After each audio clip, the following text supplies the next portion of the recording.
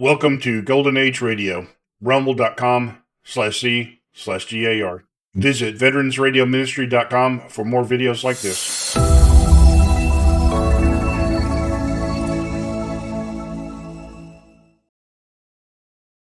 Highest flying super fighter in all the world.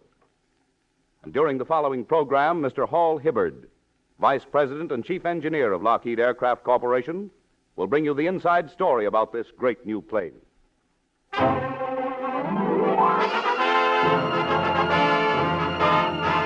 Lockheed presents The Man Called X, starring Herbert Marshall. With the music of Felix Mills. Produced and directed by Jack Johnstone.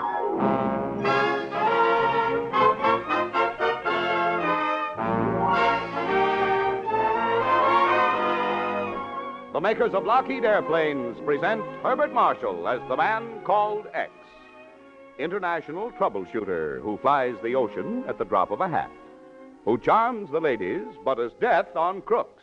Herbert Marshall as the Man Called X.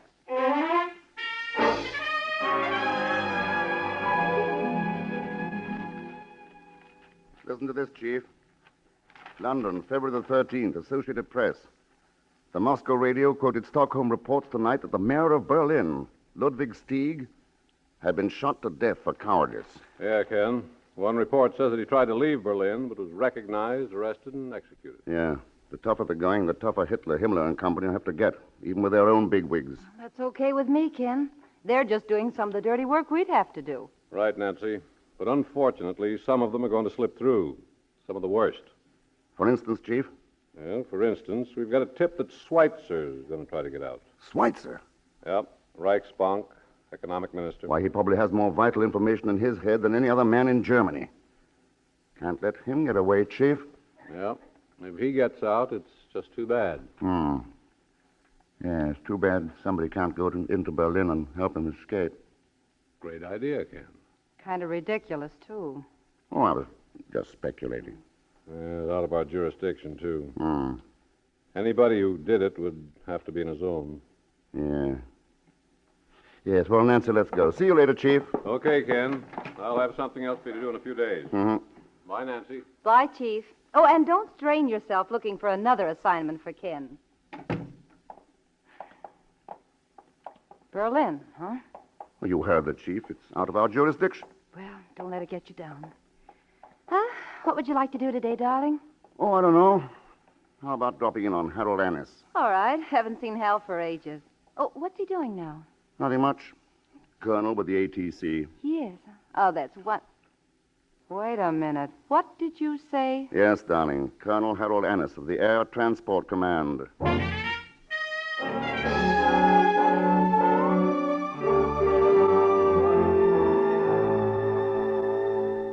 Tell me, Hal, how close do your planes go to Germany? Russia. That's close enough, Ken. Could you arrange a passage for a passenger? Well, yeah, I suppose I could. Hal, do you mind if Ken kisses me right in front of you? This I've got to see. Just something to remember you by, Ken. Well... Oh, darling. Darling, when you kiss me like that, I go on a plane trip myself to the stars.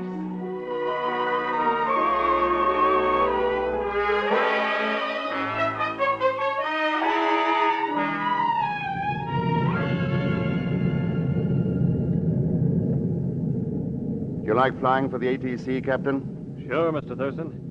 Why, during the last couple of weeks, I've been in Cairo, Sydney, Burma, London, Paris, Saipan, and Long Beach, California. And next stop, Moscow. Yep. I'll just have time to say hello to Uncle Joe and go on to Cousin Chung in Chungking.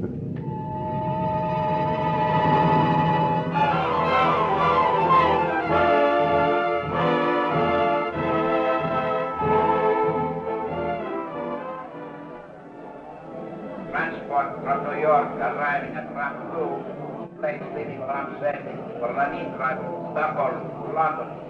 Tramp number 11 for Budapest. Товарищ! Hi, Pagon. Я приветствую вас от имени любимицы всех советских республик Москвы, красавицы, дорогой товарищ Thurston. Meaning? Hello. And welcome to Moscow, товарищ. Well said, Mr. Zellsmith. Did you get my message? Mr. X, I saw, I came, I conquest. Bravo. I have been busy mapping out some new strategies for the Red Army. But I was able to steal a precious moment to keep this appointment with you. Oh, so you even steal moments, eh, Pagon? Ah, but Mr. X, a moment with you may lead to a fortune. Look, Pagon, you once told me you were a charter member of some band of roving rogues. What were they called? Oh, you mean the Continental Guild of Mercenaries? That's it. You still a member? Well, I haven't paid my dues lately, but I still have my connections. Good. We can use your fellow guildsmen. How? We have a job to do which, incidentally, should cover your delinquent dues and then some. That interests me profoundly, Mr. Thurston. But what do I do? Have you ever made a parachute jump? Who? Me? Geronimo! Great, Pagon. That would make anybody jump. Then let's go. All right. But where are we going? Just to Berlin? Oh, fine. I always...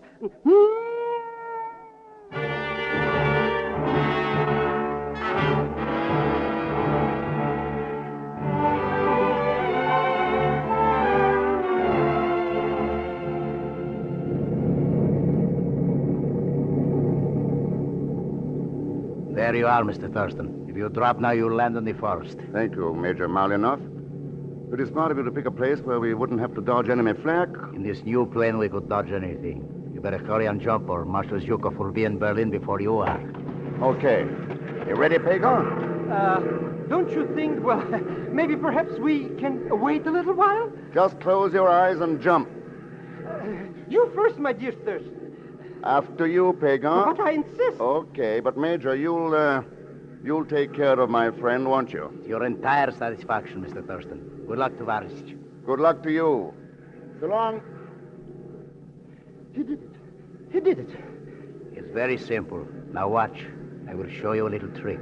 With a flick of my finger, my beautiful plane rolls over on its side, so... Ah! Good luck, Tovarishch.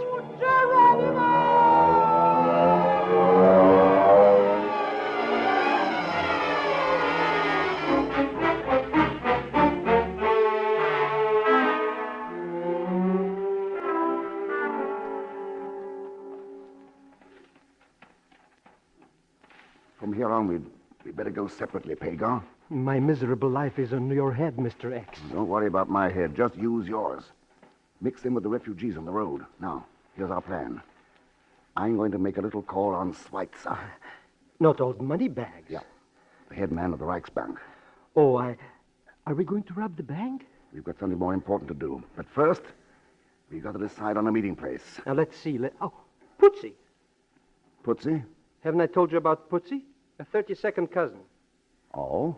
A Zelschmidt's black sheep on the Bulgarian side. Where does he live? Due to the misfortunes of his ill-starred career, he's living at 57 Sauerbratenstrasse. But what are you going to do, Mr. X? Pagon, you've inspired me. I have? How much is it worth to me? You know, I've studied your duplicities for a long time, and at last I found a good use for them. I'm going to double-cross a crook to bait a trap for the crook. Herr Schweitzer. Herr Schweitzer.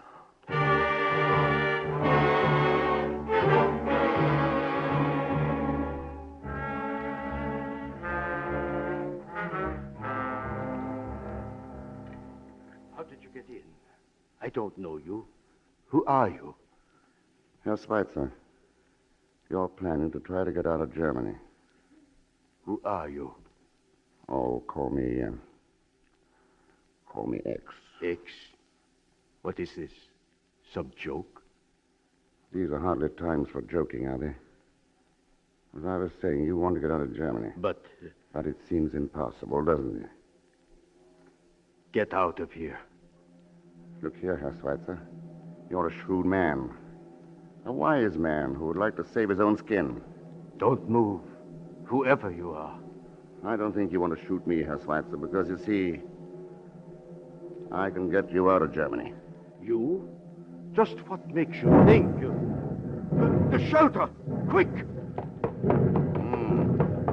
The Americans are dropping their calling cards again. Oh, the swine. Come on. Hurry. Now, we'll be safe here. Not a very happy life, is it, Herr Schweitzer? It will be over soon. Oh, Father, here you are. I'm glad. I wondered where you... Oh, a visitor. Yes, an uninvited visitor. He calls himself X. I see. I'm offering your father a chance to get out of Germany. Oh? And what do you say to that, Father? Oh, don't take him too seriously, Elena, my dear. He's very amusing. Go on, X. Let's be frank. Rather punctuates the defeat to come, doesn't it? Well, go on with what you're saying. Yes, but defeat may not be the end of everything. Failure can sometimes be turned into profit. To speak your language, Herr Schweitzer. What do you expect to get for all this? A small measure of what you expect. A future made out of catastrophe. And all this, of course, is based on the assumption that Germany has lost the war. That's your assumption, isn't it? I know you played along with the Nazis because you thought it was good business. That doesn't sound like good business, does it, Herr Schweitzer? Huh? To stay here means utter ruin for you. It means the end of business. So, of course, you'll be interested in my proposal. Supposing I were interested, how could I trust someone I don't know, nor have ever heard of? You haven't been able to trust those you do know, so I wouldn't expect you to trust me, except that I shall profit as well as you if you get out. Get out to where? A plane will be waiting on the other side of the border. What border? We'll come to that later. What border? It doesn't matter. France, Italy, Yugoslavia. What about Bremner, this Gestapo?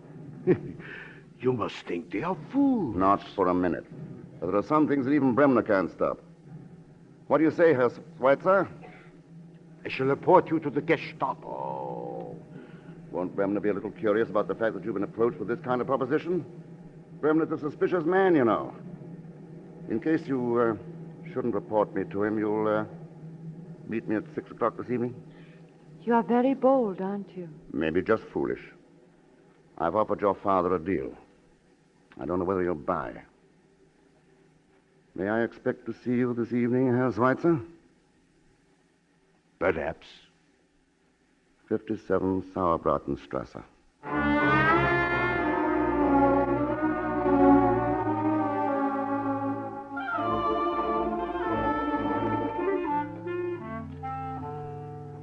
But, Mr. X, what makes you so sure Herr Schweitzer is coming? If he weren't coming, I'd have been arrested long ago. Pagan, can we trust this cousin Tootsie of yours? Mr. Thurston, of course not.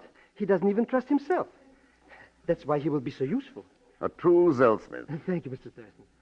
But it's already 5 minutes past 6 and no Herr Schweitzer. It's worth waiting more than 5 minutes for Schweitzer, Pagan. Cousin Bygone. Shh. I'm busy. Pootsie, later. But I have to talk to you. Small Taylor's just turned up. Well, all right. Excuse me, Mr. X. Don't mind Pootsie. He's not very bright. I know, he's only a 32nd cousin. Thank you. But don't stay too long. We'll be shoving off as soon as Schweitzer gets here. If he gets here, Mr. X. You lose, Pagan. Herr Schweitzer keeps his appointments. Cousin Bygone, this is imperative. Be right back, Mr. X. Coming.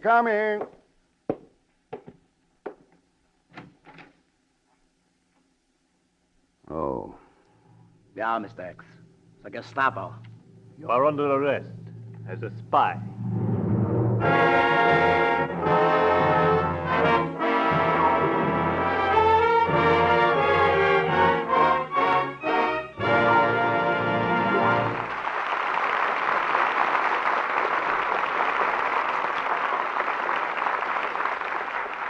In a moment, we'll continue with Act Two of The Man Called X, starring Herbert Marshall. But now, ladies and gentlemen, we are proud to present a special visitor from Lockheed.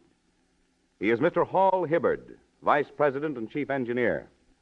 Mr. Hibbard will talk about Lockheed's new fighting plane, the sensational jet-propelled Shooting Star. Mr. Hibbard.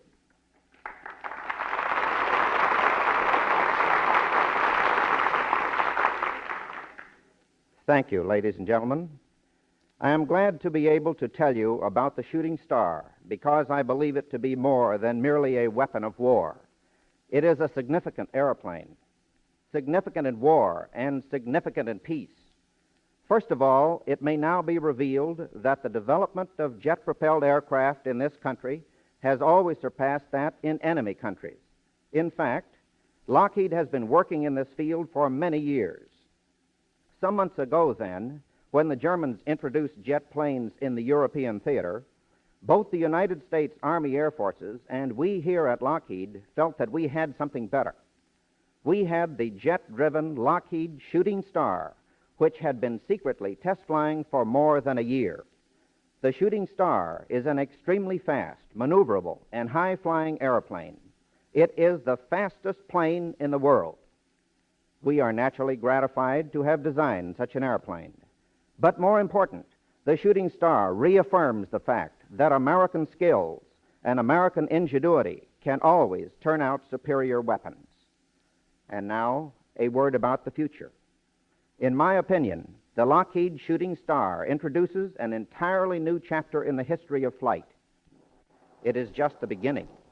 We at Lockheed can foresee and are working toward the time, a matter of a few years, when the largest transports equipped with jet engines will fly across continents and oceans at tremendous speeds.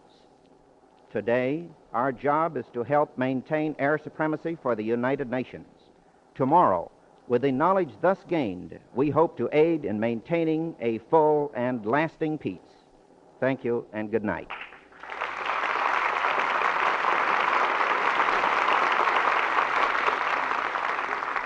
You've just heard a talk by Mr. Hall Hibbard, Vice President and Chief Engineer, Lockheed Aircraft Corporation. Thank you, Mr. Hibbard.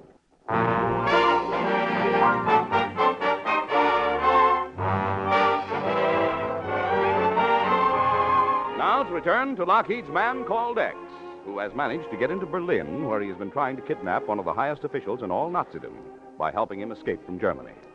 But his plans have apparently blown up in his face, for he is now a prisoner of the Gestapo. At the moment, we find Mr. X in his cell, somewhat the worse for the customary treatment by the Gestapo.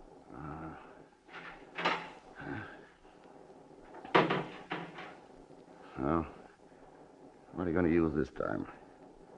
Lashes or lighted cigarettes? Well, why don't you put on the light? You usually like to see your handiwork. Well, say something. You should never have come to see my father. Elena. You remember my name. It isn't all I remember, Miss Weitzer. But I don't even know yours. How did you get in here? The way people usually get into places. Oh. The Nazis have their little weakness, too. Why did you come? I couldn't help it. I had to see you again. But I feel foolish having to call you just X. My name's Ken. Ken? Oh. Why were you trying to help my father? For the reason I told him. For profit. But you look like a man of ideals, Ken. And you look like one of those ideals, Elena. Well... It's very sweet of you to come to see me. That's taking chances, you know. I told you I had to. Did they hurt you? What do you think? Oh, Ken.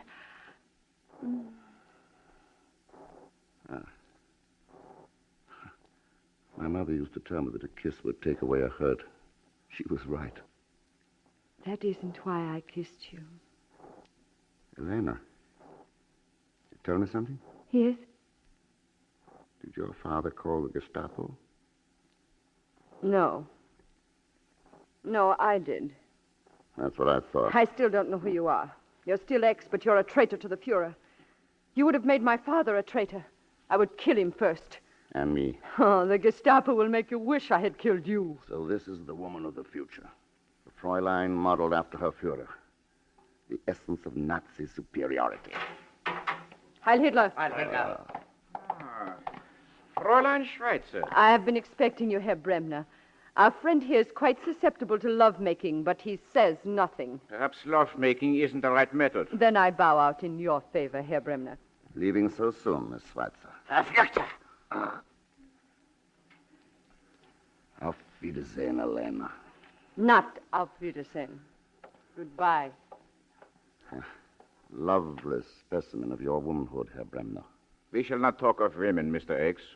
Is there a better subject? There is a more important one. Who are you? You seem to know. Who are you? Have a smoke? Who brought you those?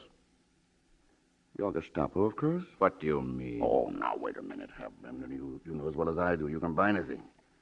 In fact, your Gestapo has a very well-organized black market. Shut up. That's enough, Hans. Go on, Mr. X. I've always thought of the Gestapo as an invincible, incorruptible machine.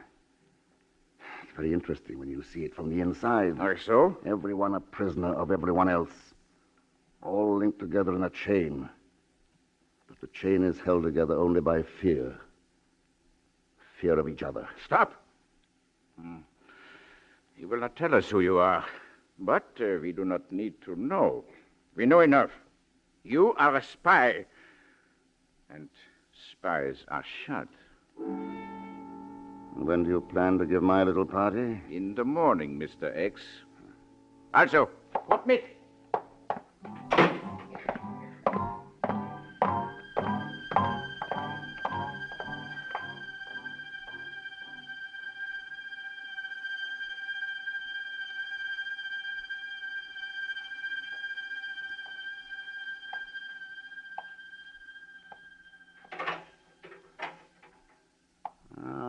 Herr Bremner, back so soon. Have you changed your shooting schedule? Mr. X, you are an intelligent man. You could be very useful if you would talk.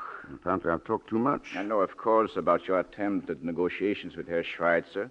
Of course, his adoring daughter told you. You were very sure you could get him out of Germany, weren't you?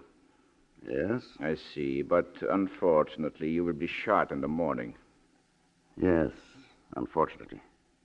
And you still won't talk? Mr. X. Yeah?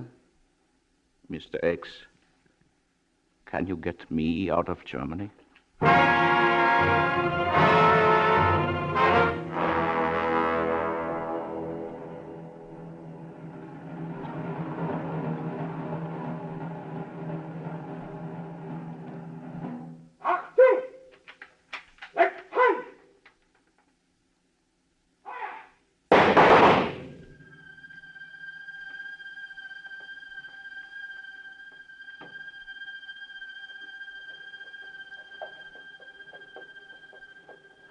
Frida, here comes the slaughter wagon once again. It's as sure as the sun comes up. Another one of Herr Bremner's victims, eh?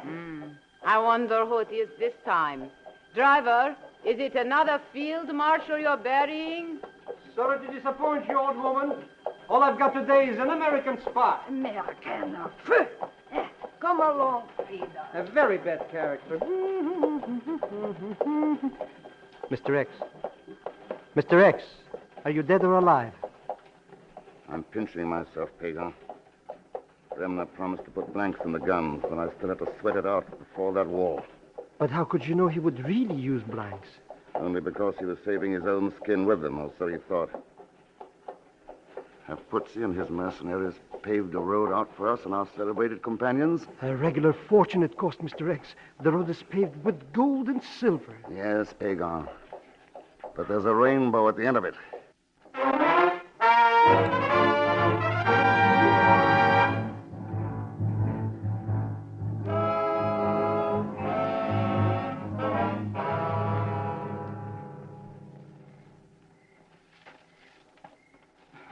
It's very hot in this ridiculous clothing. Ah, but Herr Bremner, who would suspect that two fat old ladies in black would be those well-known gentlemen, Bremner and Schweitzer? I must admit, Mr. X, the costumes have served their purpose. The idea came from Pagan, the fount of all chicanery. Thank you, Mr. X. Here we are. Here is the border. Doesn't seem much different, does it? Except that the air smells free. Nobody but me, Gross-Uncle Heinrich, knows this pass. Good for you, Uncle. Mr. X has your bonus for you like I promised. That's right, Uncle. Here you are. Danke, schön. Are you sure nobody but you knows this way out, old man? Nobody. I've lived here for 70. No, what are you? Uncle Heinrich! Well, Bremner, why did you shoot the old man? You think I'm a fool, Mr. X? Nobody will know how I left Germany. Or that I have left Germany. Oh? Nobody. No blanks in the gun now, huh? You're sure you're safe now, so suddenly you're a brave man. You've been a very convenient guide, Mr. X, but only one of us will cross the border alive. You wouldn't dare kill me, Bremner. You Schweitzer, who think only of money and... Who's there? Captain Pagan! Ah, Bootsy, you're a regular Marine. What is it? The American flyer. He's coming. Good. Americana. As I promised you, gentlemen, there's a plane waiting. A plane which will take you for a nice long ride to America. You'll never get me to... Nice work, Mr. X. Here, I have his gun. Come on, Bremner, get up. Schwein. Oh, I'm getting awfully tired of that word. But perhaps pigs know no other language. What are you trembling for, Bremner? And you, Schweitzer? You afraid? Did you really think you'd get away? How could you get away from yourselves? Maybe you've forgotten that. He that fleeth from the fear shall fall into the pit. And he that getteth up out of the pit shall be taken in the snare. Maybe you've forgotten that for the creators of destruction and disaster, there is no way out.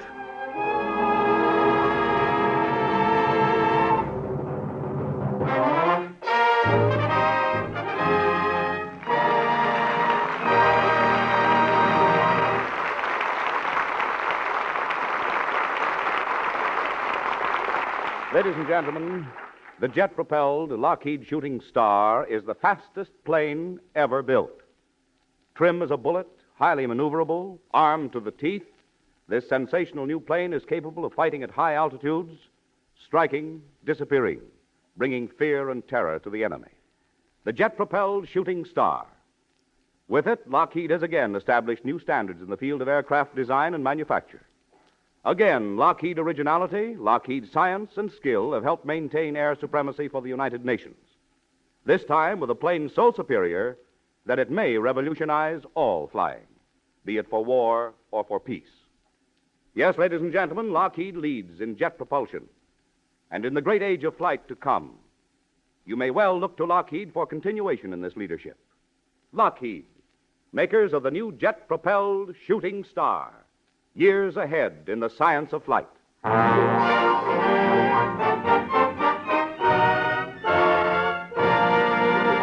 now a word from Lockheed's star, Mr. Herbert Marshall.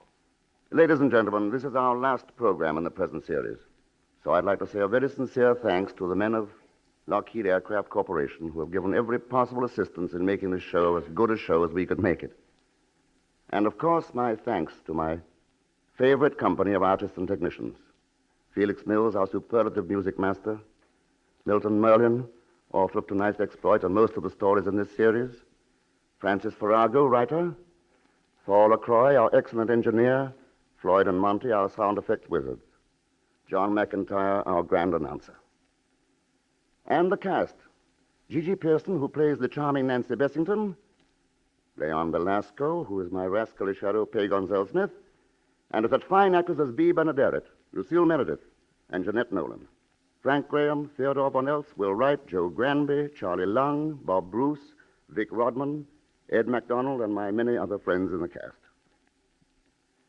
Well, naturally, I've saved my final salute for Jack Johnstone, our producer and director whose magic wand has safely and brilliantly guided the man called X through his many adventures. And to you, my most highly esteemed audience, my profoundest thanks of all.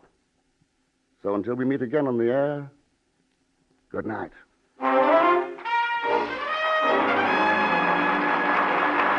Herbert Marshall's appearance is through courtesy of Metro-Goldwyn-Mayer. All characters and incidents used on this program are fictitious. Any resemblance to actual persons or incidents is purely coincidental. John McIntyre speaking. This is the Blue Network of the American Broadcasting Company.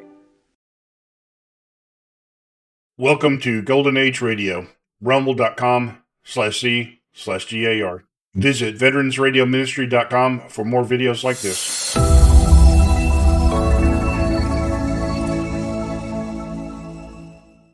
Today, the Death Triangle.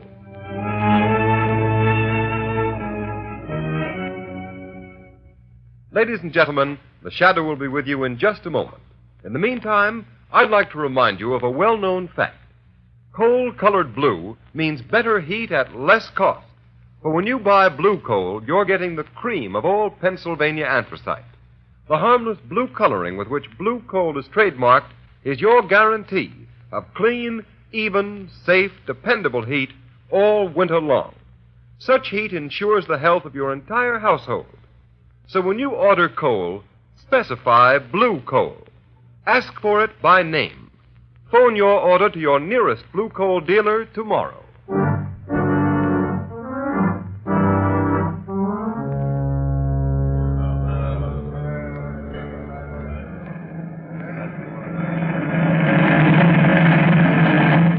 On this day, December 22nd, 1913, by order of the authority of Devil's Island, you, Pierre Martin, are hereby sentenced to 100 days in confinement solitaire and 100 lashes in the presence of the assembled prisoners as a warning to all who would attempt to escape. Let the punishment begin. I will find the devil who betrayed me. 1. I will learn his name. 2. I will kill him. 3. I'll find him. I'll kill him. 4. I'll kill him. 5. 6. 7. 8.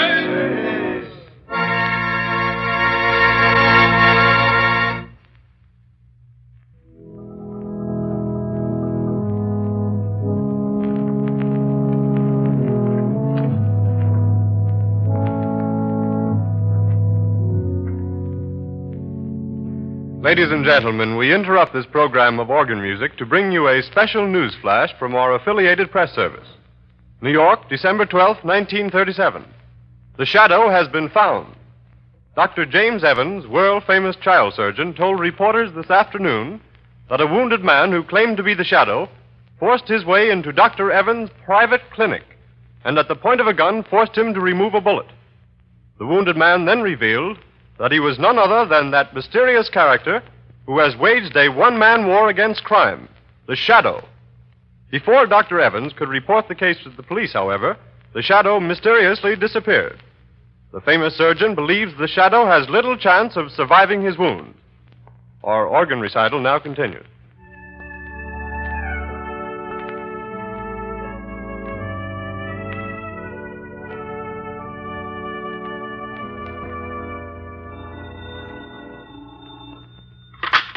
Hello? Dr. Evans speaking. Dr. Evans, the man you claim to have operated upon was a fake. The real Shadow has not been wounded. The Shadow? You are the Shadow? Yes, Dr. Evans. You don't seem surprised. I'm not. I've been hoping you'd get in touch with me. That statement I issued was false. False? Come now, Dr. Evans. A man of your high standing in the medical world does not issue false statements without very grave reasons. There was a very grave reason. I need your help.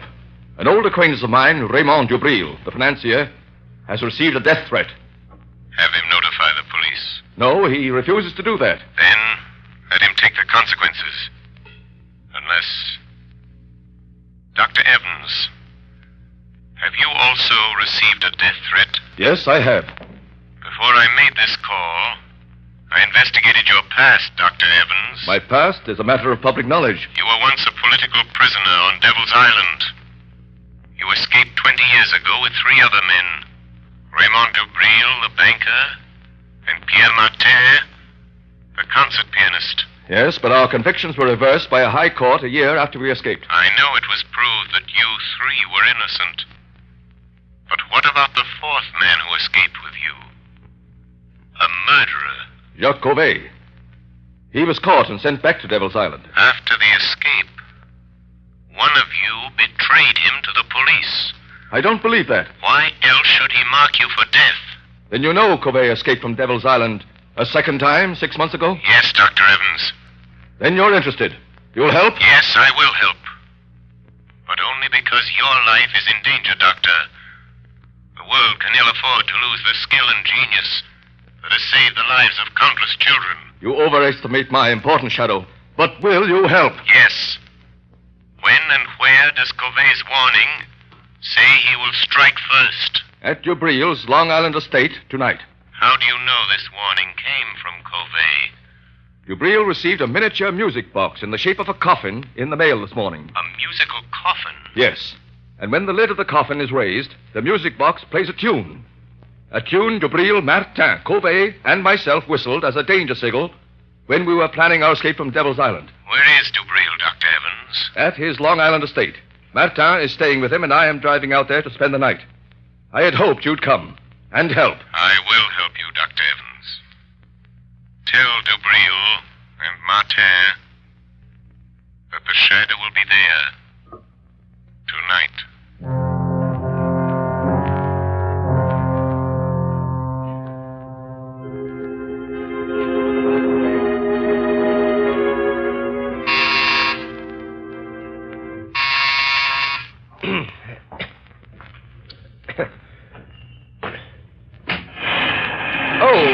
Good afternoon, Miss Lane. Is Mr. Cranston at home?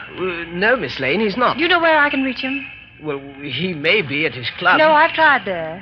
His office? Yes, everywhere, and nobody's seen him all day.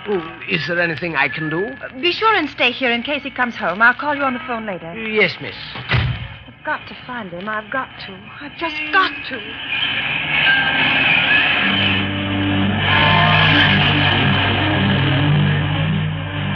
I've got to find Lamont.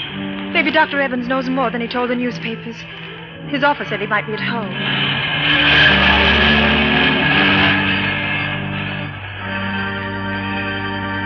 Number 33. Yes, this is it. Oh, Lamont, I knew they'd shoot you someday. Yes, miss? Is Dr. Evans here? I must see him. I beg your pardon, miss, but are you another reporter? Yes, and I must see Dr. Evans. It's important. It's a matter of life or death. I'm sorry, miss, but Dr. Evans has nothing to say to the press. He's not at home. But I must see him. I must find him. I'm sorry. That car. That's Dr. Evans' car. Yes, miss. Where's he going? I'm not at liberty to say, miss. Never mind. I'll find out myself. Taxi!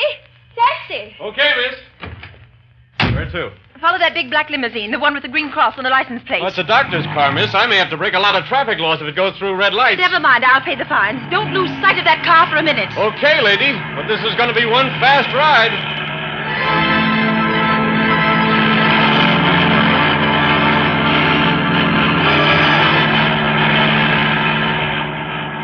Driver! Yeah? Driver, slow down. That car's turning in at that estate. What do you want me to do? Go through the gates after? No. Stop here. Okay. Here's $5. Hey, thanks, man.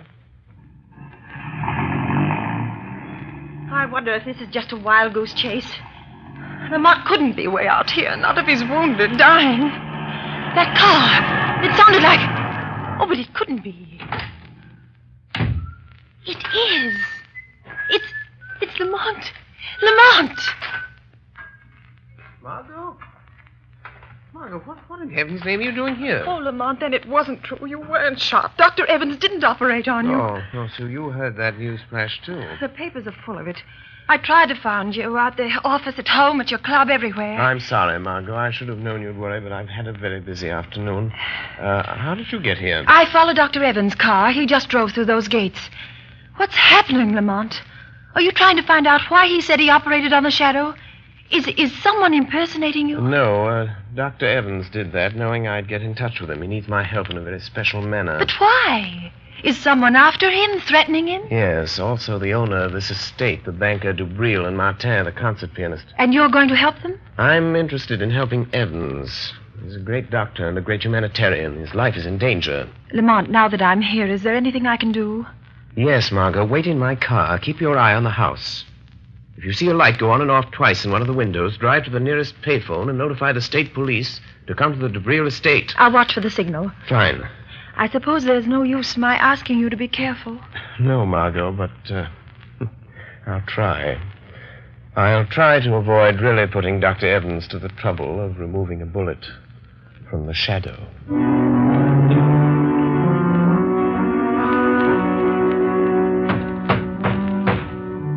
Jubril, stop pounding on the table and cursing Covey. Oh, that's all very well for you to say, Evans. Your turn hasn't come, but it will.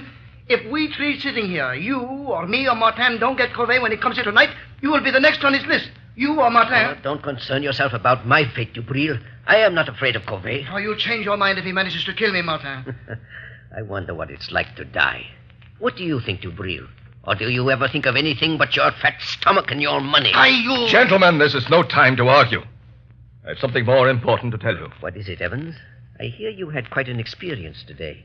Operated on this man who calls himself the Shadow. Yes, that's what I want to talk to you about. Ah, there's a man, Jubril, the Shadow.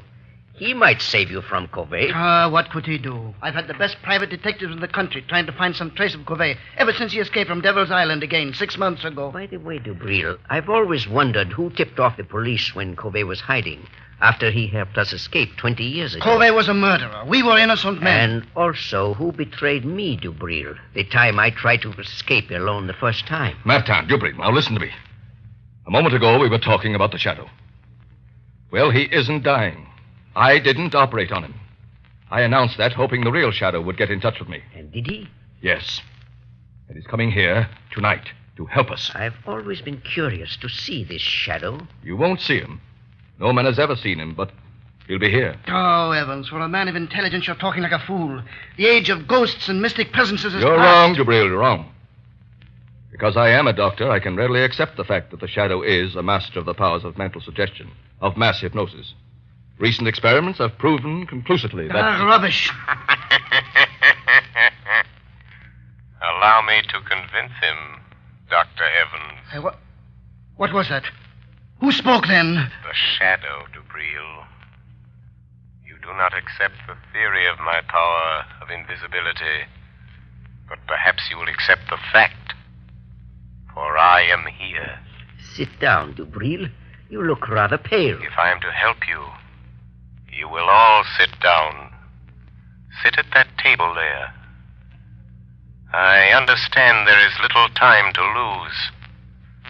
I must know the whole story, the truth, if I am to help you. Do as the Shadow says. Sit there, Martin. And you, there, Jubril. Well, why don't you talk back, Jubril? Be quiet, Martin. Dr. Evans, I will help you if I can. But there is one gap in the chain of events leading up to this moment. I'll tell you anything I know, Shadow. Then tell me this. When and under what circumstance did Covey first threaten your lives? It was the last day we spent in the open boat in which we escaped from Devil's Island 20 years ago. Storms had blown us off our course. Our food was gone. Our water was exhausted. Covey, the only one who knew how to navigate, was...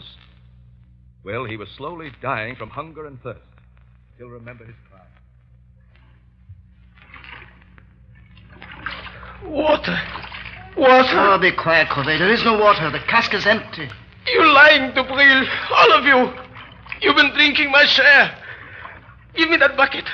Give me a drink of that Don't let him have it, Martin. Martin. Don't let him have it. Salt water will kill him. What does it matter, Dr. Evans? 17 days in this open boat. Nights of storm and days of blazing heat. Water. Water. I'm dying, I tell you. Dying. You're not giving me my share. You're stealing my water. Where will you be if I die? I'm the only one that knows navigation. Be patient, Covey. It may rain tonight. We might as well be back on Devil's Island. At least there was bread and water there. Bread. Bread. A crust. Just a crust of bread and water. Water. There's no bread, Covey. The last crust went 3 days ago. You're cheating me. Killing me. You only brought me along to steer the boat. Now you're starving me to death. You don't want me to live. But I will live. I'll get you for this. I'll live to kill every one of you for this. You, Jubril. You, Martin. You, Evans. Oh, shut him up, Evans. You're a doctor. You know what to do. Martin, Jubril, look. Seagulls. What does it matter? We have no gun. I know, but don't you see? The gulls never go far from land or a ship. Oh, you're right, Evan. Look to the west. It's land. Land at last. All right. There, to the southwest. You can see the sun of the mountains. We're saved, free at last. Come back. Sit up. Look. We've sighted land. There'll be food and walls are plenty for everybody. You tried to kill me, starve me to death, but I'm going to live. I'm going to live until the last one of you is dead. Dead. Yes, we threatened all three of us. And so you see, that's how it all began. And now Covey is free and out to get us, Shadow. But what makes you so sure it is Covey? Well, it couldn't be anyone else. It's Covey, all right. He sent you Breel that thing on the table. That oblong box? Yes, Shadow. Notice its shape. It's a miniature coffin, beautifully carved. Covey was a woodcarver. He was always handy with a knife. But still it does not follow that he was the one. Except for one thing, Shadow. When the lid of the coffin is raised, it's a music box. And that tune it's playing was the warning signal we used while planning our escape from Devil's Island. Remember, only the four of us knew it. You, Breel, Covey, Evans, and myself. Oh, stop it, Evans. Stop that cursed thing. Stop it, I tell you. I can't stand it. So you have a conscience, eh, Breel? That danger refrain recalls the past, doesn't it? Stop talking about it. It looks as though Covey meant business, doesn't it? Don't sit there conniving over me. You forget your turn, maybe next, maybe tonight even. I am not forgetting anything, Breel. You better steady yourself, Jubril. I'll get you a drink. Oh, never mind. Here's the decanter. I'll pour it myself. Oh, that tune! Where is it coming from? I smashed the coffin. Good heavens, Jubril! It's the decanter in your hands. Oh, someone changed the decanter. Covey! He did it! He's here! He's been in his house tonight! Jubril, where are you going? To my room! I don't trust anybody! I'll be safe there behind locked doors, alone! And if Covey comes, I'll be ready for Wait, Jubril, wait! Let him go, Dr. Evans. But he shouldn't be left alone. Covey may carry out his threat. Are you sure it is, Covey? What do you mean? It must be. It couldn't be anyone else. The coffin, the decanters are his warning. I know. But you said the four of you knew the signal. Are you sure it isn't one of you? Of course not. I thought you said the Shadow was here to help us. I am. But I am content to let events lead themselves to a logical conclusion. You mean you won't use your power to save us from him? I shall use my power at the moment it is required, Dr. Evans. Right now, for instance. Look on the table. Huh? There's a note where the decanter was standing. Good heavens! Covey has been here. Listen to this, Master. You are the first. And you will die tonight, Raymond Jubril.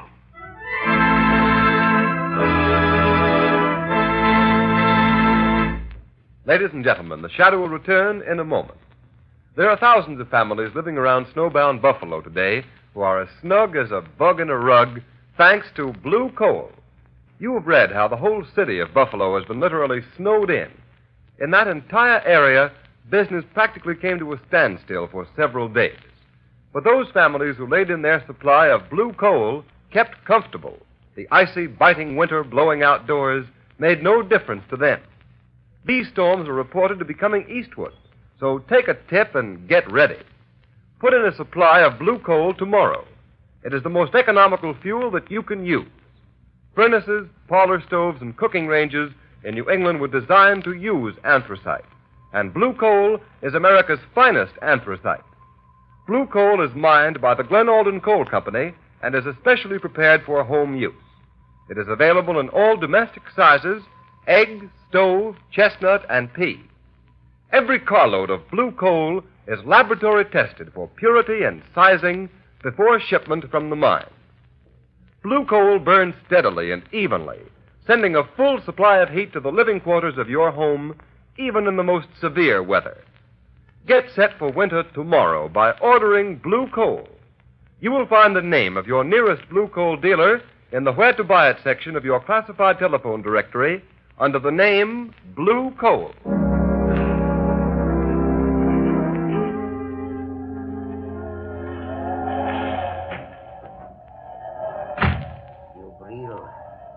Dubril, wake up. I have come for you. So you've come, Covey. Oh, you poor deluded fool. Do you think I'd let you kill me in my sleep? I've been awake, waiting here in the dark for you to come. A little light helps. So you've grown a beard since I saw you last, Covey. And your hair is gray. That gun in your hand won't save you, Dubril. If I die, I will take you with me. Listen, Covey. I didn't steal your food in the open boat. I swear it. No? You also betrayed me to the police. You told them where to find me. And I am not the only one you betrayed, am I, Dubril? You betrayed Martin the time he tried to escape alone, didn't you, Dubril? Yes, but what do you care, Covey? He wouldn't take me with him. But I did not betray you. Have you paid Martin for those 100 lashes and those 100 days of bread and water he got because you betrayed him? Oh, he doesn't know. He will never know it was I. Dubril, you remember how we passed the long days in that open boat throwing knives? Don't raise that knife, Covey. We got so good we seldom missed. I'll shoot if you move. But Martin was the best. You may shoot me, Dubril, but my knife won't miss. Oh, wait a minute, Covey. I will make a deal with you. Listen, Covey. You're out to get Evans and Martin, too. If you throw that knife, I'll shoot you and you will never get them. Oh, you would help me kill Evans. I know he's here in the house. Yes. I hate Evans and Martin, too. I will help you get them. So, you would betray Dr. Evans to save yourself, Dubril. Shadow. Covey, don't be afraid. He's only a man. By some trick he can make himself invisible, but he's flesh and blood. Quick, lock the door. We'll deal with him first. He won't get out. Now, Shadow. What can you do to stop us? Speak up. I dare you to speak. Listen where his voice comes from, Dubril.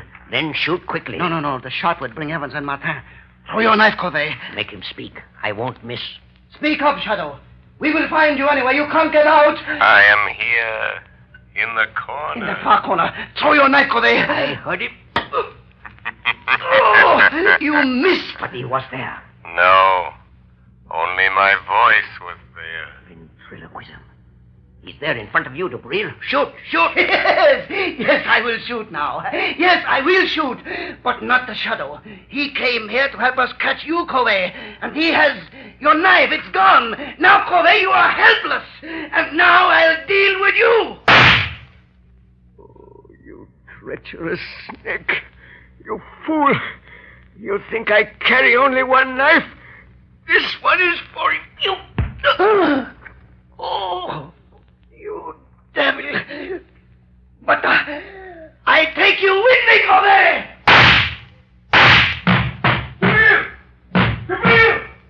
Dubril, open the door.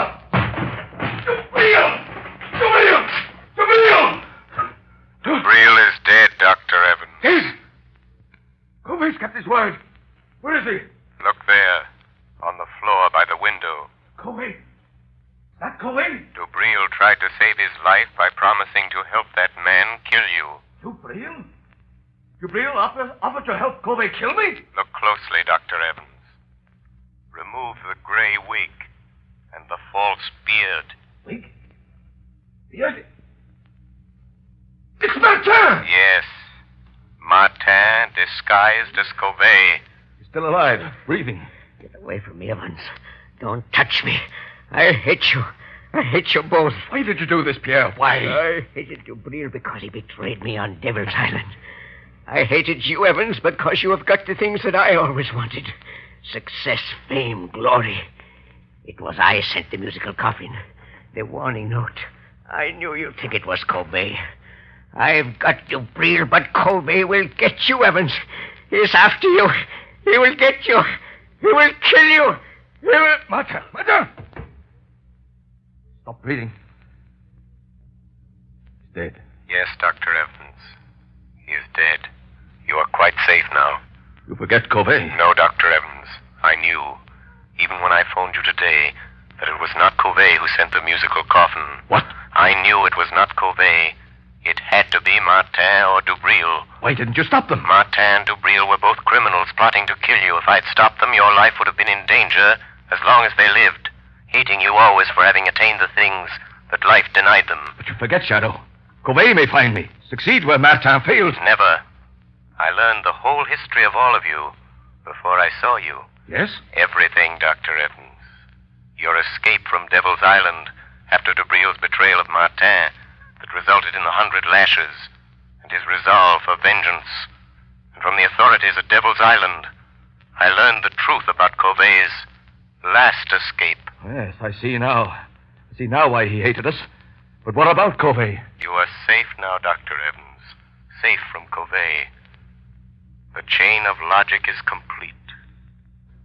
3 months ago, a bleached skeleton was found on a deserted beach at Trinidad. It has just been identified as the body of Covey.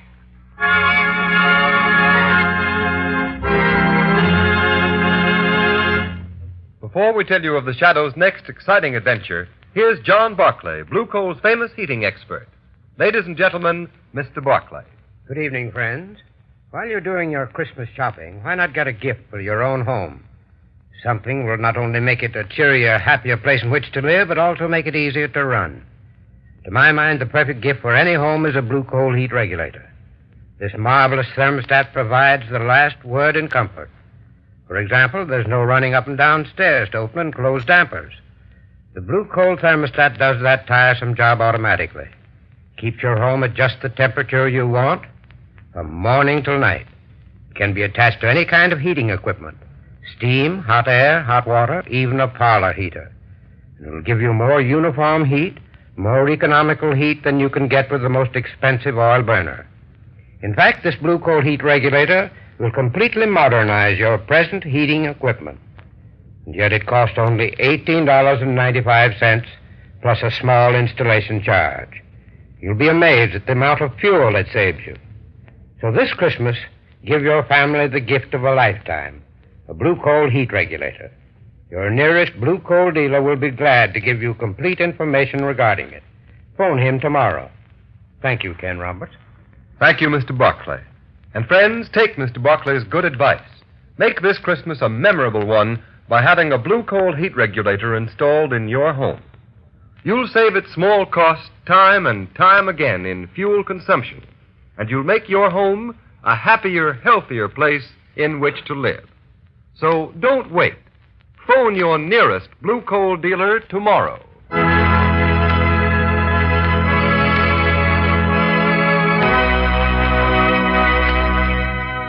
The story you have just heard is copyrighted by the Shadow magazine. The characters in this story are entirely fictitious. Any similarity to persons living or dead is purely coincidental. And at this time, may we remind you to mail your Christmas presents and cards early to secure delivery before December 24th. There will be no post office service on December 25th.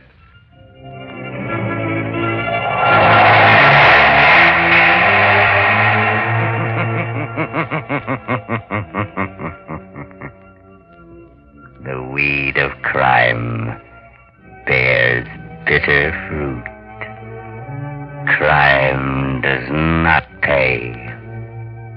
The Shadow knows.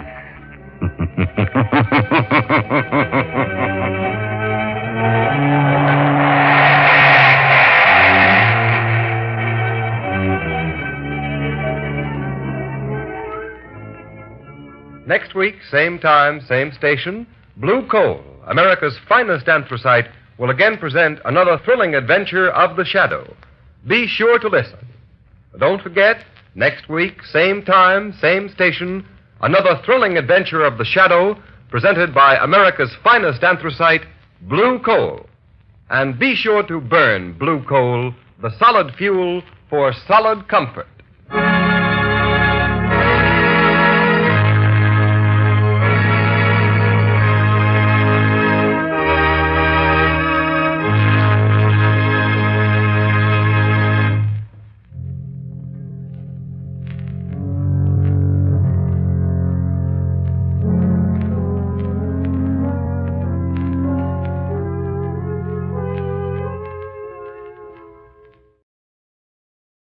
Welcome to Golden Age Radio, rumble.com/C/GAR. Visit veteransradioministry.com for more videos like this.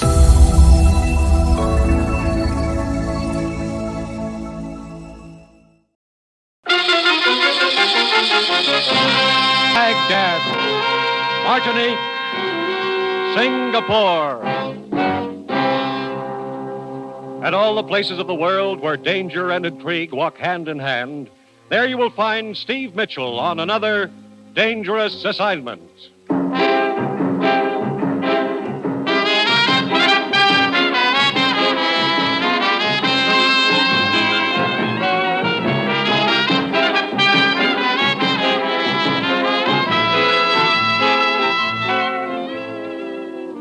The National Broadcasting Company presents the first in an exciting new adventure series, Dangerous Assignment, starring Brian Donlevy as Steve Mitchell.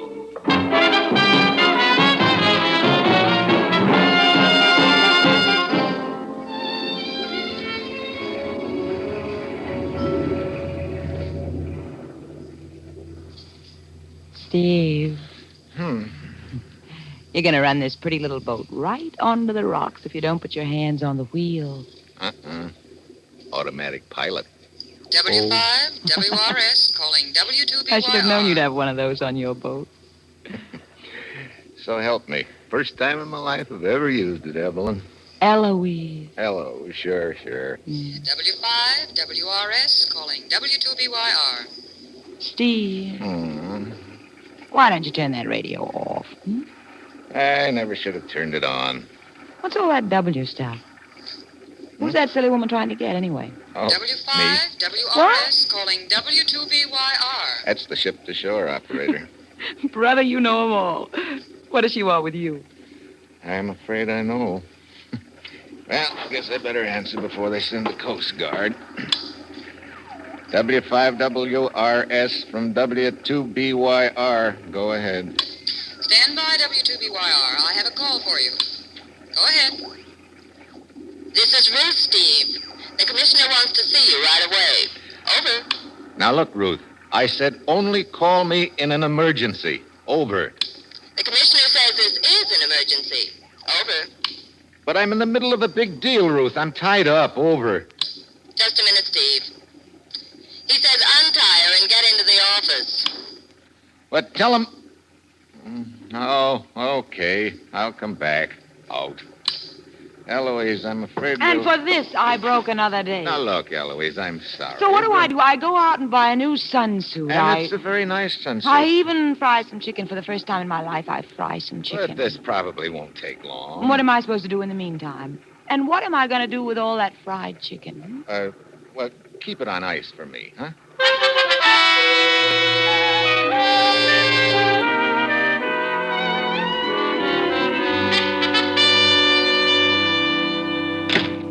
Hello, Commissioner. Steve, I trust you concluded your big deal satisfactorily. Well, I... Steve, ever hear of the Throp Foundation?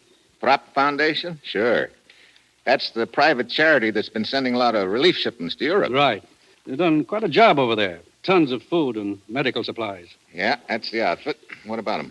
Their last 3 shipments to Sicily have been stolen. Oh? You mean off the boat? No, from the Foundation's warehouse in Messina, Sicily. I see. We've been instructed to get to the bottom of it. As usual, you'll pose as a foreign correspondent. Ruth has your credentials in order. Okay. On the surface, your assignment will be to write a story about the stolen shipments. Actually, I want you to find out who's been stealing those shipments. And to be frank, Steve, I'm sending you into a pretty nasty situation over there. What do you mean? The Throp Foundation has had 2 men working on this case. One of them has been missing for 2 weeks. What about the other one? Oh, they found him all right. His throat had been cut. Well, that's reassuring. We're sending you because we think you can take care of yourself and handle the danger. When do you want me to leave? Good. As soon as possible. Now, if you need help or information once you get to Sicily, contact Emilio Donati in Messina. Who's Emilio Donati? He runs a bar in Messina. We think he's a friend of ours. Okay. There's just one more thing I should warn you about, Steve. You know, you're making this assignment sound real attractive, Commissioner. What is it? I guess you've heard of the Sicilian bandit they call Lorenzo. Yeah, who hasn't? He's got the whole countryside terrorized. Steve, I don't know whether he has anything to do with all this or not, but if he has, watch yourself. Yep. Looks like I got a real honey this time. You did. But it's vital to us that those relief shipments get through. Trouble usually starts from empty stomachs. Yeah. That's all. You've got your assignment, Steve. Your plane leaves in 2 hours. Good luck.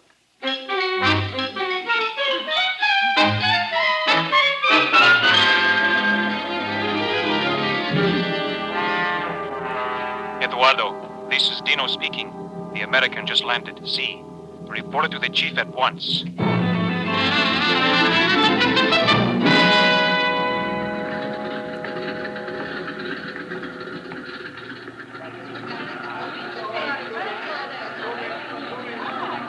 Senor, taxi, eh? You want a taxi, senor? Yeah. Hey, look, driver, you know your way around Messina pretty well, huh? Sure. I live here most of my life, senor. At the age of 3, I was brought here from Palermo. So I know every house, every street, every building, every bar. Yeah. Okay, so you know your city. Now, take me to the Throp Foundation warehouse. Again? Throp Foundation warehouse. You know where it is? Throp? No. Throp. It's a... Ah, well, never mind. Just take me to the Rienzi Hotel. I'm sure you must have heard of that. Why, sure. I'm going to put your baggage in the car, senor. Hello. Sorry I'm late. You're not late. You're just in time. I heard you inquiring for the Throp Foundation, so you must be Ralph Gillette. I'm Helen Collier. I was supposed to meet you here at the airport, and Look, I'm afraid there's been a mistake. My name's not Gillette. It's Mitchell. Steve Mitchell. I thought you were the one I was supposed to meet. I'm sorry. Believe me, I'm sorry, too. Couldn't we just pretend I was? I'm afraid Mr. Archer wouldn't understand. Already I don't like Mr. Archer. Don't even know him. Who is he? My boss. He's in charge of the Foundation's office here in Messina. Oh, wait a minute. Do you work for the Throp Foundation? Mm-hmm. Mr. Archer's been expecting a new man to fly down from Rome, Mr. Gillette. I thought you were he. Oh. I wonder if you'd tell me where the Foundation office is. I'm a foreign correspondent, and I'd like an interview with your boss. Oh, well, I could go with you and show you where it is, because it doesn't look like Mr. Gillette is on the plane anyway. Fine. I have a cab over here. You say you're a foreign correspondent. I suppose you want to do a story on the stolen relief shipments. Yep. Well, good luck. Mr. Archer doesn't want any publicity about it. Thinks it would have an adverse effect on donations from the States. Oh, well, here we are. Pardon us, gentlemen. Si, signor. Eduardo, out of the man's way. Of course, your pardon, senor. Well, I'll see if I can get some kind of a statement from him. Are there just the two of you in the Messina office?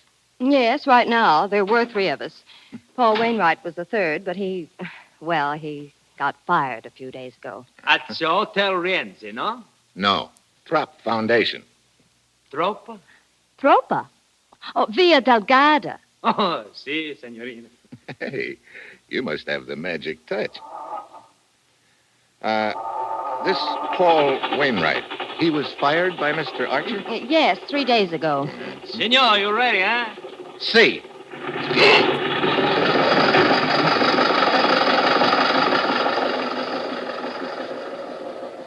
Did you hear what the signorina told the driver? Si, Eduardo. Via Delgada. That is the address of the Throp Foundation. I will report it. You follow the American.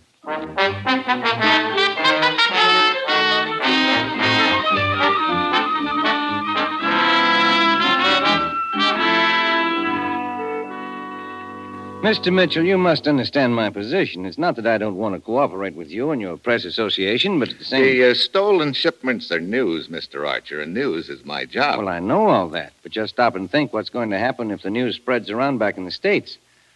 Our donations would probably stop coming in. We think it's vital that these shipments continue. I see. Well, in that case, could you give me an off-the-record statement about it? I might, if I were sure it would be treated as such. I'll make a deal with you. We won't break the story unless or until the thieves are rounded up. Well, all right. I guess that's fair enough. There have been 3 shipments stolen, right? Yes, from our warehouse. It's right downstairs. Yes, I noticed it as I came up. Did you have anyone guarding the shipments? Of course, we kept doubling the guard, but each time they were overpowered. Sounds like the thieves have a pretty large outfit. Yes, apparently they do. I suppose you've heard of the bandit they call Lorenzo. Oh, certainly. Everybody in Sicily's heard of him. He's got the whole country terrorized. He's supposed to have a hideout up in the mountains. I know what you're thinking, Mr. Mitchell. That Lorenzo's men could have stolen the shipments. I thought of that right away myself. Well, it's possible, isn't it? Yes, it's possible. Personally, I don't think Lorenzo had anything to do with it. With Lorenzo's reputation what it is, it would be relatively easy for someone else to make it look as if Lorenzo had done it. That's an interesting thought. Incidentally, you fired one of your men a few days ago, didn't you? Paul Wainwright? That is something that I'd rather not discuss. Oh? Of course, I don't want to persecute the man just because some of his actions appeared vaguely suspicious to me. I have no proof of anything at all. I see. Well, thanks for the information. I'll see you later.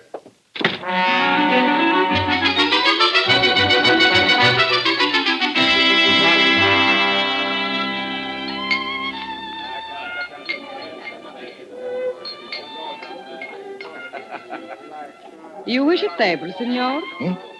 Oh, yeah. Please. Right here. Thanks. I am Carlotta. What will you have? Beer. But it is after dark. It's time to drink wine.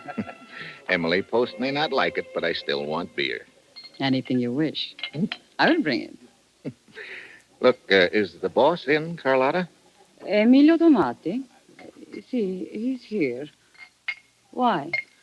I like the scenery. I might set up a charge account. Where is he? The fat one. Over at the bar. I will tell him to come over. No, never mind. I'll go over there. See, I'm coming. Emilio Donati? So I am called, senor. I told a friend of mine in the States I'd say hello to you. So? I know many people in the States, senor. I'm pretty sure you'll know my friend, the commissioner. Commissioner? Yeah. I think you're expecting me. I'm Steve Mitchell. A name can be used by anyone, senor. Here. You recognize the handwriting? See. You are Steve Mitchell. Mm-hmm. Well, how can I help? I'm working on the theft of the relief shipments. Yeah, I thought that would be it. That's a very bad thing, Steve. There are so many people are hungry here in Sicily. Yeah. Look, a fellow named Paul Wainwright was fired from the Throp Foundation a few days ago, and Archer acts like he thinks Wainwright's involved in the theft. Paul Wainwright. I know who he is. I'd like to talk to him. Can you arrange it? See, in an hour or two, I will send the word for him to come to the back room of my bar off the alley. We can talk to him there.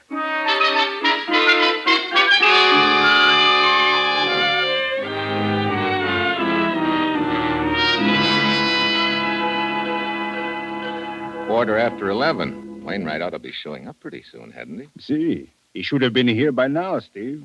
There's another lead I want to run down, too, Emilio. Hmm? Do you have any idea where the bandit Lorenzo's headquarters are? Oh, see, in the mountains to the west over here. Think you could furnish me a guide?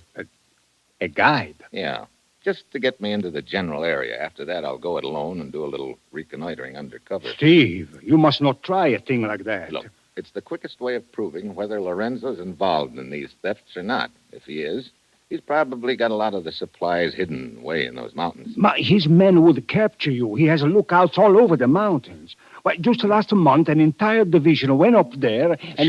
Sure. That's the point. There were so many Lorenzo's men spotted them easy. But one man alone in the brush could be hard to find. Steve, Lorenzo has a small army of cutthroats up there. They are fanatically loyal to him. Could you get me a guide? Look, the danger. You must realize the danger. Yeah. Lorenzo isn't stupid enough to kill an American correspondent. That must be Paul Wainwright. Oh, come in, Senor Wainwright. No, thanks. Look, Donati, and you too, whatever your name is. This is a waste of time. We've got nothing to talk about. Oh! Wainwright. Knife in the bag. Emilio, get out of the light. Get down. Someone's running down the alley. Don't follow him, Steve. Huh? It may be a trap. There may be others waiting in the dark. Yeah, I guess you're right. Wainwright, see... He's dead, Steve. Now perhaps you realize that there's a real danger here for you. They know you are not a correspondent. Do you still wish a guide? I'll be waiting in room 23, Rienzi Hotel. All right. I will send a man over.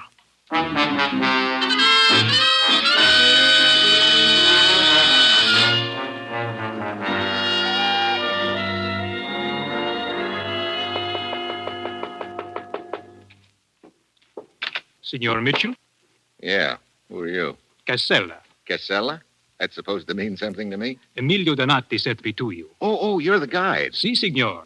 I am to conduct you to the mountain where Lorenzo and his band are hiding. Oh, Emilio didn't lose any time, did he? It was thought best to travel at night, so that we may be in the mountains before the sun comes up. Yeah, I guess that would be best. We will drive to the foot of the mountains by car. Then we'll use horses on the trails. It is all arranged. Good. When do you want to start? As soon as possible. Okay, let's go.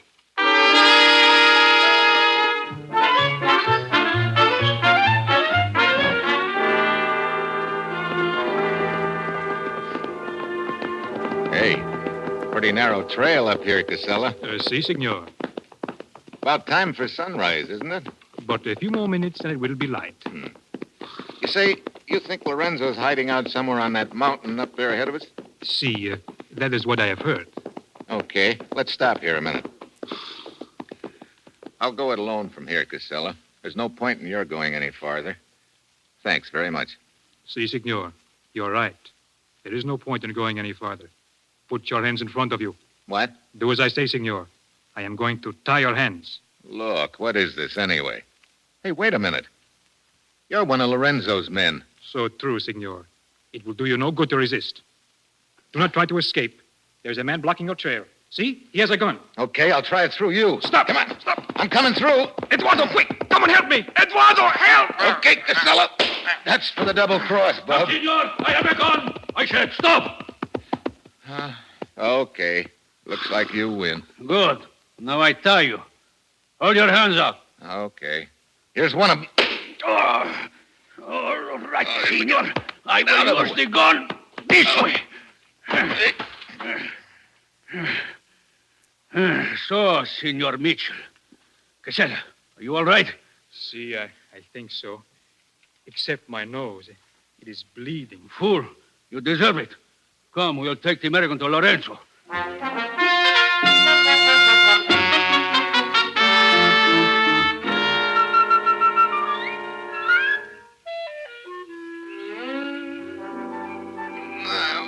He's coming to Eduardo. Hotel Lorenzo. See? Oh. Casella. Si, Casella. This is for the bloody nose you gave me, senor. Well, thanks. Looks like I got taken for the well-known ride. I thought Emilio Donato was a friend. Sometimes it is difficult to know who your friends are. You're so right. Here is Lorenzo now. Well, Senor Mitchell, you're feeling better now, huh? Not much. Welcome to my camp. Thanks. So you're Lorenzo? Si, I have that honor. Honor? Of course. Where are we? Walk with me and I will show you. As you see, you're on top of a mountain. This is my headquarters. Hey, you can see 100 miles from here. See, this is why I choose this place. But where are the guards? Guards? You are not my prisoner. You are my guest. But see below us, my men are camped there. Is it not a reassuring sight? Hey, that looks like a small army. 120 patriots. Patriots, you call them? Of course, they serve Lorenzo. Got a pretty good opinion of yourself, huh? I am one of the most brilliant men I have ever met. Really? You know, you don't talk like you've spent your whole life in these mountains. Oh, I have, as you say, been around. I attended a university in Italy for 2 years. But you came back to this. How come? A sense of duty, senor.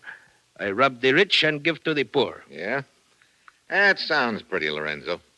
But are you sure it's not just because you're a thief at heart? You are shrewd, senor. Well, why not? From my experience in the world, I have learned that one must look out for oneself. Oh?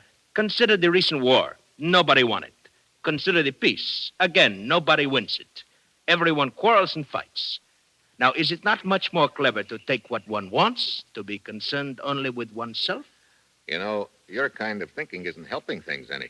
Perhaps not, but it is profitable to me. Senor, this conversation is pleasant, but I still do not understand why you were so anxious to spy on my camp. No? You ever hear of the Throp Foundation? No. What is it, senor? A relief outfit that's been shipping food and medical supplies here to Sicily. Oh? Does this concern me? That's what I'm wondering. At least 3 shipments have been stolen from a warehouse in Messina. And of course you think that I stole them. It's a pretty good bet. Well, I am sorry to disappoint you, senor, but as you see, there are no supplies here. Look around you. I have nothing to hide. No? It is my fate, senor. Whenever a crime is committed in Sicily, I am immediately accused. I suppose I should feel flattered. It has often occurred to me that the police must find me very convenient. How so? It would be most embarrassing for them if I were captured. Then they would have no one to blame for all their unsolved crimes. Well, I'm sorry you made this trip for nothing, senor. Well, if you've got nothing to hide, how come you went to so much trouble to capture me? I was told you wanted to see Lorenzo, so I thought I would make it easy. You were very rough with my men, senor. But no matter. We will be friends. And you will go back to America and tell everyone what a gracious host is Lorenzo. Oh, you want a press agent, huh? Hey, wait a minute. Huh? That girl coming up the trail, she looks awfully familiar. Oh, her name is Carlotta. Yeah, now I recognize her. She works at Emilio Donati's bar. See. Everything's starting to add up. I am afraid Carlotta is not very happy with me at present. No? She has been very useful to me in the past, but she is so possessive. She is very upset to learn that there had been another woman here. There, you see how she sulks? I believe she thinks that she is punishing me. Ah, Carlotta, my dear. Speak to me, Lorenzo. Do not speak to me. You climbed up here to tell me that. I am true with you. You have not been true to me. Oh, you are not very flattering, my dear. Of course I have not been true to you. That would be to deprive others. Oh, so good for nothing, you. I think I'd better leave you here to take out your temper on the American. I have other affairs to look after. I lie for him. I steal for him. Maybe you ought to pick your friends a little more carefully. So, you're the one that put the bee on me at Donati's, huh? You had Lorenzo send that phony guide to my room. Treat me this way after all I do for him. Oh, the beast. I do not think you would treat me that way. Huh? I think if you were my friend, you would treat me nice. Now, look. Would you like to be Carlotta's friend? It's okay with me if you're trying to make Lorenzo jealous, but use somebody else. Kiss me. Hey, cut it out. Come on, kiss me. Hey. You like it? Well, under other circumstances, maybe. Right now, no. You should not have done that, Carlotta. Lorenzo, Perhaps look. that will show you cannot treat me as you have. If you do not want me, there are others who do. You are such a child, Carlotta. I am afraid this presents a problem. Look, there's no problem. I've got no interest in Carlotta, believe me. Oh, I'm aware of that. But some of my men there below may have seen her kiss you, senor, and that is the problem. I must not allow anything to shake their confidence in me. The appearance is everything. No, it is not Carlotta I am thinking about. She is nothing. Oh, dog, that you should talk about me like that. What if I were to tell the American about... Shut up, Carlotta. Wait a minute. What did you say, Carlotta? Then you would wish you had not treated me that way. I told you to keep your mouth shut. Oh. I will tell. Carlotta! On the other side of the mountain is a cave. Lorenzo has hidden the relief shipments there. Well, Lorenzo. So you've got nothing to hide. Now, indeed, I have no choice, senor. Carlotta, give me your scarf. You're going to fight with the knives over me. Fool! To think it is you I am considering. Hey, look, let's consider me for a minute. I did not intend to kill you, senor, but as you see now, I must. Here, take this knife. Now, wait a minute. Put the end of the scarf between your teeth. Huh? There, as I do the other end. Oh, So, now we circle slowly. Hey, look, let's cow this foolishness, will you? Do not hold the knife that way. Huh? Use the underhand grip. Do you know nothing at all about knife fighting? As much as I want to know. Not for the last time. I am sorry. Defend yourself. Okay, you asked for it. You twist the knife from my hand. Yeah. You may know knife fighting, but you're pretty sad on judo. Oh, Lorenzo! You've killed Lorenzo. Just a rabbit punch, lady. Won't even leave a scar. So long. Dog of a dog. Oh, caro. Carissimo. Oh. He has killed you.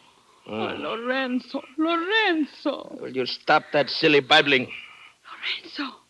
You are all right. See, except the back of my neck. I will tell your men to go after him. No, this is a personal matter. They might find it hard to understand how the American escaped from me. I will go after him alone. I will go with you. You will wait here, Carlotta. I will attend to you when I return. Lorenzo. I may be gone until dark, because if I do not find the American, then there is someone in Messina I must talk to. Now get me my horse.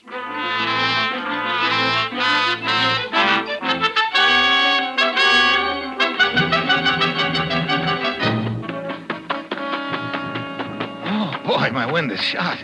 Maybe it's the altitude. Whew. Hey, a horse.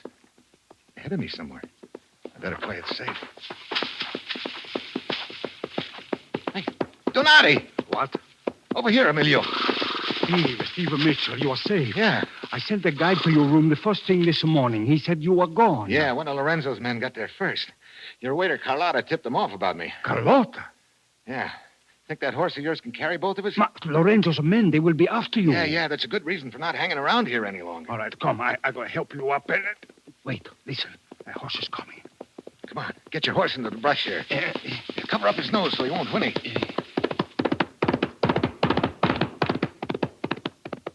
Steve, it's Lorenzo. He's alone. Yeah, heading towards Messina, too. Look, I have a gun. We can capture him. No, not yet, Emilio. Come on, we'll give him the lead, then follow him into Messina. It's possible he's got more on his mind than just finding me. If so, I want to know what it is.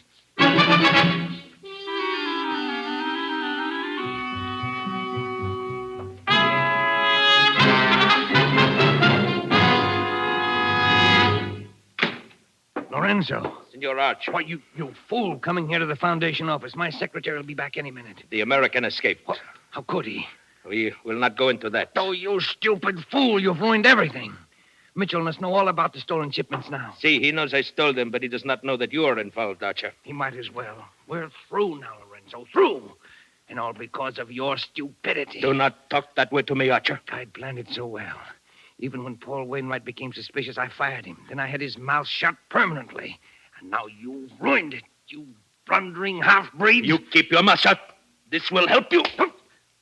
Lorenzo, I'll kill you. This gun is quicker than your knife. Well, Lorenzo and Archer.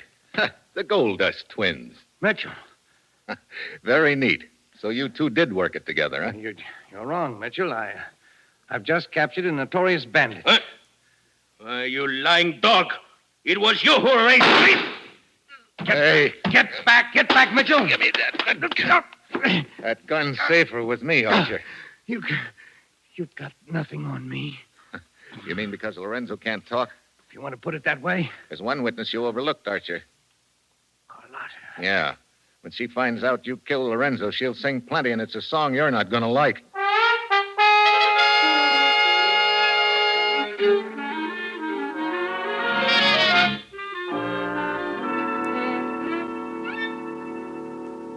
Well, did you send your report to the commissioner, Steve? Yeah, I called him. He said the Throp Foundation had sent a new man over to head up the office here. Well, and now you can relax for a few days. We're going to eat and drink and have a good time. You will have such a food as you never tasted. Scallopini, escarole, a pizza. Pizza that melts in your mouth. That sounds fine, Emilio, but I think I'll be heading back to the States. Now, what's the hurry?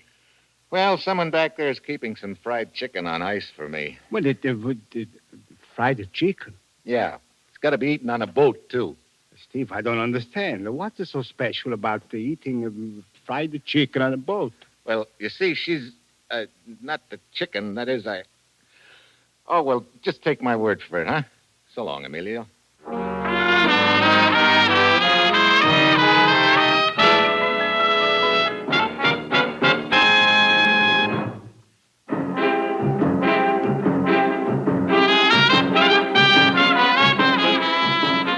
You have just heard the first in an exciting new adventure series, Dangerous Assignment, starring Brian Donlevy and written by Bob Wright. This program was directed by Bill Karn with music by Bruce Ashley. Be with us again next week at this same time when Brian Donlevy, as Steve Mitchell, embarks on another Dangerous Assignment. This is NBC, the National Broadcasting Company.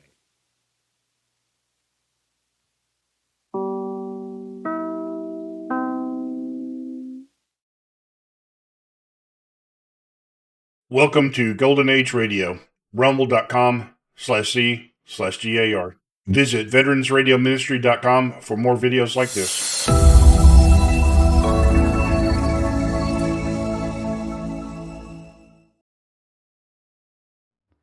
Have you heard the weird tales of the Whistler?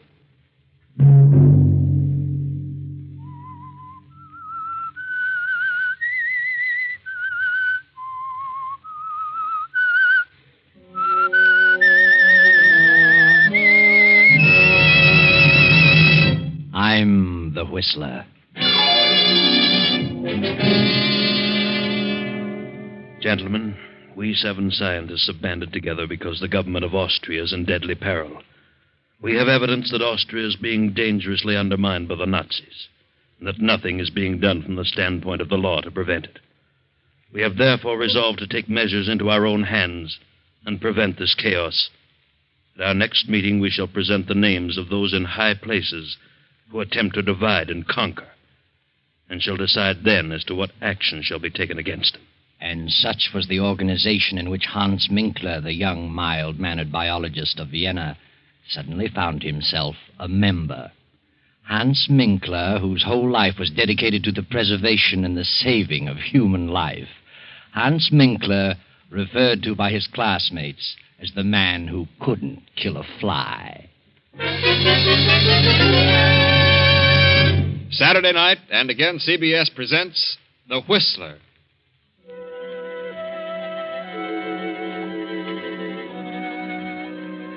I, the Whistler, know many things, for I walk by night. I know many strange tales, many secrets hidden in the hearts of men and women who have stepped into the shadows. And so I tell you tonight the incredible tale of the letter.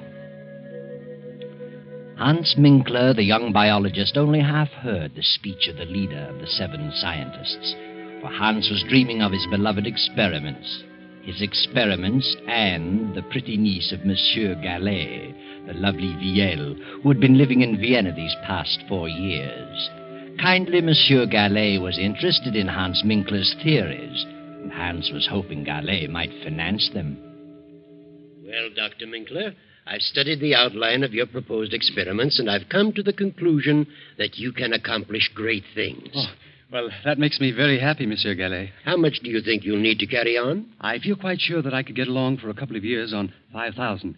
If my cell experiments prove successful, human life may be prolonged considerably. I have all the faith in the world in Hans, Uncle. My niece is certainly sold on your ability, Dr. Minkler. So are you, Uncle. You may as well admit it. Young men with your principles are all too scarce today. Europe seems to be saturated with men who claim they want to save mankind. They all seem to want to arrive at it through a destructive method. Well, it's only a temporary condition. Who do you plan to have assist you? Kurt Lassner? Kurt? Well, I haven't decided yet. Kurt is a fine young man. Yes, he was a good student, but he's drifted away from his studies. He's become absorbed in politics. Very well, Hans. I'll start you out with 5,000. Is that the way you want it, Viel? Yes, Uncle, you're a darling. I hope that someday I may be able to repay you. See where that is, Viel. Come into the library, Hans. I'll give you a check. Yes, of course. Oh, good evening, Kurt. Hello, Viel. Well, how are you? Very well, Kurt. You're very lovely this evening. Thank you. Yes, indeed. The prettiest girl in Vienna. Is Hans here? I said I'd pick him up on my way downtown. Yes, he's talking to Uncle. Talking business. I've had a busy day. Not enough hours to go around. Sit down, Kurt. Thanks. Kurt, why have you given up your career? Biology? Oh, I don't know. But you could do so much good. You were so well equipped to carry on in science. Think of the things yet to be done. I'm going to do things. Great things. I mean things that will really benefit mankind. Well, that's what I mean, too. You know, you sound like Hans. Hans is very sad about your dropping your work. He counted on your helping him in his experiments. Oh, he'll get over it. Besides, those experiments can wait a while. No, Hans is going ahead. Who's going to help him? I am, if no one else. You? Well, how can you help him? I can learn biology. But it'll take a lot of money to do what he planned. He has the money. It's all arranged. My uncle has financed him. Your uncle? Yes. Well, I wish Hans luck. And I'm going to marry Hans. What? You and Hans?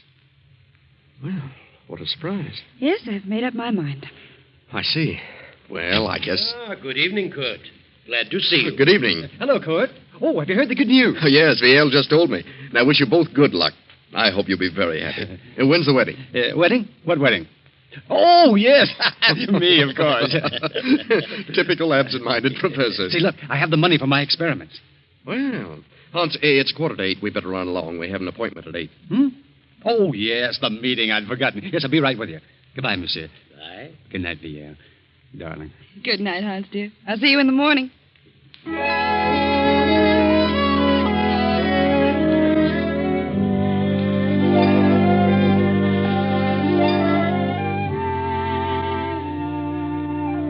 So Hans Minkler reluctantly attends his second meeting, and with Kurt Lassner joins the 5 scientists in the darkened room. The single low lamp on the table casts their shadows on the wall. The leader is speaking again. Gentlemen, we have learned who these 5th columnists are. So it is our duty as loyal citizens to take action against these men. We have learned who the leader is, and naturally he must be the first one to go. In this envelope I have his name. We will now draw lots to select the one among us to carry out instructions which will be read later. Are you ready with the straws, Kurt Lassner? Ready, sir. This is an old and simple method, but since there are only 7 of us, it will suffice. Proceed, Kurt. Yes. 1, 2, 3, 4, 5, 6, 7. All of us have drawn, sir. Good. Here's the envelope containing the name of our victim. Who has the short straw? Well, I guess I have. Hans Minkler. Here's the envelope. But before you open it, we must tell you what the committee has decided to do about this man. He is to die. Die? And that task has fallen to you. You mean this man is to be murdered? Exactly. What? You don't know me, gentlemen. I'm a saver of life. I wouldn't consider such a thing for a moment. Herr Minkler, you are a member of this group. You know our secrets. It will be best for us and for you if you completely forget your scruples. Oh, but I can't belong to a society with such diabolical purposes. Why, I didn't realize what this was all about. Oh, no, I withdraw. It's too late to think about withdrawing. Do you mean that you actually expect me to kill someone? You have been selected. You are fools. Oh, I couldn't kill a fly. I couldn't harm a living thing if the whole country went up in smoke. This is the most ridiculous thing I've ever heard of. You're not scientists. You're a band of madmen. Fiends. Sit down, Hans Minkler. We're not a band of madmen, and we are not fiends. We are loyal patriots of Austria who are determined to save our country. Any one of us might have drawn that straw. Well, I don't want to be a party to such a plan. I'll not commit murder. Unfortunately, you know too much about us now to pull out. And suppose I refuse? Then you will accomplish nothing. Not only will we eradicate our selected victim, but we'll see to it that you are eradicated with him. Who is this victim? Open the envelope. Very well. What? Why, you are insane. The whole lot of you. Monsieur Gallet is the soul of honor. Monsieur Gallet is one of the most honest men I've ever met. Monsieur Gallet is the leader of the Nazi party. I don't believe it. Why, I'm to marry his niece. Did you say Monsieur Gallet? Yes, you know that's ridiculous, Court. He'd never do such a thing. Gallet is the leader. We have proof. He also has a very lovely niece. And I'm sure you'd want nothing to happen to her. Would you, Herr Minkler? No. No, I wouldn't. But you must give me time. Time to think. There is nothing to think about. It has been decided. Gallet must be exterminated within 12 hours. Very well. And there's nothing else for me to do. Good night, gentlemen. Good night, Herr Minkler. And remember, if you don't accomplish this task within 12 hours, we will be forced to take care of you. And if we can't find you, we will find the girl. Yes, I understand. Good night.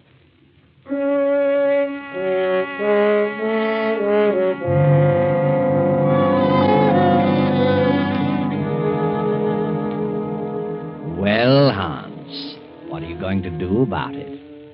You've sat in your apartment for 2 hours now. Which shall it be? 3 lives are at stake. The uncle's and yours and Viel's. Hans gets his car and drives to Monsieur Gallet's home. Well, hello, Hans. What on earth are you doing here? I didn't expect you back this evening. Where is Viel? Why, she went to some friends. She probably won't be back till after midnight. What on earth's wrong with you? Get your hat and coat, Monsieur Gallet. What? Have you been drinking, Hans? Get your hat and coat. Now, wait a minute. Suppose you explain. There's no what... time for explanations. Get your things. What for? You're coming with me. I was just ready to turn in. You better run along, Hans. You feel better in the morning. Put up your hands, Monsieur Gillet. What? This is the funniest thing I've ever encountered. Have you really got a gun in your pocket? I have. I hope you don't force me to prove it. Well, this is certainly a surprise. The meaning of all this? I've just discovered that you're the leader of the Nazis who are trying to undermine the Austrian government. Are you serious? Yes. Who told you such a thing? There's an organization which is determined to eradicate all Nazis one by one, and you are the leader. Read this. It says leader Paul Gillet. Death. This is the maddest thing I've ever heard of. I've been highly active in anti-Nazi work. They say that's merely a cover-up. Are you a member of this secret organization? Yes. You've been selected to kill me? Yes. It's unbelievable that you, Hans Minkler, could be mixed up in such a thing. I think you're being hoodwinked. I am an anti-Nazi. If you plan to kill me, you must belong to the Nazi organization. Get your things and come along. What do you intend to do with me? That's all planned. Come along. Very well. You, give me that gun. You fool. No, don't. You don't.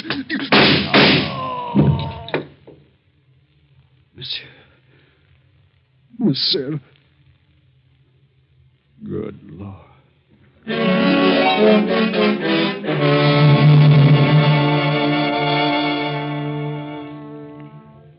Hans stands staring at the body of Monsieur Gallet for a few moments. Then, in a daze, he turns out the lights, closes the library door, and returns to his apartment. For the remainder of the night, he sits at his desk staring into the darkness, lost in thought. And then morning comes, and Viel at her home opens the library door and...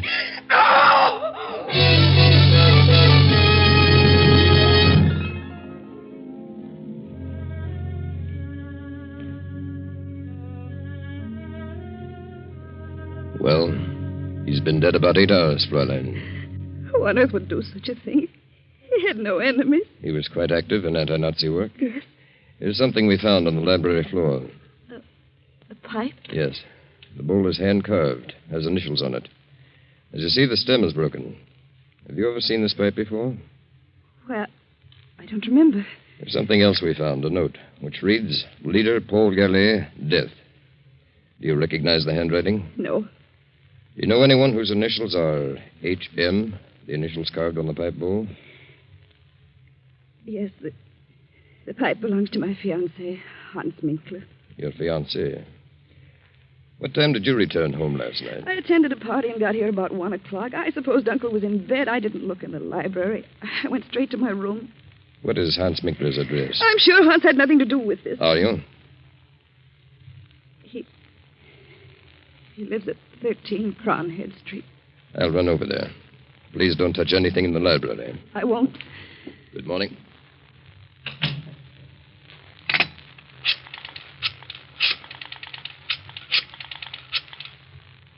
Kurt, something terrible's happened. Uncle was murdered last night. The police have just left. They found Hans's pipe on the library floor. It was broken. They've gone to his apartment. Please come over right away.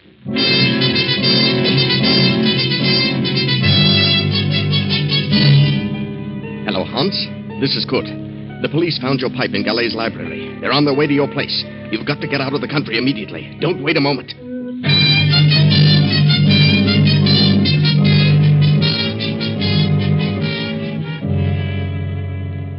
Oh, Kurt. Kurt is terrible. Now, control yourself, Ian. Oh, Kurt, I can't imagine why anyone would do such a thing. Kurt, you know where Hans is. Well, I suppose he's at his apartment. Hasn't he called you this morning? He usually does, but he hasn't. They found Hans's broken pipe near Uncle's body. Kurt, I must warn Hans. I must let him know what's happened. Hans' pipe, huh? Yeah, that's bad.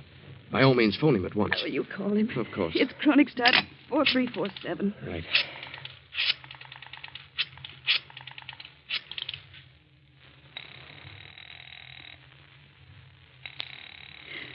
It's ringing. He must be there. He would have answered by now. Where could he be? I haven't the slightest idea. But he always calls me before this. Kurt, it isn't possible. It can't be. Now, just try to control yourself, Yale. Oh, see who it is, Kurt. Special delivery. Sign here, please. Well, thank you. Who's it for? For you. Kurt. It's from Hans. Good heavens, read it. Leaving Vienna on important business. Contact me at 16 Rue de Roche, Paris, under name of Pierre Cabot, H.M. Well, I don't understand it. What does he mean? What important business? Why should he disappear like this? I have no idea, but it does look strange. Your uncle is murdered and Hans disappears. Oh, but what motive could he have had? But they found his pipe near Uncle's body. You know Hans had nothing to do with it. I'll admit he's always been rather peculiar, never seemed to let loose, always seemed to be on his guard, but I can think of no reason for this. But what could this important business be? He never told me of it. And why on earth should he go to Paris under an assumed name? That is strange. Kurt, that officer said something. What? Well, you know that Uncle was active in anti-Nazi work. Do you suppose it could be a Nazi? Oh, why not? But who? Who do we know that's a Nazi? I certainly Wait don't. a minute. You just said that you felt Hans was always on his guard. Do you mean you felt he was concealing something? Well, there have been times when I've felt that, but on the whole, I've thought of him as a slow-thinking, absent-minded professor. But it does seem strange that the moment Uncle gave him the check, that this should happen and he should disappear. Maybe he went to visit our old pal, Jean Renaud. You remember Jean? He was one of our classmates. But I have a strange feeling that Hans wouldn't go away like this without telling me beforehand, unless something were wrong. Do you suppose that Hans has been deceiving us all along? What makes you ask that? Well, it suddenly occurred to me that he spoke French without the trace of an accent. And I remember Jean Renaud said once that he spoke English without an accent. So what? Well, if he did, where did he learn to do that? Certainly not by living in Vienna all his life. Oh, I see what you mean. Why didn't he tell me beforehand that he was leaving? But he wrote you this letter. Yes, but it wasn't written by the Hans I know. Oh, I think you'd better forget about it. Good. I didn't tell you this. The police found a note on the floor. It said, Leader Paul Gallet, death. It must have meant that Uncle was an anti-Nazi leader and he was sentenced to die. And if this ties in with Hans' disappearance, then Hans must have been connected with the Nazis. Oh, darling, you're getting yourself all worked up. You don't think Hans was a Nazi? Well, I'll admit, the way you've got it all worked out, it sounds plausible, but if he was a Nazi and he's left the country, what can we do about it? He won't come back. But why should he go to Paris? Well, Jean Renaud was a good friend of ours. I'm sure Jean knows nothing about Hans being a Nazi. Jean would never suspect him. Maybe Paris is his next assignment. Nazis are just as busy in France as they are here. Let's see that letter from Hans. He says here, contact me 16 Rue de Roche, Paris. That's Renaud's address, 16 Rue de Roche. Oh, good. I just can't believe it. How could I have been such a fool? I'll see who it is, darling. I'm Captain Gruber from police headquarters. Oh, come in, Captain. Sorry to trouble you again, Fräulein, but we went to Herr Minkler's apartment. He wasn't there. He wasn't. His car has not been in the garage all night. That's strange. We found this writing on the notepad on his desk. Is it his handwriting? Yes. He's written the same two words over and over again, Gallet and Lier, as though he tried to make up his mind about something. But what's become of his car? The car's been found. Where? In a public garage. From all indications, Minkler's left the country, probably for France. Oh, why France? We've discovered that Hans Minkler is a French citizen. A French citizen? Well, he always led us to believe that he was a native Austrian. Now, we'll want to check things over a little further. We'll be back this afternoon. Please don't disturb anything. No, we won't. By the way, what is your name, sir? Oh, my name is Kurt Lasner. Good day. Good. What did you see? What were you looking at just then? What do you mean? What startled you on Uncle's desk? Well, nothing at all. Here, let me see. Good heavens, I see it. Here on the desk blotter, Uncle's handwriting, it says, Find Hans Minkler. And it was Hans. It was. Uncle was trying to tell us who did it. Maybe. To think that he could be so low as to take Uncle's money and then kill him. Oh, please, Viel. I just can't believe it. I won't believe it. I must. Well, I'm sorry to say that all the evidence is certainly against him. Oh, come, Viel. Try to get this off your mind. Try to get some rest. The police will take care of everything. Oh, yes, Kurt.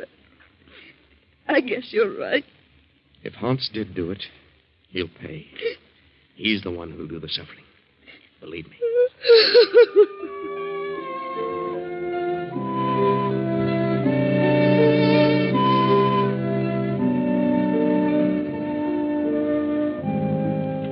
But during the night, the Nazi hordes rolled swiftly into Austria and, without firing a shot, took over the reins of government. A few weeks later, France declared war.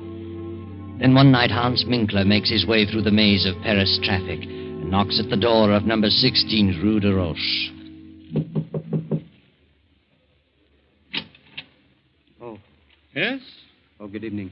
Good evening. Is Jean Renault in? Who shall I say is calling? Why, Pierre Cabot. Won't you come in, Monsieur Cabot? Major Renault has just stepped out. He'll be back shortly. Was he expecting you?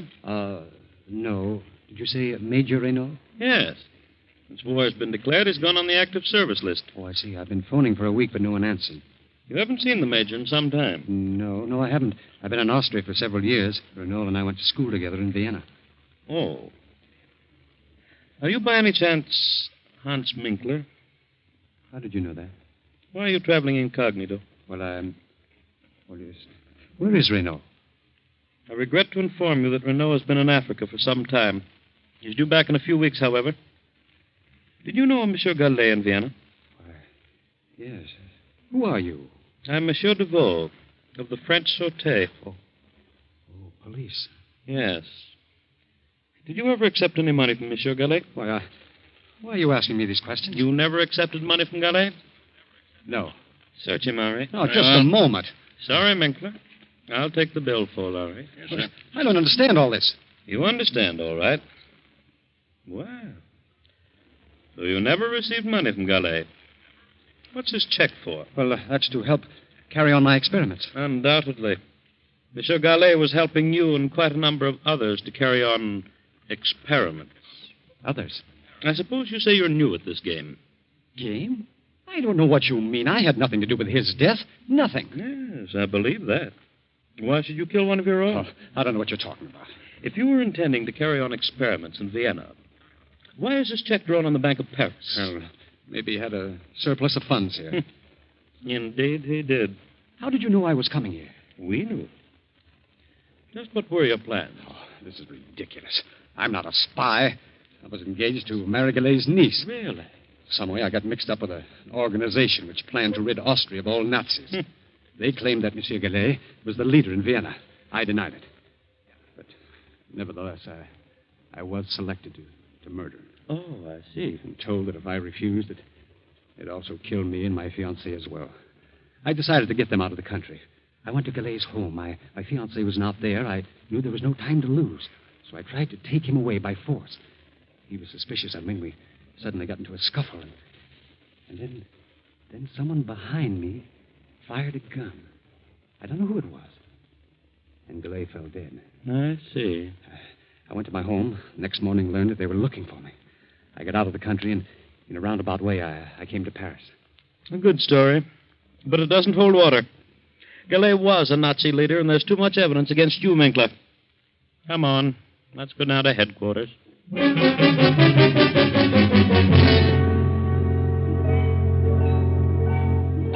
2 weeks later, Jean Renault returns to Paris.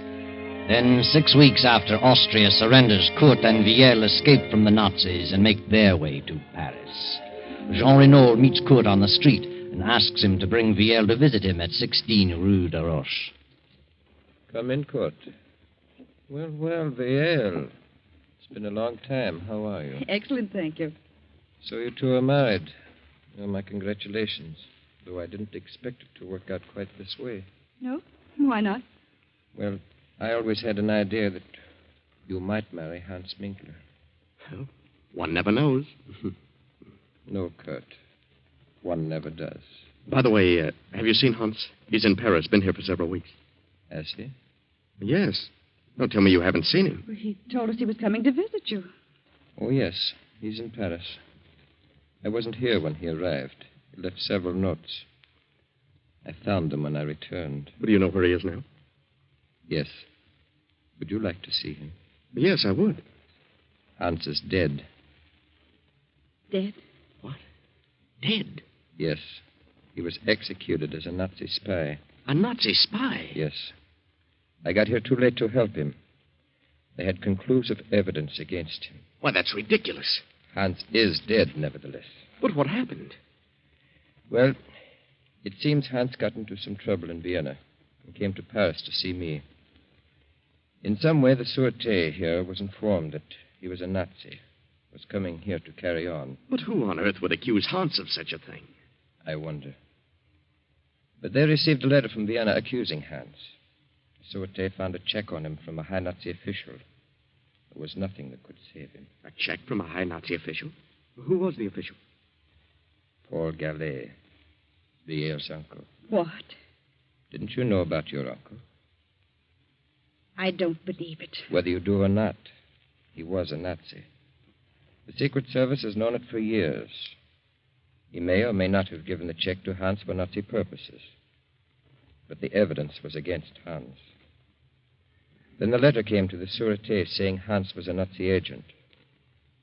They found him here, arrested him. That's all there was to it. But who would write such a letter? Hans had no enemies. Would you like to read the letter? Yes. Here it is. Hans Minkler, under alias of Pierre Capot, has given evidence of being a Nazi spy. Locate him at 16 Rue de Roche, Paris. And that's all that was necessary. How awful. I can't imagine such a thing. Notice the handwriting, Kurt. What? Ah, yes. Viel. This is your handwriting. It is not. I'm positive. You wrote this. No. Don't lie to me. I know your writing. You wrote this letter. All right. All right, I did. I was convinced that he'd deceived me. I was convinced he killed Uncle. Yes, I wrote it. How could you? I never dreamed Uncle was a Nazi. I thought Hans was a Nazi. I was determined to make him suffer. You believe me, don't you? Yes, Viel. I believe you. But I'm awfully, awfully sorry for you. Poor Hans. Poor Hans. Oh, I'll never forgive myself. Yes, Viel.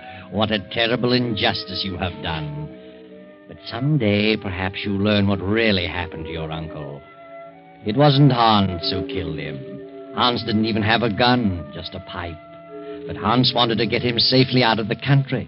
And Kurt knew that Hans would never go through with the order of the Secret Seven. So he followed Hans. And when he saw what was happening, he shot Gallet and disappeared and let you think Hans did it. Because Kurt was in love with you, too, Viel.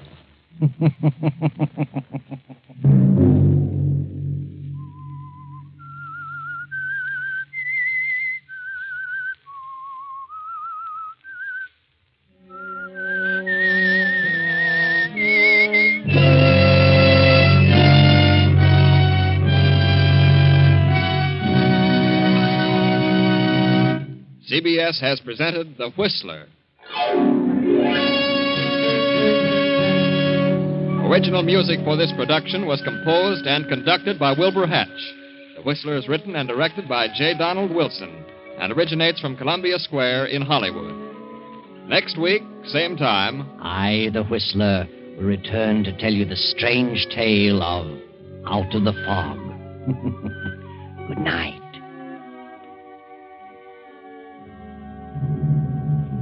This is the Columbia Broadcasting System.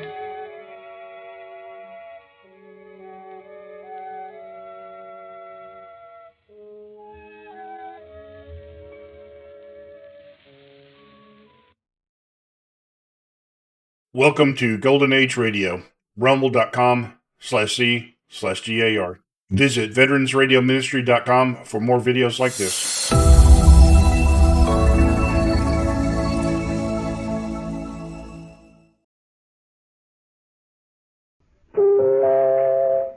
Now, from the makers of Cold Water Omo, So you went to Bryant's office and found him dead, Mrs. Peel? That's right. I had a little argument with Lubin. He went straight through the window and disappeared. With the last remaining complete copy of the special reptile issue of the Natural History magazine. Oh, no. Lubin went, but the magazine remained. Here, turn to page 25, please. Mm-hmm. Here we are. Lizards and their habits. I've read it. It's rather intimate. Disgusting habits, in fact. Awful. Terribly crafty. They hide from their enemies by merging with the background. Lizards. Now, what have lizards got to do with the escape of 3 agents from an inescapable fortress? Wait. Where's that empty vodka bottle that came from Lubin's cell? Here we are. Well, just look at that label. Lizard vodka, full strength.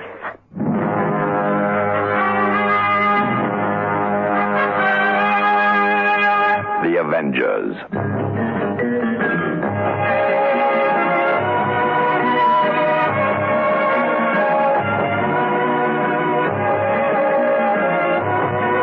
John Steed and Emma Peel, The Avengers.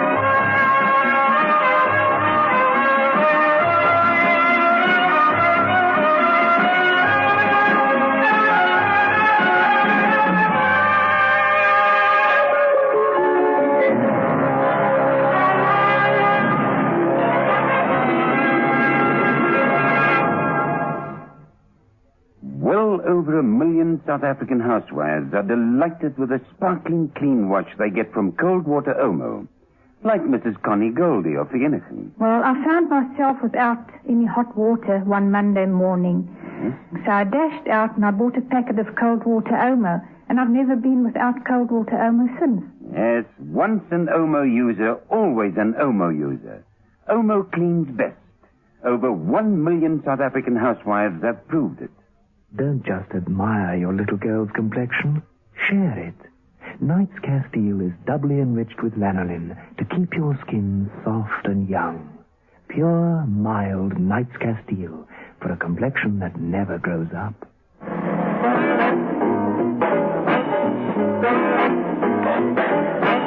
Episode 5 of this story, in which John Steed accepts a challenge and Emma Peel begins to realize how their enemies have managed to make their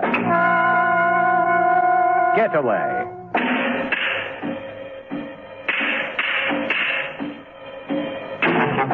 Rostov and Lubin, 2 dangerous secret agents, had escaped from the prison of Old Hill Monastery. Rostov had killed George Neville and disappeared. Assignment accomplished. Lubin had killed twice Paul Ryder and Cedric Bryant before crashing through a window and disappearing. Mrs. Peel couldn't believe that he could have survived the fall from the 5th floor, but the street had been deserted and the pavement empty. Back in Steed's apartment, over a welcome cup of tea, they studied a few other clues, including page 25 of a special issue of Bryant's Natural History magazine. There's got to be a connection. Page 25 is all about lizards and their habits. The name on the vodka bottle is Lizard. Coincidence or proof? What proof? Well, it says full strength here. I'm sorry. The Magnus Importing Company. What was that? Here, let me see that bottle. Oh, dear. Yes? Well, what is it, Mrs. Peel? After Lubin fell out of the window, I naturally went to look. There was a van in the street, the only vehicle about. Painted on the side was the name... Magnus Importing Company. That's right. Right. Now, I'll pay them a visit. Now, you get back to Peter's and take back the files. Study those lizards and their disgusting habits. Get Peters onto that page. The article might be in code. Well, come on, Mrs. Peel. At least we're getting somewhere, even if we're moving at the rate of snails and not lizards. Let's go.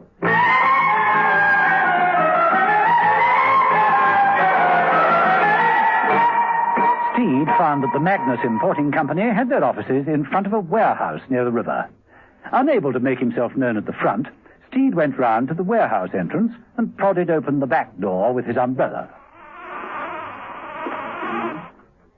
Steed walked between lines of crates towards a pool of light at the far end of the darkened room. A man stepped out suddenly. Yeah? Right at last. I'm looking for Mr. Magnus. You found him. The man stooped suddenly and hid a bottle away under a crate. Ah, vodka. Vodka? Or to be precise, lizard vodka. I'm told it's excellent. I thought I'd order a crate or two. Impossible. Impossible? We don't stock that line anymore. Oh, dear, but surely you've got just one bottle somewhere? Not even one bottle. Oh, I see. If you do happen to get another consignment, We won't. We've finished with lizard vodka. For good. Oh. Well, sorry to have bothered you then. Buyer? Steed moved off slowly, aware that Magnus stooped to retrieve the bottle on the floor. He picked it up. It was a bottle of lizard vodka. Very carefully, he attached a label to the neck. It read, Express Delivery, Martin Esdorf.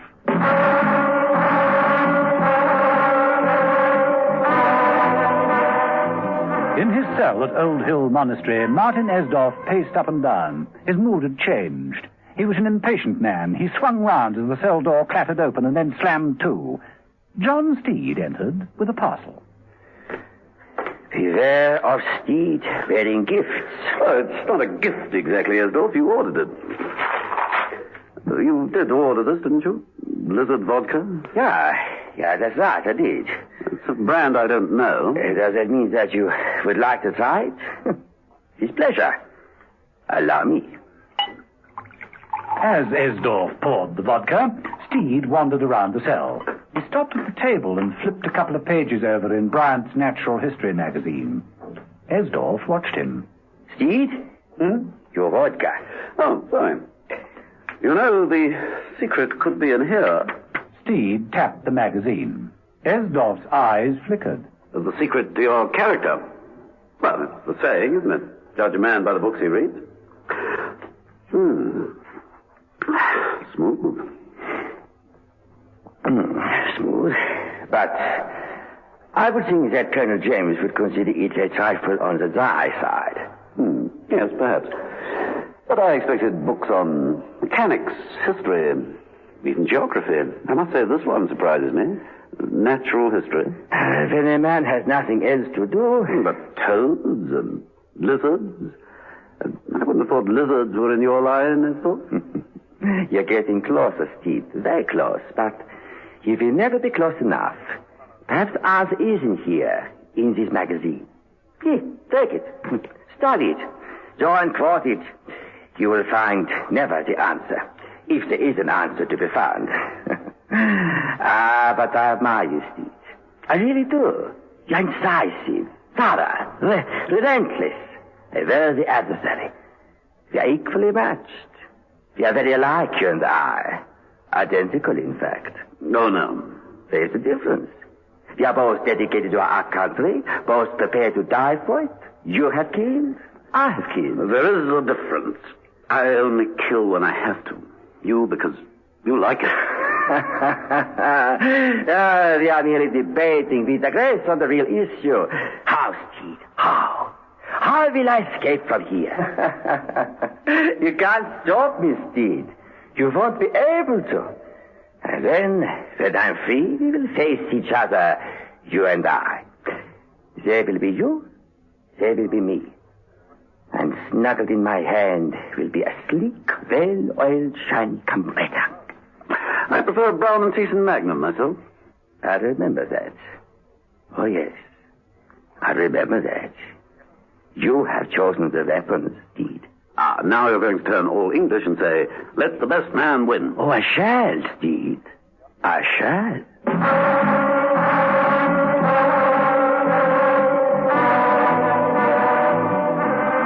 Mrs. Peel headed back to Peter's office at the ministry and turned in the 3 files. Oh, thank you, Mrs. Peel. Oh, you better have this.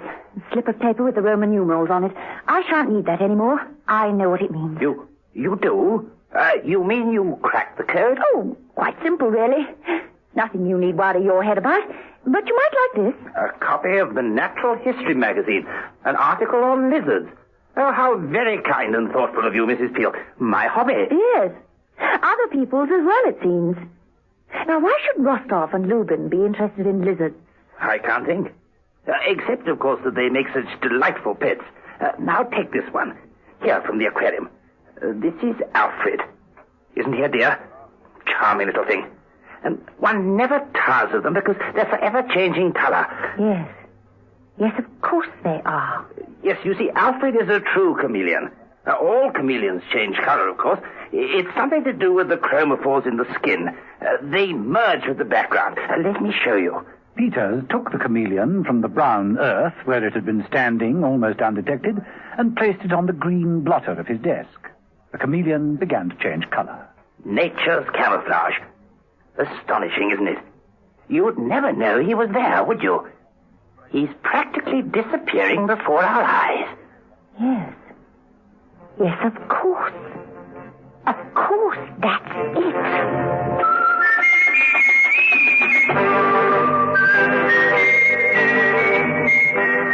From the bars of his cell, Martin Esdorf was able to see John Steed leave the monastery grounds. It was then, with a thin-lipped smile of triumph, that he carried the vodka bottle into the bathroom of his cell. He opened the bottle and poured the contents down the sink. Then he twisted the neck of the bottle in the other direction. This opened the lower half of the bottle. It was filled with a colorless liquid. Esdorf moved to a cupboard, selected a warm tracksuit, and he poured the liquid from the bottle into the bath and pressed the back of the tracksuit down into it. From the cell door, Baxter looked in. Check in, Baxter? That's right. This one isn't going to get away, I can tell you. What's he doing? Taking a bath. He always does about this time of the day. We'll give him a check on the scanner. That's funny. I could have sworn it. He was in the bathroom a minute ago.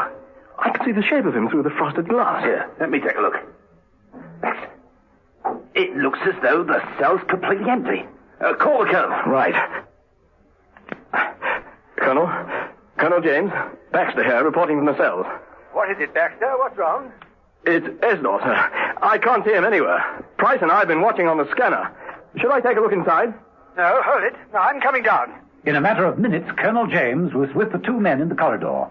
Seconds later, he had agreed with them. Give me the walkie-talkie. Hello there. Edwards, open up Esdorf's cell. Password, sir. Damson. It's after 5, sir. Oh, for heaven's sake, man. Raspberry, then. Yes, sir. Careful, men. Guns at the ready. Follow me. The three men stepped into the cell. There was no one there. No one here. No one at all. I could have sworn. An arm seemed to come from nowhere and hand-chopped Baxter at the back of the neck. Seconds later... Baxter, what is it? What did you... Price staggered and fell over Baxter's body. Colonel James wheeled round, coming back into the main part of the cell from the bathroom. What the devil? Baxter? Price? What happened? Even the colonel didn't know what hit him. Seconds later, the cell door slammed. Esdorf was free.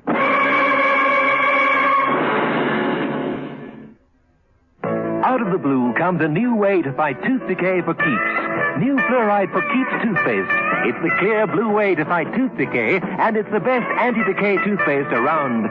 New great tasting for Keeps toothpaste. The clear blue way to fight tooth decay for keeps. Great teeth are forever, great teeth are for keeps. New Family Fluoride for Keeps toothpaste. No dirt can stand up to the cleaning power of cold water Omo. Mrs. Whelan had to wash greasy overalls. And I thought, oh, well, I won't worry. I'll stick it into cold water over, and sure enough, every bit of grease is out. Once an Omo user, always an Omo user.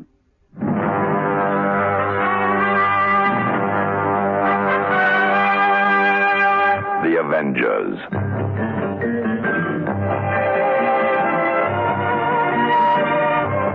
Listen every evening, Monday to Friday, to John Steed and Emma Peel, The Avengers, brought to you by the makers of Cold Water Omo.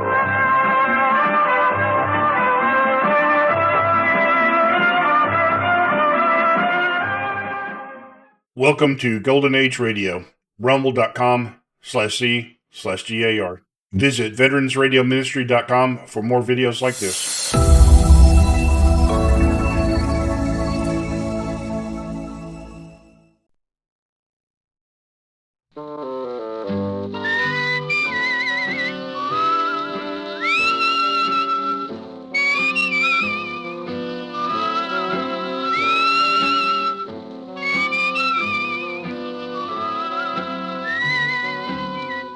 Here's Dick Powell as Richard Diamond, private detective.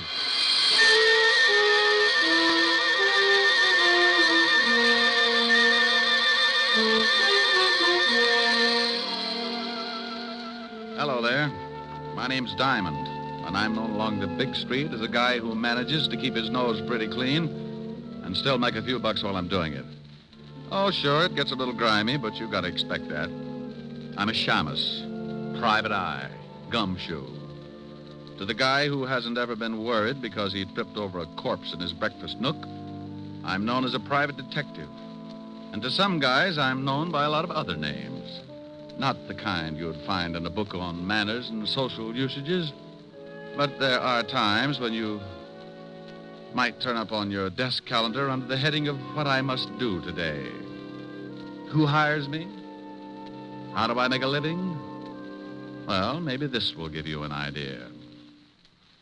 Fred, why don't you eat your toast? It's getting cold. Why don't you stop worrying about the temperature of my breakfast? I'm trying to read the paper. Did anyone ever tell you how charming it is to have breakfast with you every morning? Yeah, my ulcers. I'd like to go shopping today. Will you leave me some money? Fred, did you hear me? Mary, I'm reading. Well, stop reading and listen to me for a minute. I need some new summer clothes, and I want to go shopping today. Here. Here's $10. Buy yourself a bathing suit. Oh, that's very funny. Hmm? I need more than $10. I want $500. What kind of a bathing suit are you going to buy, Mink? I'm not going to buy a bathing suit. I need some new clothes. Will you put down that paper and listen to me? Well, I see you made Jimmy Cello's column again, my darling. What? What prominent socialite is fighting with her wealthy husband and crying on the shoulder of a big-time playboy after the arguments?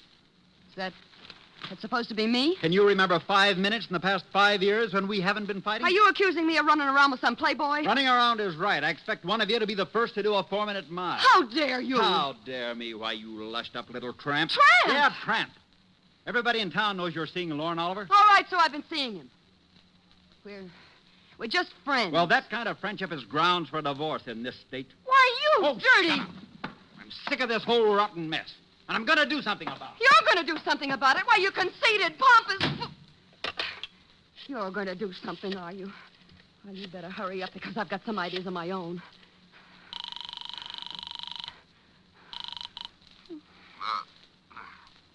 Yeah? Lorne. Yeah, you married? I got to talk to you. What time is 10 it? o'clock. Well, it's still the middle of the night. Call me back This later. can't wait. Fred found an item about us in Jimmy Cello's column this morning. He stormed out of here like he was going to kill somebody. Well, you're just the gal who can recognize the symptoms. Well, that's a nasty line. What do you want at 10 in the morning, Longfellow? Look, honey, I'll take care of Cello, and if that husband of yours gets out of line, I'll take care of him, too.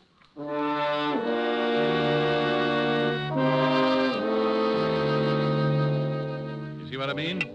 If things like that didn't happen, I'd be out of business. I'll lay you 8 to 5 that before 3 o'clock this afternoon, one of those charming people will be walking into my office begging for help.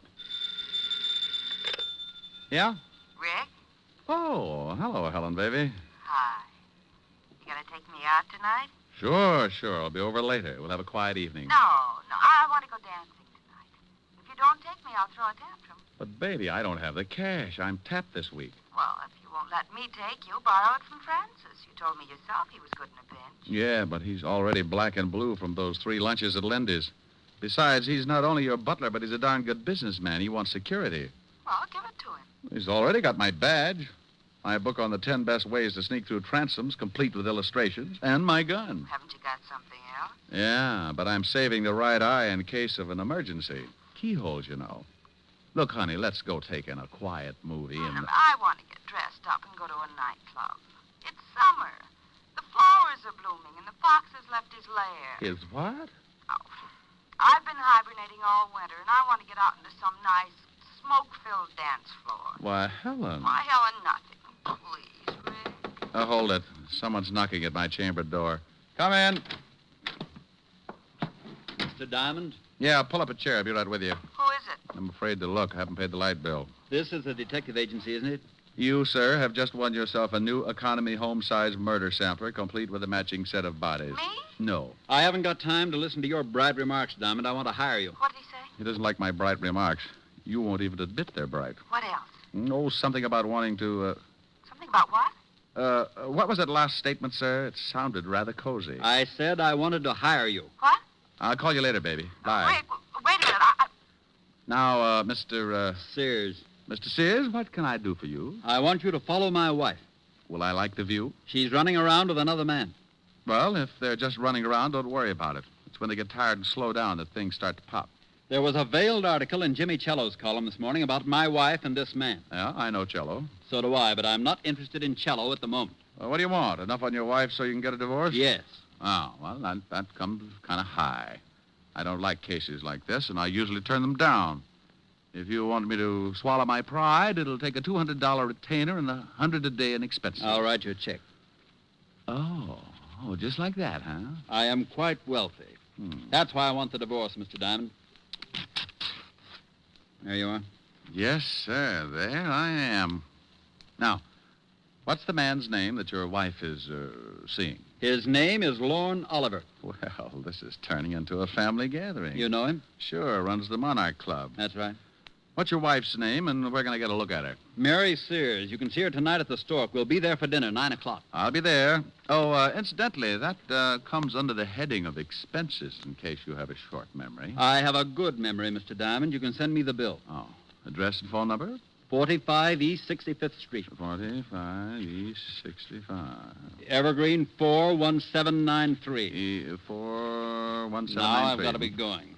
Goodbye, Mr. Diamond. Goodbye, Mr. Sears. Yeah? What'd you hang up on me for? Honey, this is because you always give me an argument. You never want to go anywhere. I'm getting tired of shows and hot dogs. I want to go dancing. What? And I don't mean Roseland. I want to go to the Stork. I'm a growing boy, and I like to see the bright lights and throw my money around. But, Rick, you I'll pick you up at 8:30, and this time, don't wear slacks. You're an idiot. Bye, idiot. Yes, that's the way it goes, just as I told you. The word private in front of detective means you're married to all the troubles in the world, and that includes everything. So if a guy turns up who's unhappy with his wife, you listen to him howl, and if he's got enough money, you take the job. It's for better or for worse. And until Mr. Sears came in, it was decidedly one-sided. I'd teach cooking to a bunch of headhunters for a fee like the one he'd given me. When I looked at his $200 check, I started getting that big man complex again. So I closed the office and went back to my flat. We'd probably be up late, and Helen always had some extracurricular activities after we'd get back to her place. You know, roasting marshmallows, fast game of canasta, or an exciting round of immies on the living room rug. Anyway, I always got home pretty late in the a.m., so I spent the rest of the afternoon taking a nap. At 6 o'clock, I got up and dressed, and at 8:30, I picked up Helen. Wow. And at 9 o'clock, we were sitting at the Stark Club bar, right on schedule. Rick, when are you going to ask for a table? Well, honey, the drinks come faster here. But I want to dance. Oh, now. Mustn't overdo it, lover. How do you know? Maybe some mountain climber will ask you on a 20-mile hike tomorrow. Think of your feet. I am. I want to move them around that dance floor. Oh, Rick, I know you. If you do something, you do it all the way. Yeah, let's nick. Oh, now you stop that. You're on a job, and you don't want to go in there because you've got to watch somebody. Well, Helen Asher, how are you, darling? Well, hello, Lauren. How have you been? Oh, couldn't be better. Why don't you ever stop over to my club? I'd like to show you around. She just brought a seeing eye dog. Oh, hello, Diamond. You two know each other, don't you? Yes. How did we make such a grisly mistake, Oliver? I don't know. I tried taking penicillin for it, but it didn't do much good. Well, it probably helped out in the other things. Why don't you try hanging yourself? Rick. You always did think you were a pretty funny man, didn't you, Diamond? It's easy being a comic. You just find an idiot for an audience. How do you like the performance? Stinks. Pardon me, Helen, but I see some people I know. You'll excuse me, won't you, Diamond? Oh, sure, yes. But the next time you drop around, bring some airwick, huh? Rick, even if you don't like him, you shouldn't say those things. It's liable to start a fight. Oh, he wouldn't take a swing at a midget if he was riding an elephant. Wonder who his friends are. They don't seem to be too glad to see him. Their name's Sears. Is that who you're watching? Yeah, the wife. I don't know whether I approve or not. She's very attractive. Isn't she, though? Rick. This is business, baby. Business. I'm only drooling because I haven't had anything to eat since this morning. Well, then let's get a table. You've seen her. You've observed what she's doing. Now, let's get something to eat. Wait a minute. Here comes somebody else I know. Where? Standing at the check room. The little man? Yeah, here he comes. Who is he? Name's Cello, Oh. Jimmy Cello. Writes a gossip column. I read it all the time. Yeah? Hello, Jimmy. Well, a Broadway shamus. Who's the lovely redhead, Diamond? Helen, meet James Cello, but be careful what you say. Jimmy, Helen Asher. Hello, Mr. Cello. How do you do? Is this an item, Rick? If I don't get us a table soon, she's going to make me give back her sorority pin. Oh, speaking of tables, I see some people I know. Nice meeting you, Miss Asher. Thank you. Goodbye, Diamond. Bye, Jimmy. Rick, he's going over to Sears' table. Hello, Walter. Hi, Doll. Hi. Well, good evening. What do you want, Cello? Oh, I just dropped by to see how the happy little family was getting along. Well, just drop away. Nobody asked you to stop by. Yeah, why don't you do that? And take Oliver here with you. Nobody asked him to stop by either. Fred, keep your voice down. This is my table, and I don't like a lot of crumbs lying all over it. Who's a crumb? Come on, Lorne. I guess Mr. Sears has forgotten a few things. I haven't forgotten a thing, Cello. When you print one thing in that lying sheet of yours, and I'll have you sued for libel. Listen, Sears, if I did print anything, they'd put you away so far they'd have to pipe air into you. Oh, do go on, Mr. Cello. This is getting interesting. You'd better get out of here, Cello. No. Go on, Cello. What have you got on old Moneybag? He's a lying, dirty gossip monger. He doesn't have a thing. Wait a minute. I don't like that. Why don't you ask your husband about North Africa sometime, Mrs. Sears? Oh, just a minute. Fred, stop it. Fred. All right, now pick yourself up and get out of here, Cello. Maybe you're right. I've got a column to get out. It'll be all about you, Sears, in big type. Go on, get out. How about me? You going to throw me out, too? You can bet your life I am. I'm getting out of here. You stay right where you are. Don't talk that way to Mary. I'll talk any way I like to my wife. Lorne, maybe you'd better leave. Here come the waiters. Now it's I'm going to push his fat slob's face in. Yeah? Yeah. Lorne, don't. All right. Come on, break it up. Come on. Hey, waiter, give me a hand. Take your hands off me, Diamond. Now, calm down, Mr. Sears. I'll kill that slob. Oliver, you shut up or I'll pull your pants up over your head and shove you in a glass like a breadstick. I don't like people meddling in my affairs, Diamond. You're fired. I'm what? You heard me. Now take your filthy hands off me. Well, they were lily white before I palmed that check of yours this morning. You can have it back. Here, eat it. What? Why, I'll have you in jail for this, Diamond. Why? It isn't every day you get to eat a $200 check. Oh, Rick, let's get out of here. Yeah, I'm sorry, baby, but that's what happens when you go to work for a hyena like Sears. You think he's a nice guy because he laughs so much. But you find out later it's only because he chewed your leg off.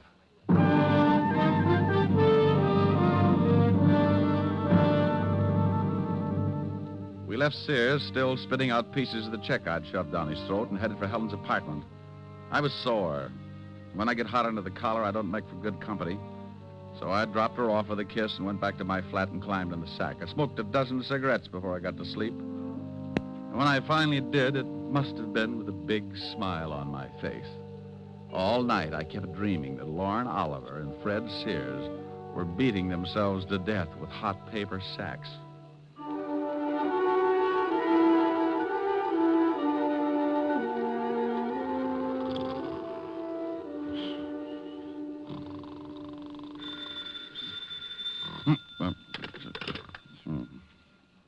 Yeah. Diamond? No, this is Sunshine Market. Locks Popovers, our specialty. Now you stop clowning and get over here right away. Walt? Lieutenant Levinson. Oh. Where are you? I'm in your office. Yeah? What if any clients come in, give them a good sales talk. Tell them how many people you've killed or something. There's a guy in your office now. Prospect? Depends on what you're talking about. I think his name is Fred Sears. Tell him to go home. He canned me last night. I don't think he'll listen. All right. So he's sore. He's got a right to be. He's dead.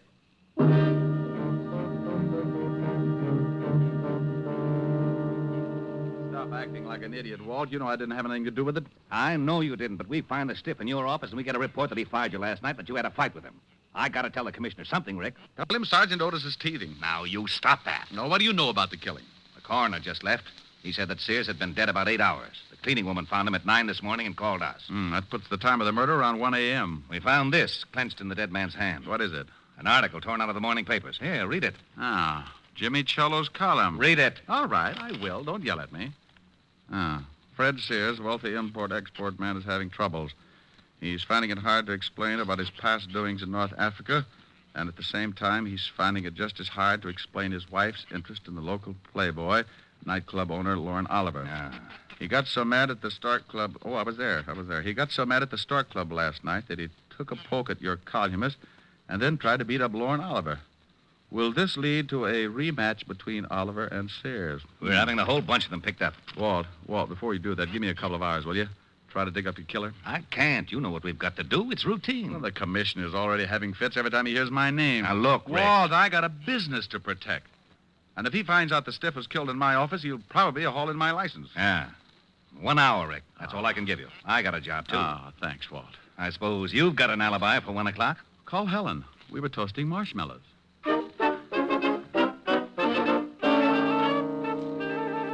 Well, I had 3 good suspects. Lauren Oliver, Cello, the columnist, and Mrs. Sears. One of the 3 was built just right for the electric chair. An hour isn't much time to dig up a killer, so I grabbed a cab and headed for Lauren Oliver's office in the back of his club. Yeah, come in. How are you, Oliver? Oh, what do you want, Diamond? Not particular about who comes into my club. Oh, I'm surprised you can operate with that kind of policy. People probably see you in here every night. I think I'll have you thrown out. Where were you at 1 o'clock this morning? None of your business. Herman. Yeah, boss. Come in here and show a guy out of my office. Oh, we get rough, huh? Yeah. Okay. I'll let you tell the cops who knocked off Fred Sears. Hey, this the guy, boss? Yeah. Wait a minute. Did you say someone knocked off Fred Sears? That's right, but don't start crying about it. It makes me feel so helpless. I'll tell my story to the cops. They'll get a lot tougher than I will. You won't get tough at all, Mac. Oh, stop flexing, Herman. You'll snap your girdle. Well, I guess it doesn't make much difference as long as Sears is dead. I was with his wife from about 12 o'clock to well, it was a long time after 1. Well, where were you all that time? At my place. And I'll take a walk, Shamus. You got my alibi. One more question. Did you go out at all? Yeah, I went out and got the late papers. So what? I like to read. Okay. You don't mind if I stop by and see Mrs. Sears, do you? No, go ahead. I'll see you later. Oh, Herman. Yeah? You can let the air out now. Your muscles are lovely.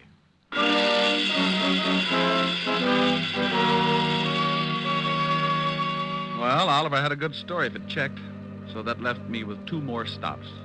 Cello's newspaper office was the closest, so I grabbed another cab, and 10 minutes later, I was sitting at his desk. Oh, you don't think I had anything to do with it, do you, Diamond? Where were you at 1 this morning? I was covering a party at Richard Gray's. I was with friends from about 11 o'clock till after 3.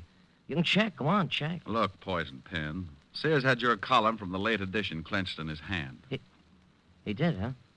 Well, you don't think if I was going to kill a man, I'd leave anything like that around? I don't know. Well, obviously, someone is trying to make it look like I did it.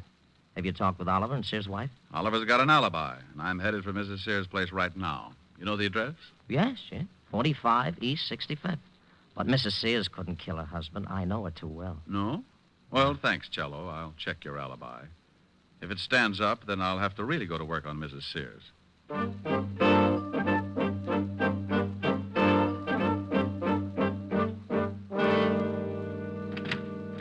Yes? Mrs. Sears? Yes. Oh, you look even better up close. What's on your mind? You mean right this minute? Well, aren't you nice? Don't crowd me, though. I can keep up a pretty good average in this league. I'd say about 1,000. Mhm. May I come in? I think so, if you keep talking. I like to hear nice things. Well, you deserve them. But I can think of some nice things to say about a panther. We'll talk about my family some other time. Can I buy you a drink? It's a little early, unless you got some milk. Milk? Where's your husband? Oh, you know about him, huh? Oh, I'm sorry. It looked as though it might work into quite a friendship. Where is he? I haven't seen him since last night. Why? Is he a friend of yours? He's been using my office. Oh? Yeah, he died there last night. What? Everybody is so surprised. But, how? Who did it? That's what I'm trying to find out, lover. Where were you at 1 a.m.? That's none of your business. Okay, let the law drag it out of you. Goodbye, dear. Wait a minute. All right, I'll tell you. I was with a man named Oliver, Lorne Oliver. Oh, for how long? From about 12 o'clock to, well, much later. That's what Oliver says. Did you go out at all? Just to get the papers. That checks with Oliver's story, too. Did you go out alone? Why, no, I went with Lorne. He says he went out alone. Oh, well, yes, he did. I thought you said you went out with him. Well, that was later. Lorne was the one that went out to get the papers. Okay, what time was it? About 2. When you both went out or when Lorne went out to get the papers by himself? When Lorne went out. Oh, yes. Now I see. Well, I'll see you later. Come back again. Oh, I'll do that after you get over crying for your late husband. I'll keep my emotions down to a minimum. I'll bet you will. I left her standing in the middle of the room, looking after me like a vegetarian with an eye on a green salad. I closed the door and started down the hall for the elevators. For some reason, I never seem to get where I'm going. Hello. Hmm? Now, while you're still tuned in, Diamond, I'll give us some advice. Stay away from Mrs. Sears. Now, I want you to be sure and get the point.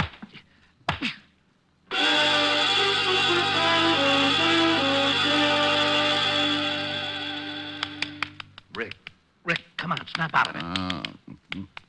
I'll go away. Come on, you don't look so good. It matches the way I feel. Oh, here's a new line. Where am I, Walt? In Mrs. Sears' apartment. Hello, handsome. She heard the scuffle in the hall, came out, found you, and called me. Swell. Who did it?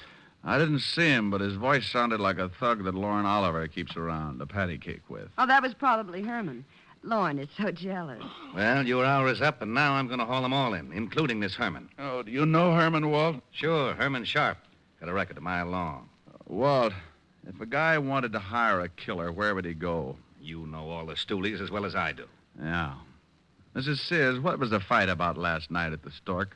Oh, a columnist named Cello threatened my husband that he was going to print something in his paper. He said something about North Africa, and Fred hit him. North Africa? This is really getting mixed up. Was your husband ever in North Africa? Yes, during the war. He was a captain in the Army. Walt, can you get me this Herman Sharp's address? He's the boy I want. Sure, but I'm coming along. Have your boys pick up Cello, Oliver, and take them both down to the station along with Mrs. Sears here. Well, you don't think I had anything to do with it, do you? I've known Jimmy Cello a long time. About 5 years ago, he used to run around with a little dancer named Mary Carroll. Sure he did. I married Carol, but I broke up with him when I met Fred. Yeah. Well, you'll see him at the station. You can pick up where you left off. Come on, Walt. We went down fast and climbed into the prowl car. Walt put in the call, got Herman's address over the two-way radio. 20 minutes later, we were standing in front of Herman's door. It was an old apartment house on the Lower East Side. I started for the door, but Walt had other ideas. Rick, we can't go in there. Why not? Because I haven't got a search warrant. Well, you got to go in if you want to crack this case. Not without a search warrant. Search warrant for what? To go in. Well, what do you want to go in for? I don't want to go in. You do. Do what? Go in. Well, go ahead. I haven't got a warrant. Well, what are you looking for? Herman Sharp. He's probably in there. He is? Sure. Well, what are we waiting for? Oh, what did I do that for? For that. What? Herman Sharp. Oh. Is he dead? Yeah, been shot. What are you looking at? Newspaper on the floor. This morning's. Huh. Cello's column's missing. Been torn out. Then Herman's your killer. Swell. Who killed Herman? Don't you know? I'm not going to start that again. Walt, go on back to the station. I'm going to check something and make a phone call. I'll be down in half an hour and point out your killer.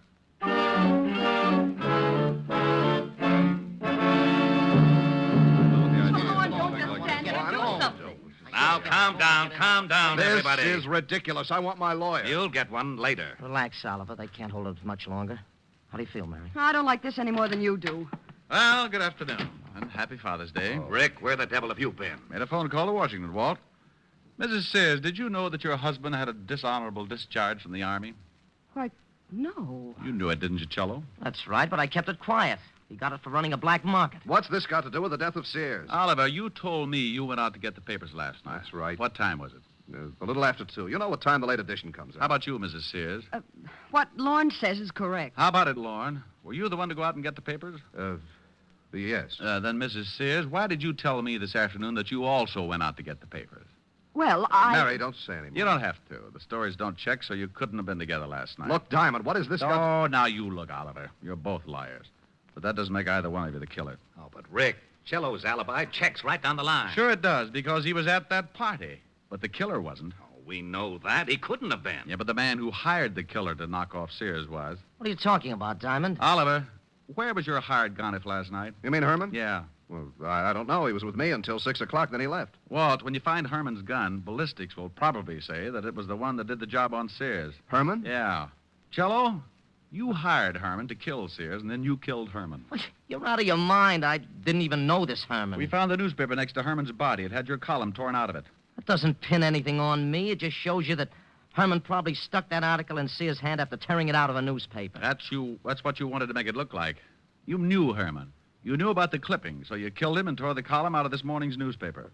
Of course I knew about the clipping. You told me about it this morning in my office. That's right. But you were the only one I told about it. You couldn't convict Jack the Ripper on that kind of evidence. I'm afraid he's right, Rick. Jello, what time does the late edition come out? About 2 o'clock. Walt, what time was Sears killed? Around 1.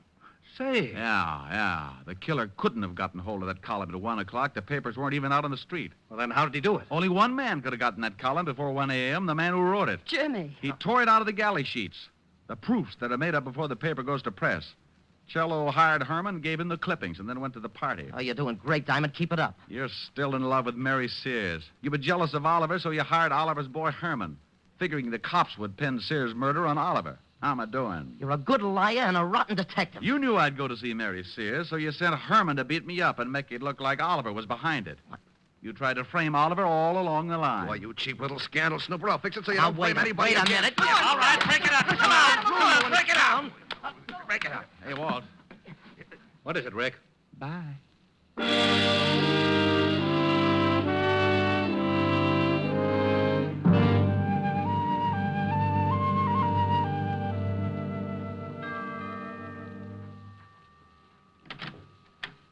Oh, good evening, Mr. Diamond. Evening, Francis. Miss Asherin? Yes, sir. She's in the library. She's a little tired from last night. I think she's taking a nap. Well, I'll walk on my tippy toes. How about a glass of warm milk, Francis? I'm a little tired, too. Yes, sir. Right away, sir.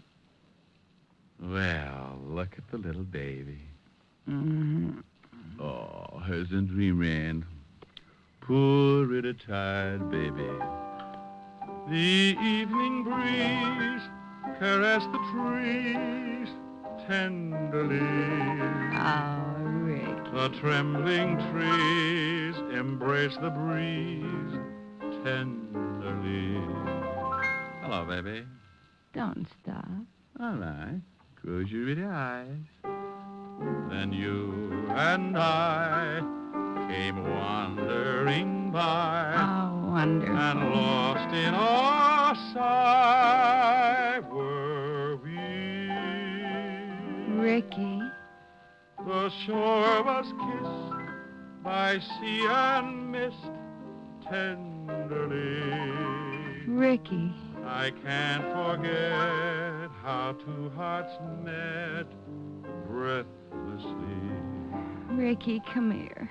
Your arms opened wide and closed me inside. Ricky, come here. What is it, dear? Just this. Here's your milk, mister. Oh, my goodness. Now, this time I refuse to blush.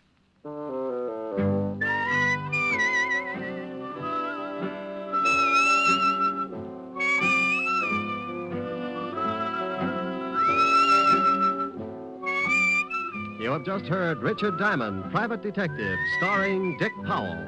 Helen was played by Virginia Gregg, Lieutenant Levinson by Ed Begley. Also in our cast were Wilms Herbert, Hy Averback, Joan Banks, Parley Bear, and Sidney Miller. Music was under the direction of David Baskerville. Richard Diamond is written by Blake Edwards and directed by William P. Rousseau. Now, this is Eddie King inviting you to be with us again at the same time next week when we will again bring you Dick Powell as Richard Diamond, Private Detective. This program has come to you from Hollywood. This is NBC, the national broadcasting company.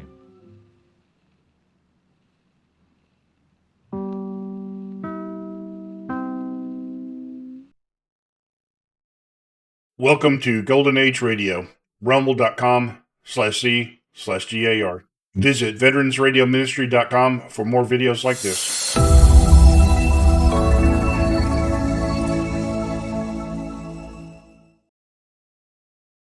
Are you willing to undertake a dangerous mission behind the enemy lines, knowing you may never return alive?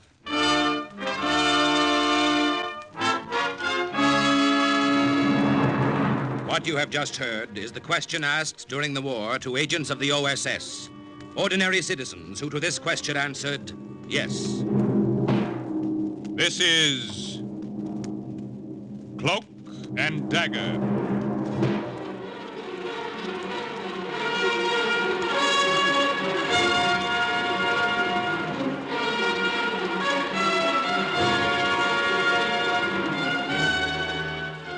Black warfare, espionage, international intrigue. These are the weapons of the OSS. Today's adventure, the Cutchin story, tells of an agent, an American agent, dropped behind Japanese lines in Burma. A story suggested by actual incidents recorded in the Washington files of the Office of Strategic Services. A story that can now be told.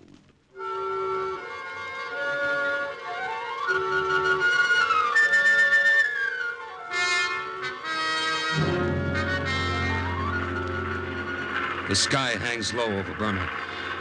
In 1944, it was more than just the smoke and dust haze that blankets it in the dry season. It was the tension in the air that weighed the clouds down so that they almost seemed to be pressing against the wings of our plane. You ought to reach your objective in a few minutes, Mike. Good. I'll tell you when to hit the cell. You got everything?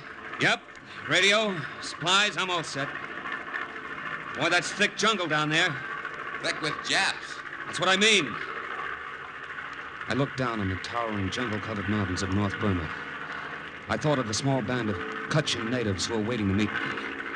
I thought about how pitifully outnumbered they were behind the enemy lines, and how they hated the Japs. And then, all of a sudden, I didn't have time to think anymore. Lousy Jap fighter. What cloud did he crawl out of? It's too late to run. We're in for it. Sorry, you're going to be late for your appointment. Brother, what I could do with a tail gunner now. Hold on to your stomach, Mike. Going to see if I can loop and get behind him. Ah, he's still on our tail. Yeah, he looped right behind me. He hit our engine. On fire. Lousy. Here. Nice work. You got him. How bad are we hit? We won't make it. We're going to try to belly land. Can we jump? Too low for that. Hold on. Watch those trees. I can't pull her up, Mike. I can't. I can't.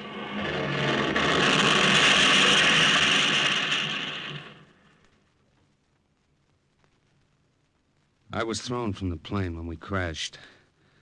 I got off with nothing more than a leg that was bleeding pretty bad.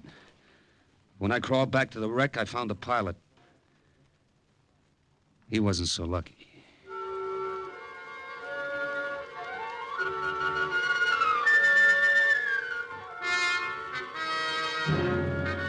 I started to run. I didn't know where I was going, but I started to run anyway, through the bamboo thickets. My leg was throbbing with pain, and I tripped. The pistol dropped out of my holster and disappeared into the high grass. I didn't have time to look for it. Somewhere to the north were the Cutchins. I had to get to them. This was headhunter country. In those days, Japs paid high prices for American scalps.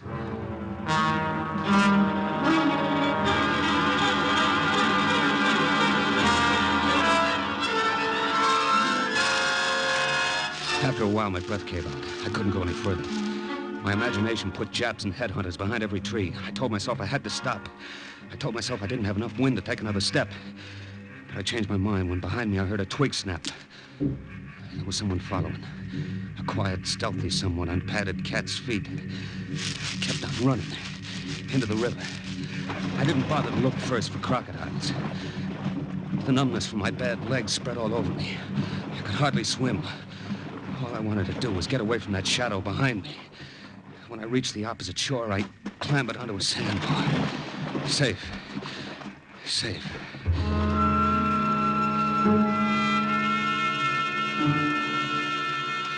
Then I looked back.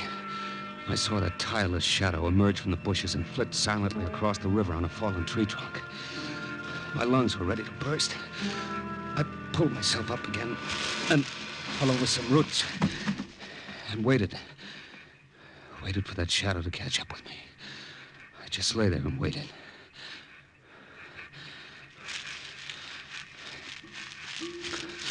Okay. Okay, you win. Where do we go from here? Well, say something. Don't just stand there. probably won't be able to understand you, but say something anyway.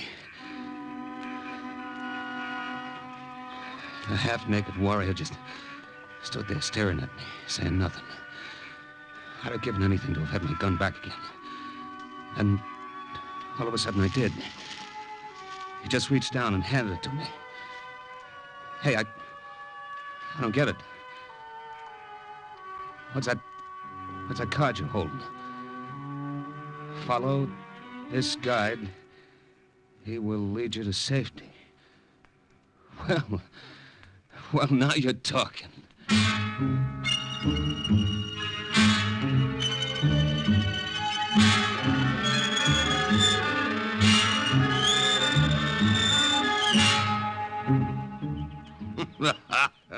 Sure, and you couldn't look more surprised, Captain, than if the tall grass parted and you came on a field of four-leaf clovers. I feel that way, Father.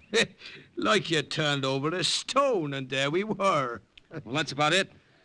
I thought that native following me was a headhunter. I know they'd turn any American over to the Japs for a 2-pound bag of salt. Ah, you're right there.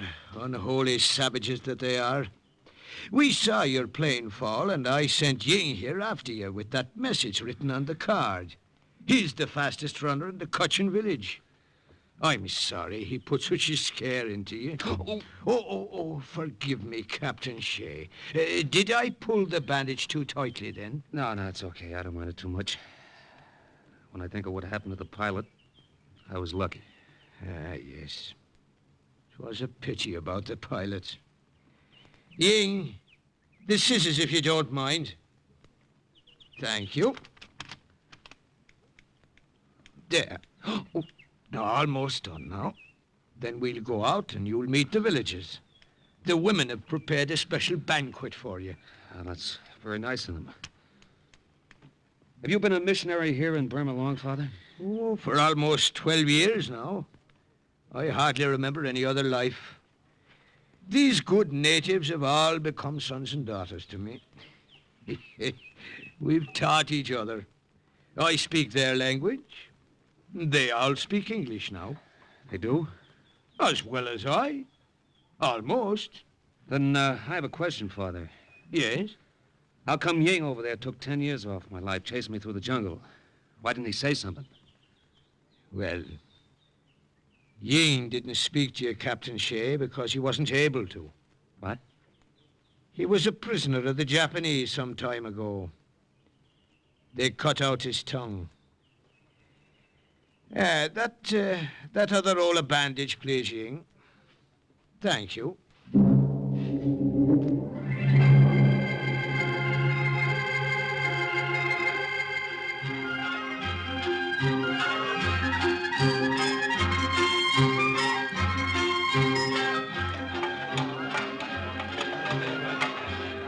Colleen, put more wine in the bamboo cup for our guest, eh? Yes, I will be happy to. Here you are. What did you call her, Father? Colleen. To make it easier for me, I've renamed many of the villagers. That woman stirring the big kettle is Kathleen, and the other beside her, Bridget. I get the general idea. And your name is Shea. Mike Shea. A good Irish name if I ever heard one. Well, actually, Father, it's Michael Shikalnikov. Would you mind repeating that? Shikalnikov. It's Polish. I shorten it because everybody has trouble pronouncing it. Sometimes I have trouble myself spelling it. I see. Well, no matter. Tell me more about your mission. Well, I was sent by the OSS to establish radio contact, Father, with the Northern Area Combat Command in Burma. Give them any information and help I can. That is, with your help, of course. Ah, yes. Well, you'll find us of great assistance. Immediately after the banquet, you can find a place to set up your radio. So, how are you enjoying your meal? My wife never made anything that tasted like this. Do you like it? Eat well. Let me fill your plate some more. Thanks. It's very good. What is it? We make it special for you today. White bees we boil for hours. I guess I've had enough. I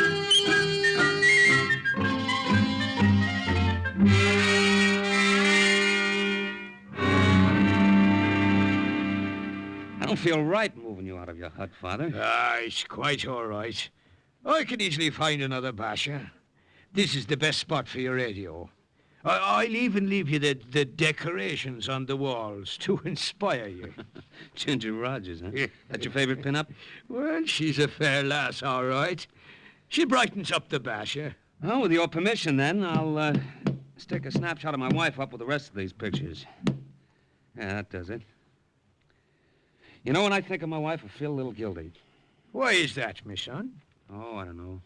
Thought of her going blind, squeezing all the news from home into V-mail, worrying herself sick about me. And all the time, I never felt more free in my life. Yes, I know just what you mean. I love this life in the jungle, as well as the people, my people here. I don't think I could ever leave now, By the by, do you mind if I call you O'Shea? No, not at all, Father O'Toole. Not at all.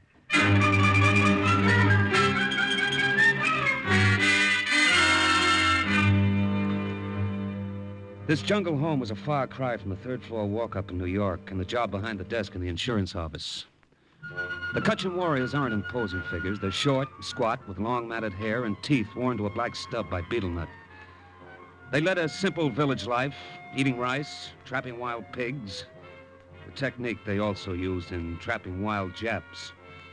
But they were friendly, happy people, and life with them was pleasant. Until one afternoon when a report came in on the radio. North Area Combat Command to Agent Shakalnikov. Agent Shakalnikov of the OSS to North Area Combat Command. You're coming in clear, awaiting message. Come in. Over. Capture of jungle town of Michina and its airstrip is vital to aid Allied advance in Burma. Battalions of American marauders will attempt capture. They will rely on your help to get them through the jungle. Over. Agent Shakalnikov to headquarters. Have small band of Cutchins organized. We will do what we can. Awaiting further instructions. Over. Other native armies under OSS leadership have been alerted. Stand by. Stand by. This is imperative. Over and out. Well... What? Oh, Father O'Toole, I didn't see you standing there. You heard? I heard, O'Shea. This is a big push, all right. That airport at Michina could mean success or failure of the whole American campaign in Burma. I'll get our warriors ready. In the meantime, there's nothing we can do but wait for orders. That's always the worst part of it. Wait.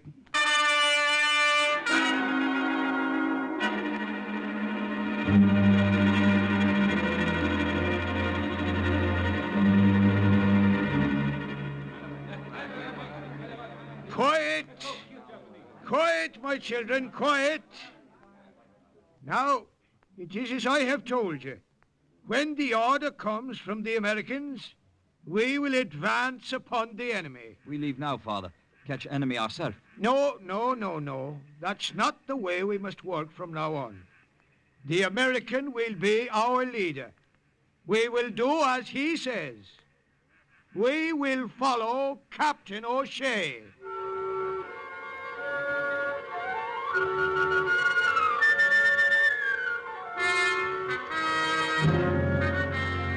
North Area Combat Command to Agent Shakalnikov in Burma. A battalion of marauders on the way to Michina has been cut off from the main body of the column and lost in the jungle. Radio contact gone. Find them and supply reinforcements. Over. Agent Shakalnikov to headquarters. We'll do the best we can. Over and out. Well, we've waited 2 weeks for an assignment, but when it came, it was a beauty. Well, the problem, O'Shea, is locating that battalion. Now, it occurs to me Yes, Father. It occurs to me that if they're surrounded by the Japanese somewhere in the jungle, the Japanese themselves would know exactly where that spot is. Father, I don't get you. Well, there's a Japanese bivouac less than 6 miles from here. There are undoubtedly Japanese high command who have the information we're after. I've got you now, Father. Let one of the scouts come with me to show me the way through the jungle. We'll sneak into that Jap camp and bring one of the officers back with us. Well, the two of you alone? Sure. Too many of us and we're liable to get caught. Just a couple of us can make it. All right. Wait till the moon is halfway across the sky. Then go. And the Lord go with you.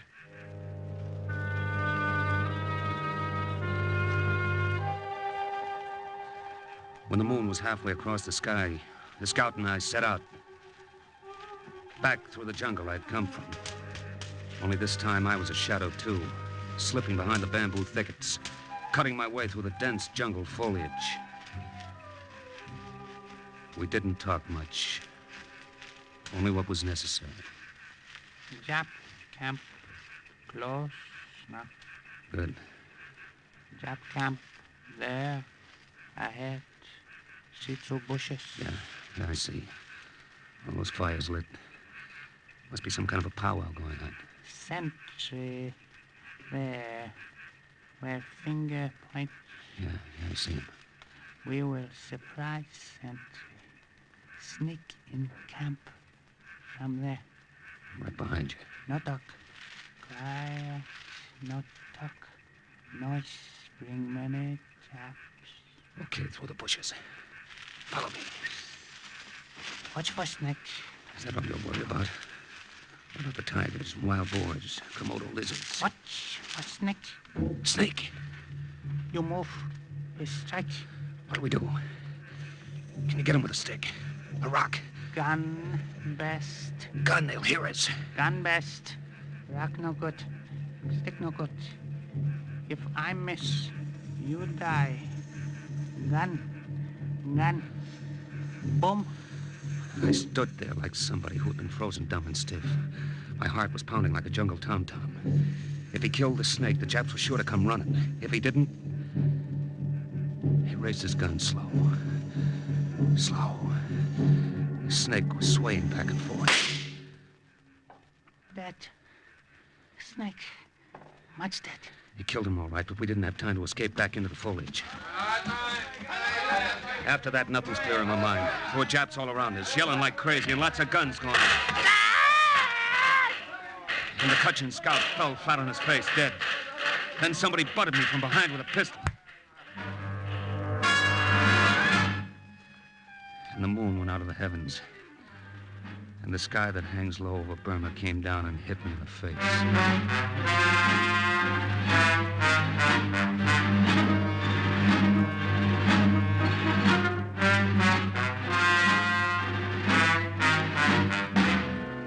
Wake up, American.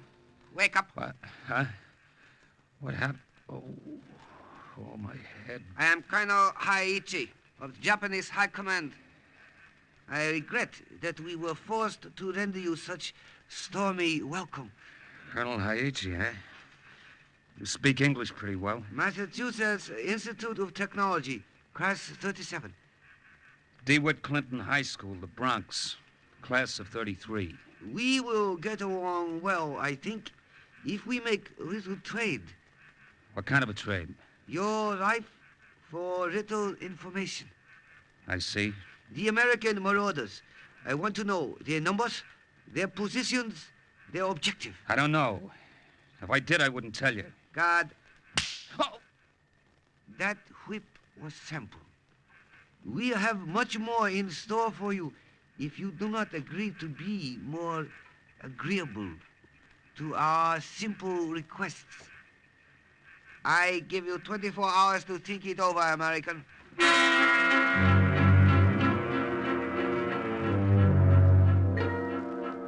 The hut they threw me into was small and dark.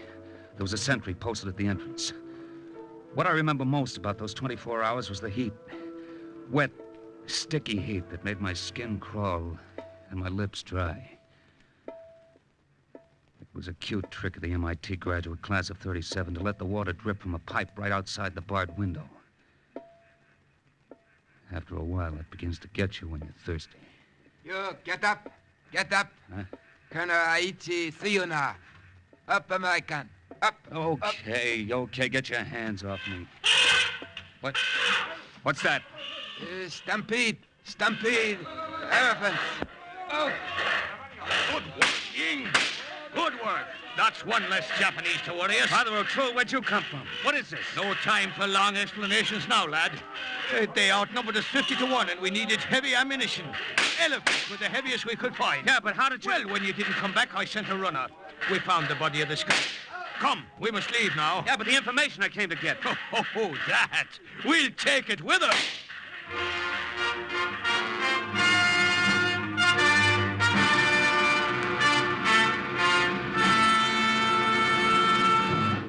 Kutchin warriors in this village have a grudge against your people, Colonel Hayachi. Maybe you can tell us why. You cannot frighten me, American. You get no information from me. Shoes on the other foot now, huh? So it would seem. Ying. I'd like you to meet Ying, Colonel Hayachi. Some months ago, he was a Japanese prisoner. His tongue was cut out. I'm going to turn you over to Ying. No! He can ask you questions his own way. Go on, take him, Ying. No, get him away from me! I will tell you what you want to know. I will tell you why we have surrounded Lost Battalion. I tell you where they are. That's more like it. Start talking.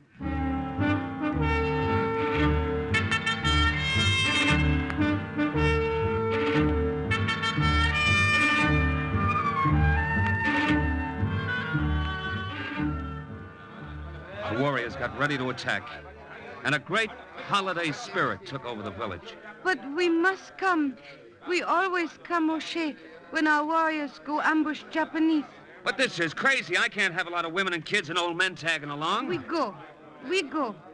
Old men carry flintlock, muzzle loader.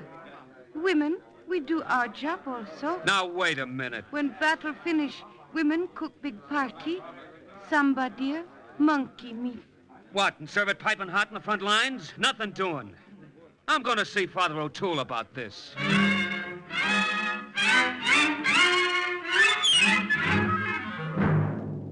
You have your troubles, I have mine, O'Shea. But we can't let that whole tribe come along. This isn't kids' play. They'll come whether you like them to or not, O'Shea. They always do.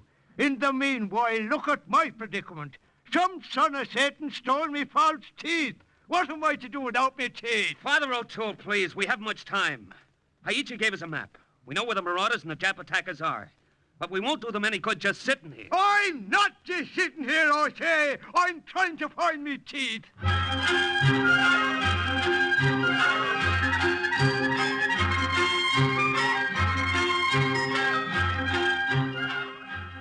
The whole village went along, whether I liked it or not.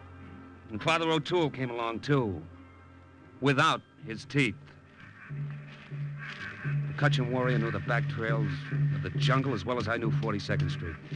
Ying seemed to be the leader, and he led us through little-known passes and long hidden underbrush, closer and closer to the spot where we knew the Japs had the American battalion cut off, helpless, just where they wanted them. No one made a sound. And Ying held up his hand. What is it, Ying?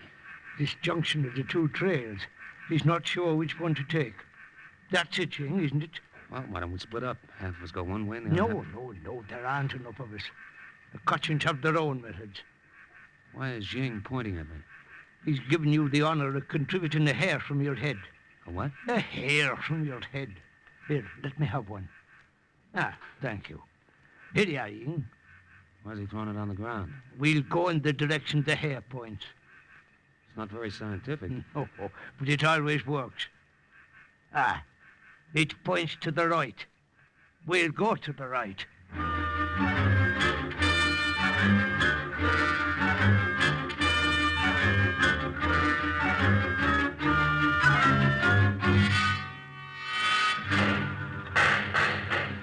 You're right, Father O'Toole. It did work. Here are the Japs.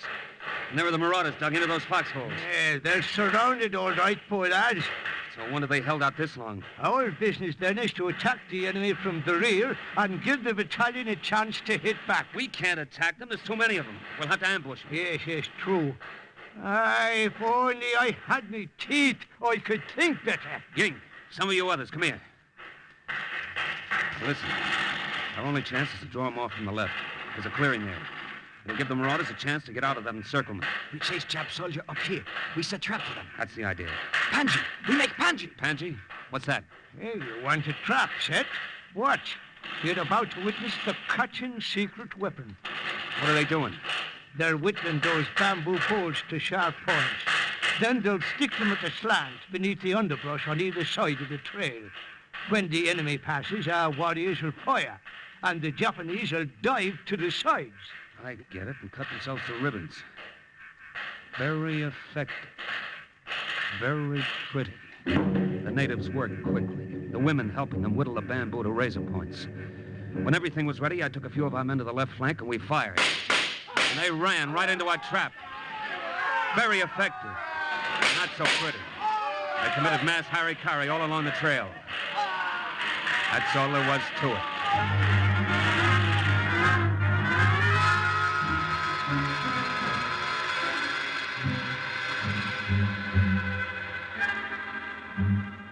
Well, I never thought we'd get out of those foxholes alive, Captain Shikolnikov.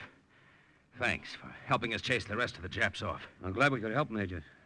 The Kutchins will lead you the rest of the way through the jungle so you can rejoin the main body of your column. Can we leave now? Oh, no, Major. The women would be insulted. All during the battle, they were busy preparing the victory feast. Pretty sure of themselves, weren't they? Good wives. They have confidence in their husbands. The feast is ready. They're even dressed for it. Look at that. Flowers in their hair and everything. All dressed up. One of them is overdressed. Colleen, come here. Yes, Father? Don't you yes, Father me. What do you got around your neck? Well, Pretty necklace. I bow for the victory. My false teeth. Now, you find yourself another necklace and give them back to me. No, then I have nothing. This pretty... I said... Colleen, listen to me. Here's something prettier. My sharpshooter's medal. Sharpshooter? Mm-hmm. Every American soldier has one to give to the prettiest girl he meets. Would you like it? So shiny. Ribbon pretty, too. Father O'Toole, you have back your teeth. Ha! Captain Shikolnikov, you're worthy of the name of O'Shea.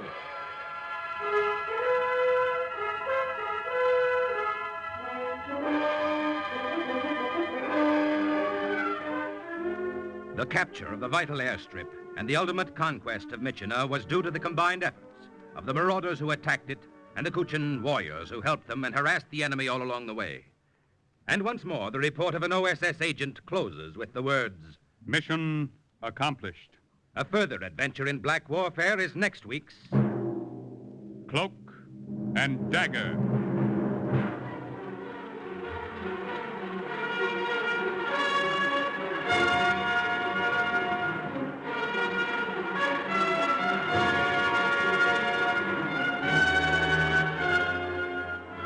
Heard in today's Cloak and Dagger adventure were Raymond Edward Johnson, Carl Weber, Bill Quinn, Joe Julian, Everett Sloan, Inga Adams, Jackson Beck, and Jerry Jarrett. The script was written by Winifred Wolfe and Jack Gordon. Music was under the direction of John Gart. Today's true OSS adventure was based on the book Cloak and Dagger by Corey Ford and Alistair McBain. This has been a Louis G. Cowan production in association with Alfred Hollander, and was under the direction and supervision of Sherman Marks. Robert Warren speaking. Do you enjoy a capricious caper or a melodramatic mystery? NBC offers 3 of the best for your pleasure later today. A giant among men, the big guy leads off, with Vincent Price as the saint close behind. Topping off this list is Sam Spade, license number 137596, in the Elmer Longtail caper. So listen for 3 top mysteries on NBC.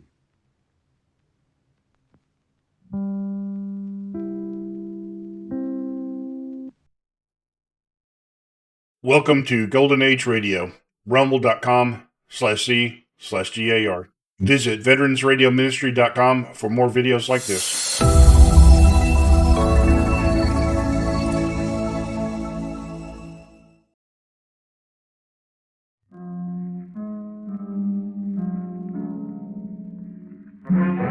The Columbia Broadcasting System presents yours truly, Johnny Dollar.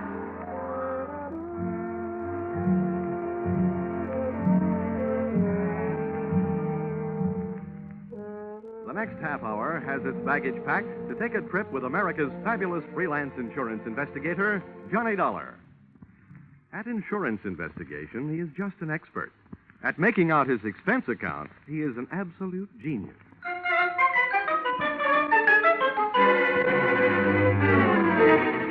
Expense account submitted by Special Investigator Johnny Dollar to Home Office, Nutmeg State Casualty and Bonding Company, Hartford, Connecticut.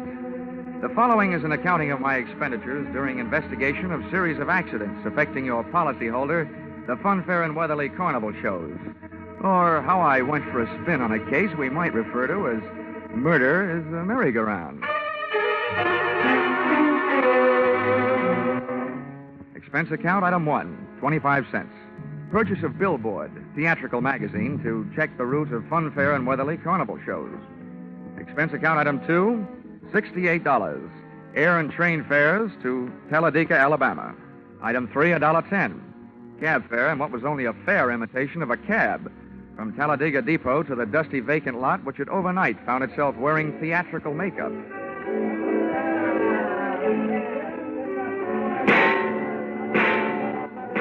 Brightly as the hot sun beat down on the midway, it couldn't help the layout of canvas and slats from looking beat up.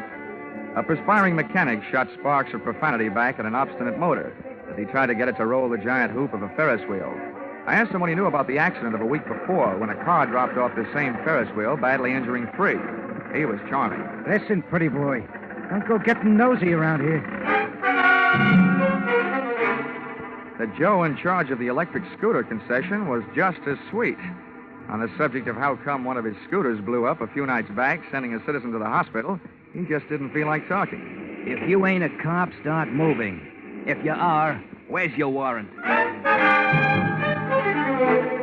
I was just asking the pilot of the giant airplane spin who he thought might have cut the cables the night one of his wallboard gliders took off across the carnival crowd, crashing and busting up a few more customers, when I got a canvassman's version of a sharp answer. A tent stake right behind my ear.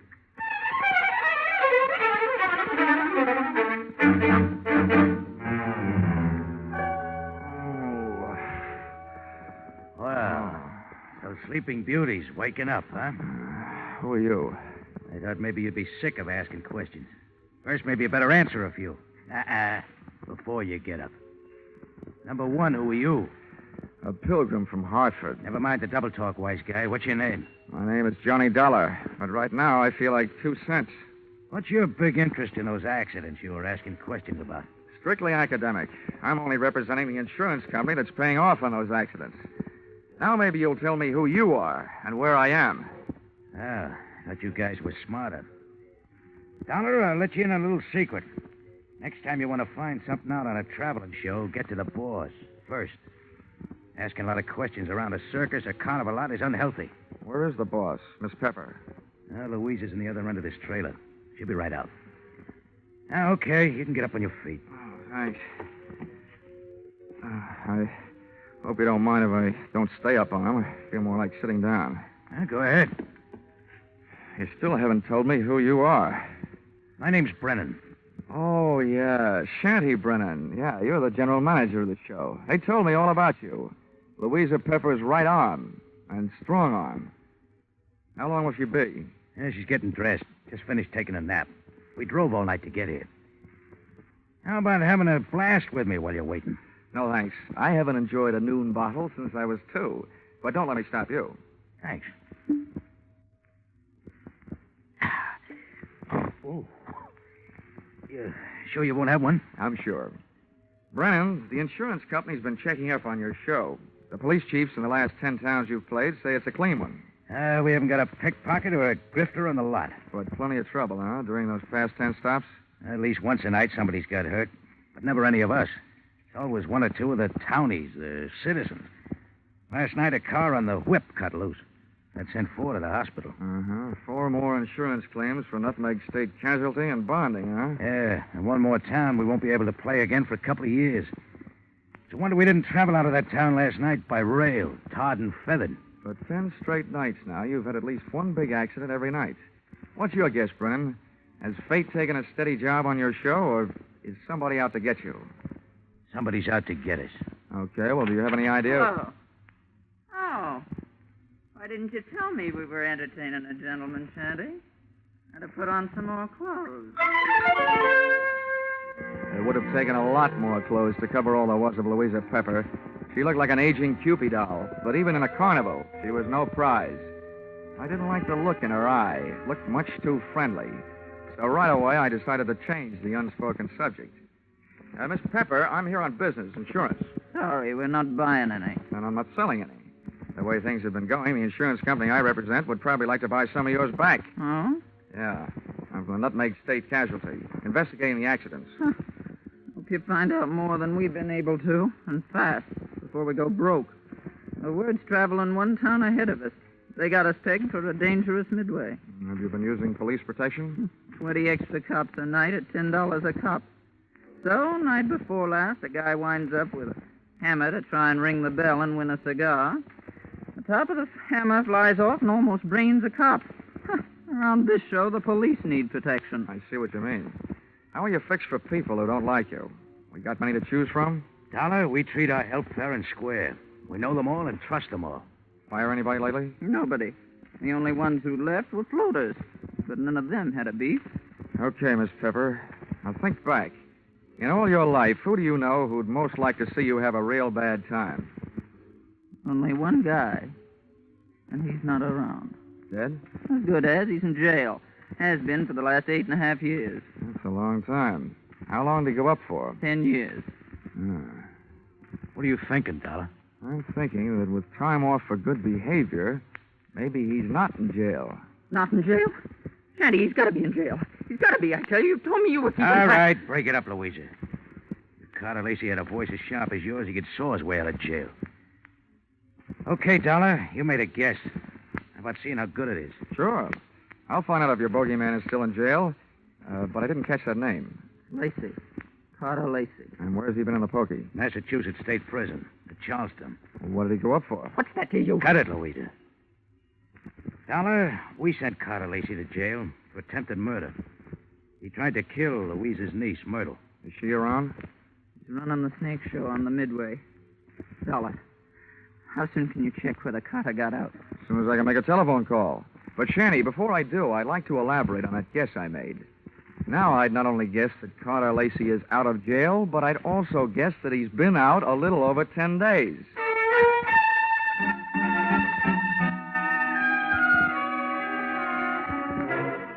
Expense account, item 4, $3. Telephone call to Massachusetts State Prison, confirming both of my guesses. Carter Lacey had checked out of the Bay State's Hotel Greystone for bad boys 2 weeks previously. Item 5, $32. Telephone calls to various hotels in the last 10 towns the Fun Fair and Weatherly Carnival shows had played. Item 6, 10 cents. 2 nickels spent calling 2 hotels right here in Talladega. Then I dropped 1 more nickel in the telephone. Got the lucky number? Yes, sir. We do have a Mr. Carter Lacey registered. Room 312. Shall I go? And hit the jackpot. Expense account item 7, 65 cents. Cab fare to Sunshine Hotel. Tip the driver, $1. From the lobby, I called room 312. He invited me up. I invited him down. I knew I'd feel better talking to Carter Lacey with a lot of people around. They'd make nice witnesses if he suddenly got homesick for prison life and used me as his ticket back. I waited in the coffee shop. The waitress brought me a cup of coffee, and my palate went to work refereeing a one-sided bout between the strong Java and the weak cream. Hello. Dollar? All right. Sit down. Thanks. So you're Carter Lacey, huh? Have some coffee? No, thanks. It keeps me awake nights. How about your conscience? Having the same trouble with that? My conscience deserves an 8.5-year rest. But it can't start its vacation until I even up a few scores. Busting up carnivals. Child's play. Look, Dollar, over the phone, you told me you're an insurance investigator. You can save your company a lot of money. How? Call them up and tell them not to insure the lives of 3 people. Because any minute now, 2 of them are going to be dead. Louisa Pepper, Anise Myrtle, and Shanty Brennan. Yeah, Dollar. I'm going to kill 2 of those people. The other one's still my friend and is going to help me do it. In case you don't know your law, Dollar, don't bother calling the cops. I can't be held for making a threat unless I put it in writing. Well, Lacey, I don't know what your beef is against the people running that carnival, but those accidents have been hurting a lot of innocent bystanders. Dollar, you're talking to a guy who really knows what it means. Getting hurt as an innocent bystander.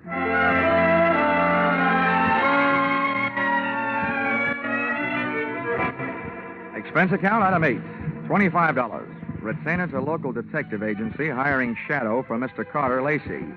Explanation, an ounce of crime prevention is worth a ton of trials. Item 9, $1.20. Cab fare back for the evening's festivities at the Fun Fair and Weatherly Carnival, which was rapidly becoming more and more of a thrill show.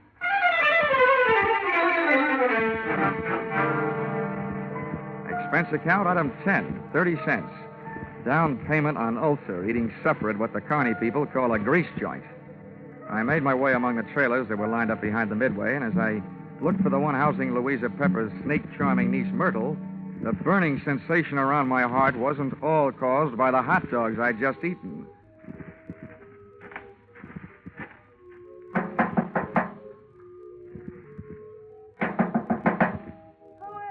I've got a message from Carter Lacey. What did you say? I said I've got a message from Carter Lacey. For you and your Aunt Louisa, Shanty Brennan. You're the only one I haven't met yet, so I thought I'd deliver it to you first. Where is he? In town. Got any snakes in the trailer? No, of course not. All right, then. How about inviting me? Are you the insurance guy they told me about? Yeah, that's right. Okay, come in. What did Lacey say? He said that he's going to kill 2 of the 3 of you. Which 2? Didn't he say? No, he didn't. He just said that 2 of you are going to get it. And that his one friend among you, the remaining one, is going to help him do it. He'll do it. He hates us. I know he'll kill us. You say Louisa and Shanny don't know yet? No, they don't. You're the first to know. Well, then wait here. I'll run tell him. I'll stop back here before I go into the tent to do my next show. Grab yourself a drink. I'll be right back. But she wasn't right back, and it's just as well she wasn't. She might have interrupted me while taking a sightseeing trip through the drawers in the trailer's built-in bureau. The piles of silky nothings that give gals that certain something didn't tell me anything I hadn't known about women before. But a little black book stashed among them did. I needn't have rushed my search, though, because Myrtle Pepper was still gone after 10 minutes. That's about the time I headed back to her Aunt Louisa's trailer, pulled open the door, and walked in. You scared me, Della, barging in like that. Mr. Dollar, I told you I'd be right back. Did Myrtle here deliver Mr. Lacey's little love letters? Yes, the fool. He always was a fool. He can't kill us. You mean it's against the law? I mean, it's impossible, that's all. Look, Miss Pepper, you and your niece here are both plenty scared. While you're out shaking those cooch dancers you got working over on the Midway. Myrtle, have you told Shanny about Lacey's threat? Yeah, I met him on the way over here. Asked him if he'd feed my snakes before showtime. They're dangerous to work with if they're hungry. Yeah, I told him. He said he'd join us here. What did he say when you told him? He said if Lacey had one of us helping him, then the 3 of us had better stick together so we could at least watch each other. Smart man. He had a good idea.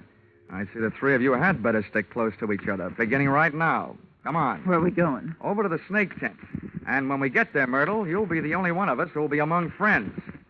The 3 of us left Louisa's trailer. We walked past the back of the shooting gallery concession right in the front of it, and along the back of the line of canvas shanties. We stopped at one. Myrtle pulled back the canvas flap, and I stepped in ready for anything. With the ladies not far behind me, I edged slowly over to the square red board fence set up in the center of the tent.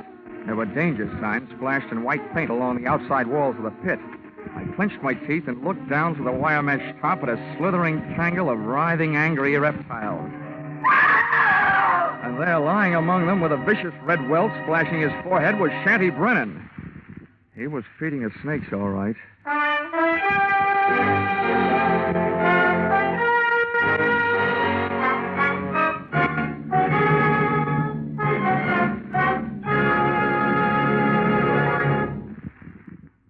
In just a moment, we'll return to the second act of Yours Truly, Johnny Dollar.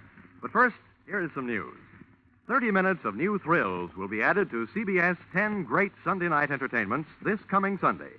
At 6:30 p.m. Eastern Standard Time, where you formerly heard Spike Jones, CBS will bring you screen star John Lund in an adventure-packed tale of a ship filled with terror and horror. This story, A Shipment of Mute Fate, starring John Lund, is the first of 3 special broadcasts from CBS' famous Escape series. It will be heard over most of these stations immediately preceding a familiar show which brings you a different kind of escape, The Jack Benny Show.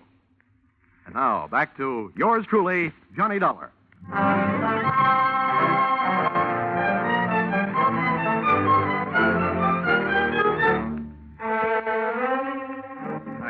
seen a murder mystery where the actors have been hissing instead of the audience. The lead character in that snake pit wasn't going to win any Academy Award. The scene of the crime was no place for a man, let alone a woman, so I herded Auntie Louisa and her niece Myrtle out of the tent and back into the trailer. Oh, poor Shetty. How horrible. Yes, I was wrong, Dollar, when I said Carter Lacey couldn't do it. What's going to happen to us? According to what Lacey told me, Myrtle, what's supposed to happen is only going to happen to one of you. What do you mean? Well, he claims that one of you was in this with him, and that one knows she's safe. This may turn out to be an acting contest between you two. What's that crap supposed to mean? Well, the one who's safe wouldn't want anybody to know she feels safe, huh? Oh. I wish I had learned to cry. Louisa, you don't think it's me? Well, I know it ain't me. Oh, ladies, how about observing a moment of silence in memory of the deceased while I give you a few instructions? Okay. Have you got a gun in here, Louisa? Yes, and a license to carry it. Good. Where is it? The gun, not license. I won't give it to you. Well, if you don't, people might get to thinking that you're Carter Lacey's girlfriend and accomplice. Anyway, I don't want the gun to take with me. I want to leave it here. Where is it? In that drawer right over there. Which end of the drawer? What's the matter with you, blind? You'll see it. I'm not turning my back on you. Which end? You'd make a lousy trapeze artist, Dollar. You don't take any chances. This end, toward me. Thanks.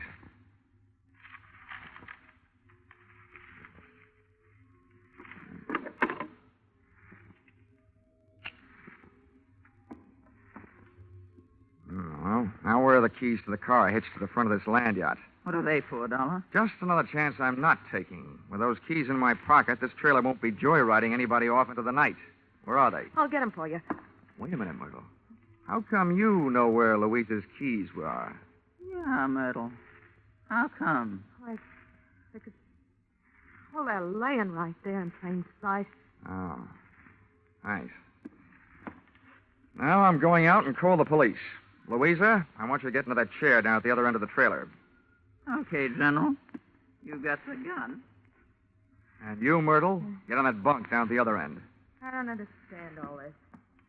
And now, ladies, while I'm gone, I don't want one of you gals to be knocking off the other. But on the other hand, I can't leave you here without protection. So I'm leaving the gun right here on this table in the middle of the trailer.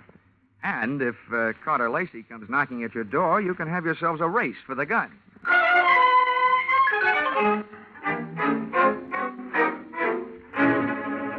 Expense account, item 11, 5 cents. Telephone call to the local police, plus another nickel spent calling a taxi. The cops arrived in 4 minutes, the cab in 15. Its driver had no siren to take him through the traffic lights. Item 12, $1.10. Cab fare on an exceedingly slow and torturous trip to the Sunshine Hotel. Tip to his kind of a driver, a nickel. I went up to the 3rd floor and headed down the hall to Carter Lacey's room, 312. I rapped for an entrance, but all that came back was an echo. The lock on the door was the soft touch type known to the trade as the burglar's friend, so I went in.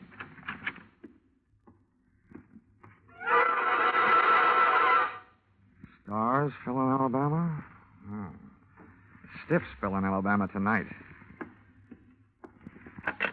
Oh, operator, this is an emergency call. Let me have the Talladega police, will you?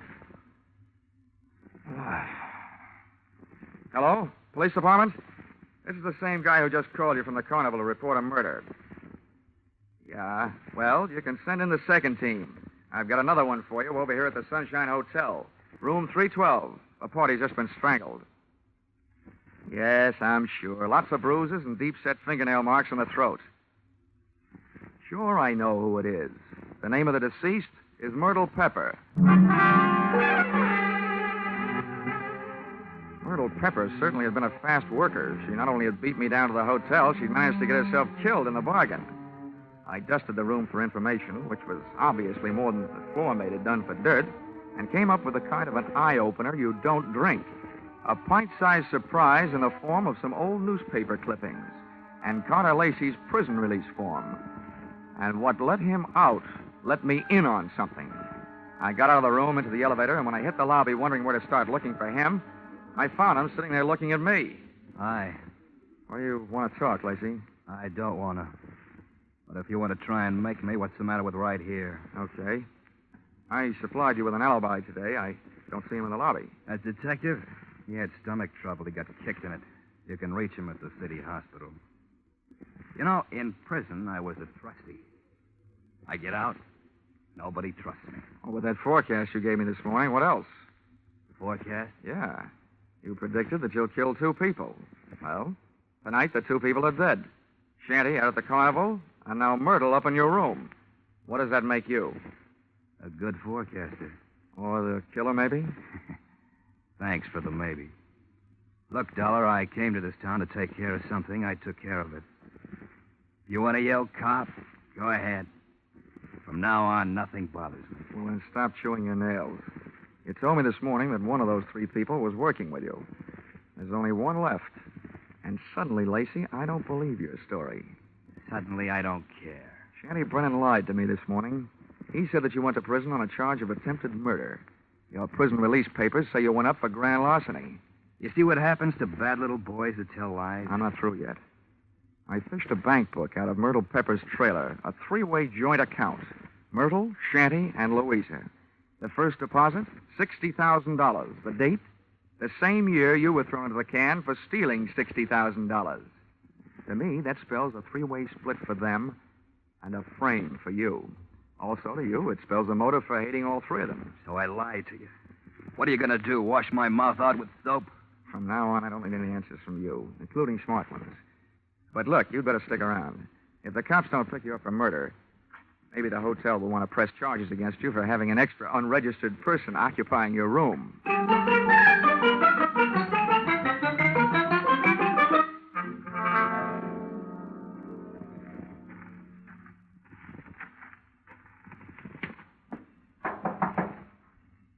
Who is it? Johnny Dollar. Oh, wait a minute. Miss Carter, they arrested him? Tell me, did he escape? He's at the hotel, and the cops are on their way down there right now. I hope he's more talkative with them than he was with me. You talked to him? Yeah, I had a long, one-sided conversation with him. There's one thing I still can't quite figure out. Whether he really intended to kill Shanty and Myrtle or not. Myrtle? Yeah, strangled. Myrtle? Poor little angel. Of course he meant to kill him.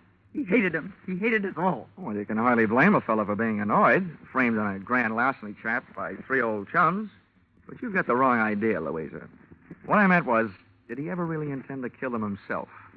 Or did he just intend to set off the greatest chain reaction since the atom bomb, and just sit back and watch the 3 of you try to beat each other to it? Well, that's crazy talk. Yeah, like a fox, maybe.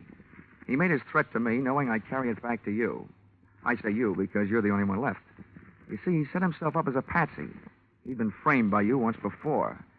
To me, it looks like Carter Lacey learned a few things about wrong people during that 8-year stretch. Namely, that they never trust each other. You're absolutely nuts, Dollar.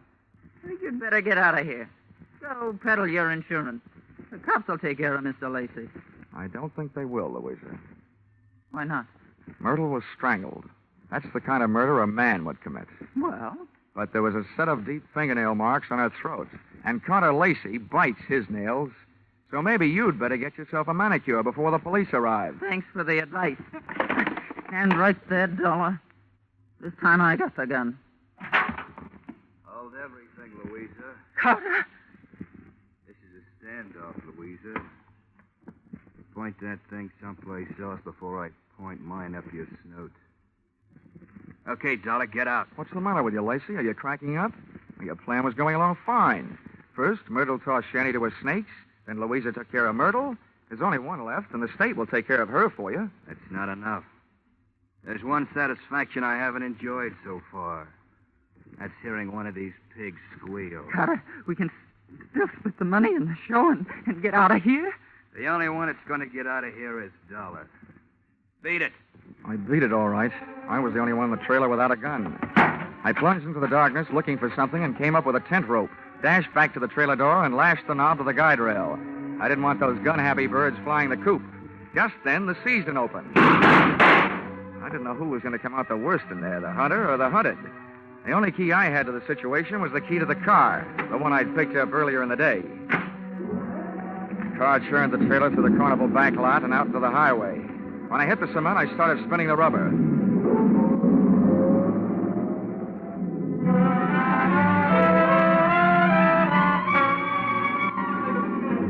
Just as we hit the streets of the sleeping city, things woke up. Whoever was left back there snapped a shot at me through the trailer's front window. The second shot was my cue to try to ruin their aim by playing rockabye trailer, swinging the car from one side of the street to the other. Just as the not-so-sharpshooter made another try, I picked up just what I was looking for, a game of tag with a police patrol car.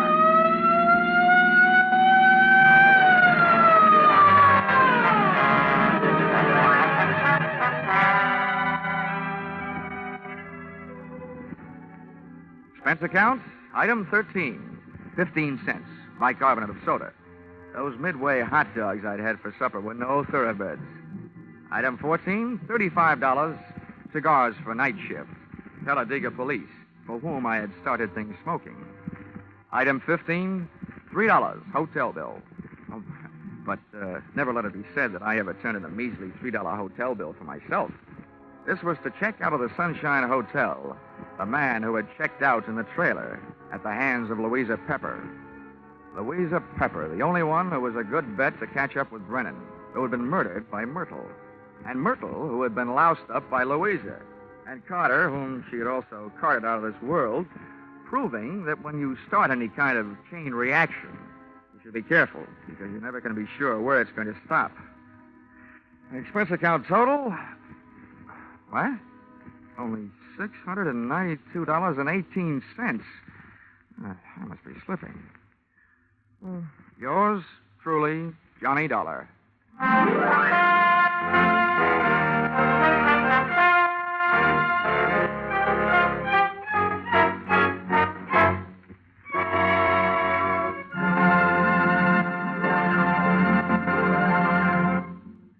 The madman of music is moving. Yes, Spike Jones, formerly heard on CBS on Sunday, is already unpacking his famous collection of flit guns, dish pans, and other instruments, ready for tomorrow night's premiere broadcast as a CBS Saturday star. Hear the Spike Jones Show on most of these same stations tomorrow night at 7 o'clock Eastern Standard Time, when it joins Vaughn Monroe, Gene Autry, Gangbusters, and Sing It Again as a regular Saturday night CBS feature.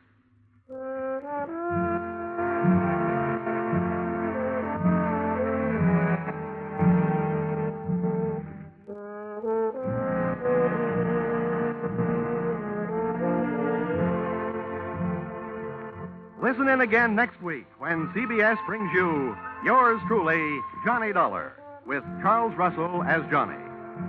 Yours truly, Johnny Dollar, is written by Paul Dudley and Gil Dowd, with music by Mark Warnow, and is produced and directed by Richard Sandville for CBS, the Columbia Broadcasting System.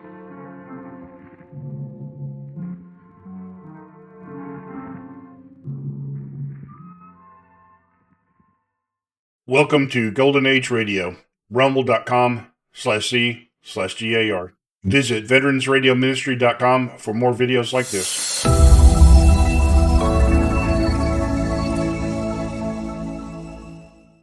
Hey, Abbott, what time is it? It's time for the Abbott and Costello Show. We're on the air for ABC here in Hollywood. Well, what are we waiting for? Let's go with the Abbott and Costello Show.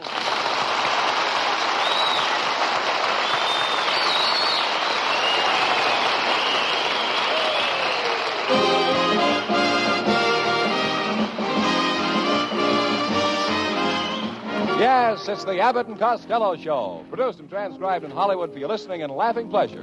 Chuckles with a carload and music by Matty Malnick.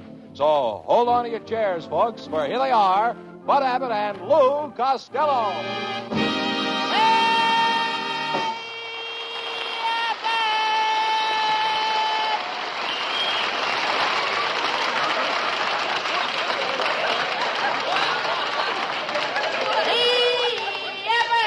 All right, quiet down. It's a money cookie. All right, quiet down. Quiet down. What are you doing with those boxing gloves? I'm going to enter the Golden Gloves tournament. I've been training. You, a prize fighter? Yes, I'm known as Butcher Boy Costello. Butcher Boy Costello? Yes, I gave my opponent a left to the heart, a right to the kidneys, a left to the chops, and a right cross to the short ribs. And then? He knocked me on my pot roast. You don't even look like a fighter. Being strong is all in the mind, you know, Costello. It is? Sure. You have to think strong. Think of Atlas, and you'll have a shape like him. Think of Hercules, and you'll have a shape like his. That method won't work with me, Abbott. Why not? I keep thinking of Rita Hayworth. What do you think will happen to you if you got knocked around and got punched, drunk, and goofy? I can always be a straight man like you. Sure you can. How do you think you'd look with a cauliflower ear, a mushroom nose, and a squash face? I'd be the only guy in Hollywood with a built-in home garden. Costello, you're a moron. What's that? You're a moron. That's enough, Abbott. One more word out of you and I'll fight. Idiot. That ain't the word. Costello, you're in a class with an imbecile. I know. Want me to help you out with your homework? I'll get him out of here.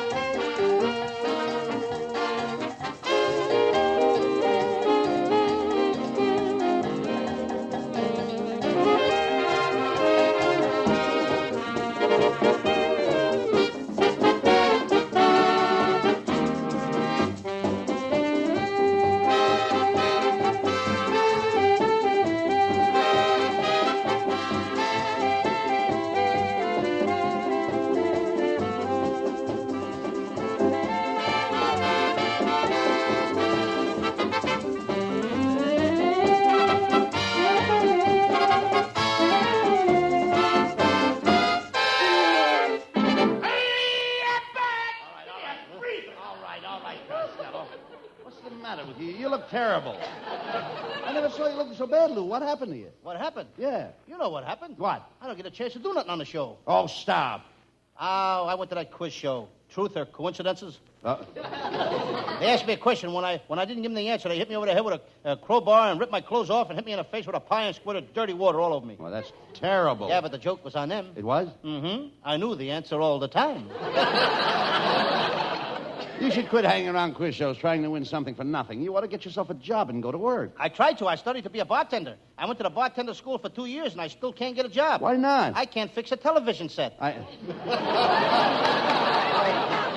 thought so. You're just stupid. Your whole family is stupid. Oh, how can you say that?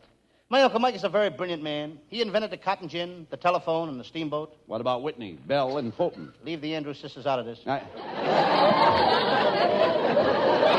What is your Uncle Mike doing now, Lou? He's part-time lifeguard at the Del Mar Hotel swimming pool. Are you kidding? Uncle Mike can't even swim. That's why he's only working part-time. He had a lot of trouble with Aunt May last week. He did? Yeah, he got her a new set of false teeth, and he told her not to take them out. He begged her not to take them out. He pleaded with her not to take them out, but she did. What happened? Her head collapsed. Well,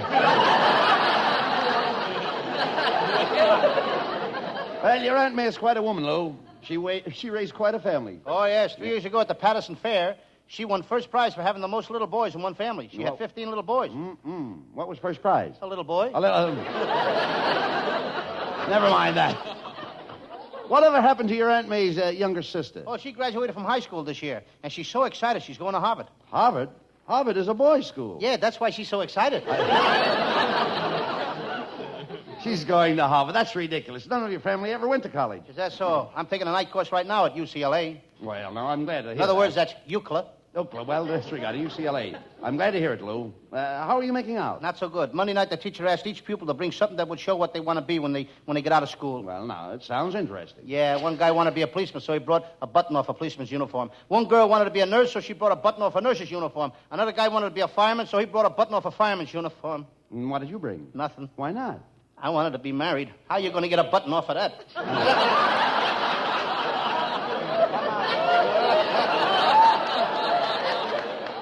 You want to be married. You don't know the first thing about marriage. You don't even know what it takes to make a marriage. I do so. It only takes two people to make a marriage. Well, that's right. A single girl and an anxious mother. 5 far as I'm concerned, marriage is a three-ring circus. What do you mean a three-ring circus? Well, first the engagement ring. Yes. Then the wedding ring. Yes. And then suffering. Oh, stop. Are you still going with that striptease dancer at the burlesque show? Oh, sure. Every night I bring her 3 roses. Does she wear them? She has to. It's her custom. What about that new girl that moved in the apartment next to you? Well, I tell you, Abbott, I had a date with her, and she's a bachelor girl. Well, what makes you think she's a bachelor girl? She looks more like a bachelor than she does a girl. How old a girl is she, Lou? Abbott, asking a girl's age is like buying a used car. What do you mean? Well, you know the speedometer has been set back, but you don't know how far.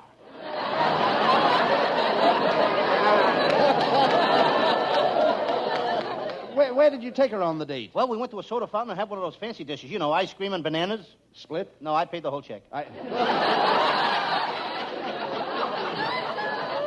Well, she doesn't sound like the kind of girl for you, Costello. Tell me, do you still date that cute little blonde from Pomona? Oh, sure. I had a date to go horseback riding with her last night. You did? Yes, we rode along through the moonlight. It was beautiful. Her horse was nuzzling my horse. My horse was nuzzling her horse. Ah, it must have been fun. It was for the horses. My girl didn't show up.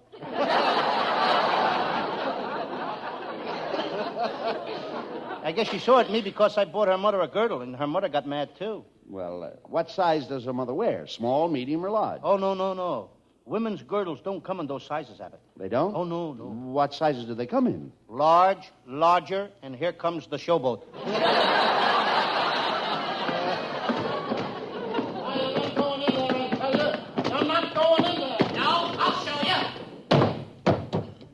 Hello, Uncle Bud. Hello, Uncle Louie.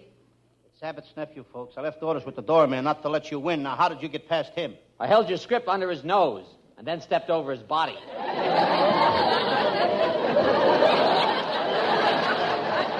There must be a way to keep this guy out of here. Now, I've got it. I'll hypnotize him. Come over here, Norman. Oh, now, wait a minute, Costello. What are you going to do to him? I'm going to hypnotize him and put him to sleep. Look me straight in the eye, Norman. Okay. You're going to sleep. Abba-dabba, sleep. Abba-dabba, sleep. Abba-dabba, sleep. I think it's working, Uncle Louie. It is? Yeah, my abba-dabba is asleep. Now, you lay off, Norman. He's my sister Olive's boy. And Olive's a very lovely person and a big woman in this town.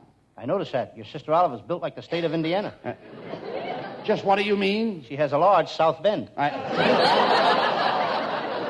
My sister Olive is a leader of society. Before she moved to Hollywood, she was the rage of Kansas City. Your sister Olive would throw any city into a rage. She came to the right place when she came to Hollywood. She's a typical Hollywood girl. What do you mean? A Hollywood girl at 30 has wrinkles. At 35, she has gray hair. And at 40, she becomes a blonde and starts all over again.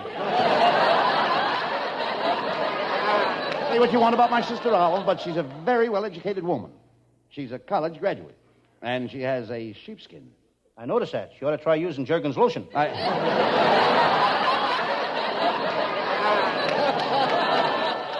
You know, you have no business ridiculing my family. Now, last week you were picking on my wife. My wife comes from one of the finest families in California. She's a Tracy. Any relation to Dick Tracy? Certainly not. Certainly not. Dick Tracy is a character in a comic book. Your wife is no oil painting.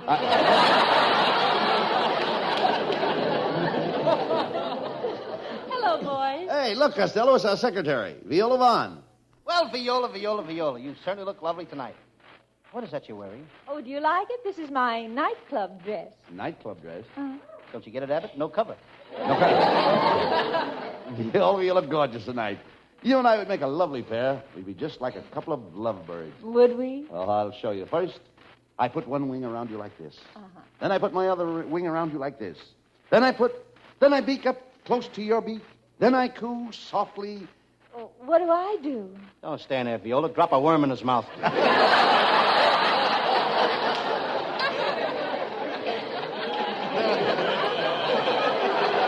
it out. I'm serious about her. And you're not.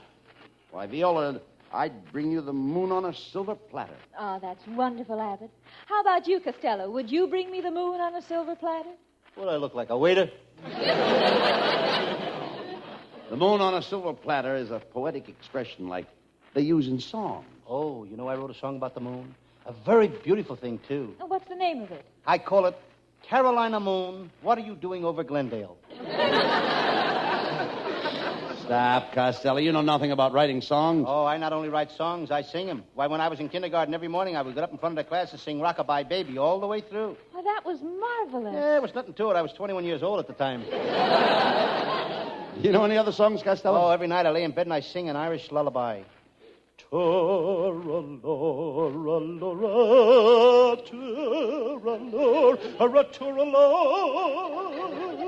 that put you to sleep, Costello? Certainly. You don't think I'd stay awake and listen to that howling, do you? Well, I saw you last night, Costello. I saw you. You had a cat on a leash. Hey, that certainly is a funny-looking cat. Is he yours? Yes, he's mine. He's a football cat. I call him First Down. Why do you name the cat First Down? Every night he's got 10 yards to go.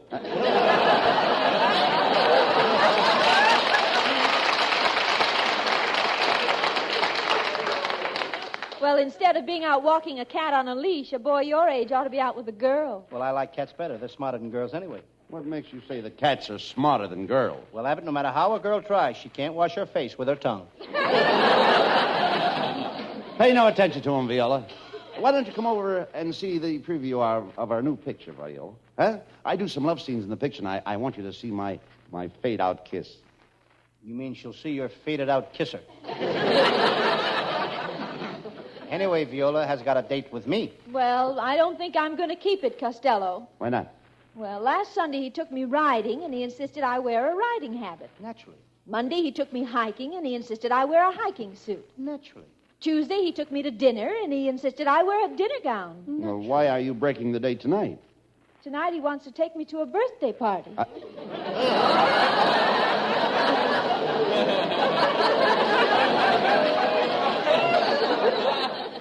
Well, that did it. It's been a lot of fun, and it's been a beautiful evening up to now, Mabel. Mabel? My name is Viola. Well, whatever your name is, it's certainly been fun. Get him out of here!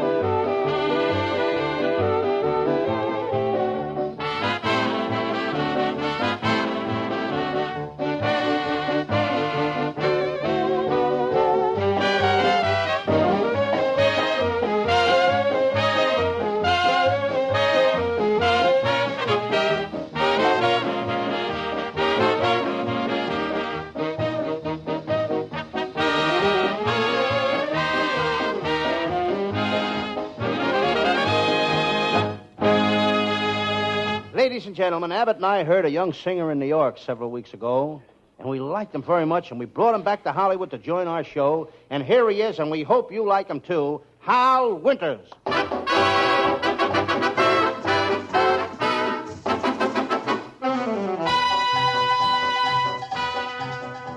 El cumba, cumba, cumba, cumbanchero. A bongo, bongo, bongo, bongo cero. Brigadi che va suonando cumbanchero. Bongo cero che se va. Bongo cero che se va. El cumba, cumba, cumba, cumbanchero. A bongo, bongo, bongo, bongo cero. Brigadi che va suonando cumbanchero. Bongo cero che se va. Bongo cero che se va.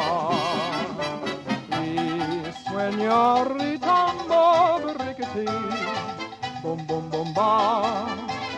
Y sueño ripica brickety, bum bum bum ba. El cumba cumba cumba cumbanchero, a bongo bongo bongo bongo cero. Brickety que va sonando cumbanchero, bongo cero que se va, bongo cero que se va. El cumba, cumba, cumba, cumbanchero. A bongo, bongo, bongo, bongo cero. Reggae que va sonando cumbanchero. Bongo cero que se va. bongo cero que se va. A cumba, cumba, cumba, cumbonchero. A bongo, bongo, bongo, bongo cero. Brigadi que va sonando cumbonchero, bongo cero que se va, bongo cero que se va. Y sueña ritambo, brigadi, bum, bum, bum, ba. Y sueña ribica, brigadi, bum, bum, bum, ba. El cumba, cumba, cumba, cumbonchero. A cumba, cumba, cumba, cumbonchero. Brigadi que va sonando cumbonchero, bongo cero que se va. Bongo cero que se va.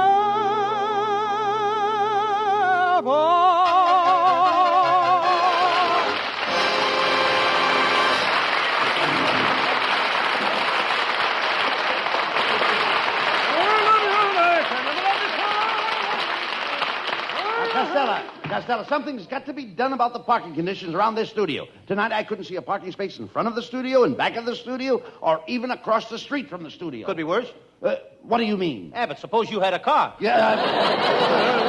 Well, never mind that. Did your Uncle Mike drive you down here tonight? No, my Uncle Mike just took his California driver's test today. You should have seen him. He got in a car with the inspector, backed into a truck, bumped into a streetcar, and then he crashed into a stone wall. Did he pass? We won't know till next Wednesday. Why not? That's the day the inspector gets out of the hospital.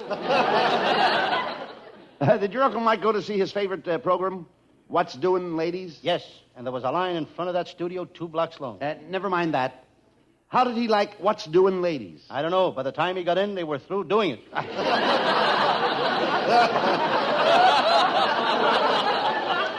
I don't know. You know, your Uncle Mike is an ignoramus. He ought to get himself an education. Yes, he's got one, Abbott. Why, 10 years ago, Uncle Mike was a garbage collector without an education. Then he went to night school and he graduated. And what a difference that made in him. What is he now? A garbage collector with an education.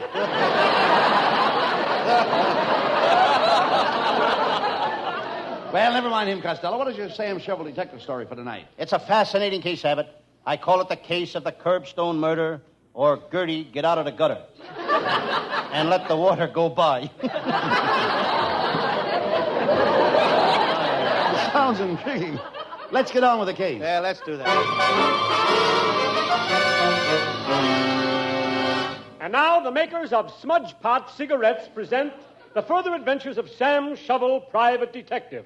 But first, a word about our product, Smudge Pot cigarettes. Smudge Pots are the only cigarettes that contain no nicotine, no harmful tars, no tobacco. These cigarettes are made only from the finest domestic and Turkish towel.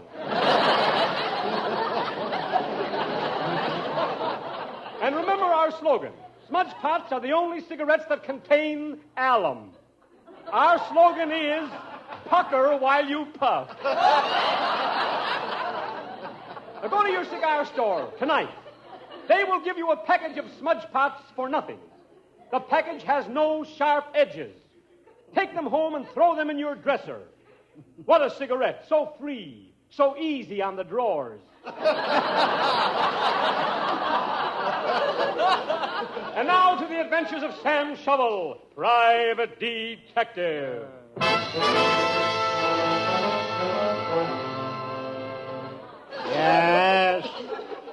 Yes, I'm Sam Shovel, Private Detective. I'm sitting in my little office looking at my new office safe. This time I got a real office safe. When I go home at night, I lock my office in it. I see a piece of string around my finger. Suddenly I remember what it's for. It's to remind me to take the string off my finger. I reach in my pocket for my tobacco. There's a big hole in my pocket. That's the last time I'll buy chewing tobacco. It always chews a hole in my pocket. This detective racket is plenty tough. You've got to work in all kinds of weather. Just listen to that wind howling outside. I'll give you that if you'll give me this.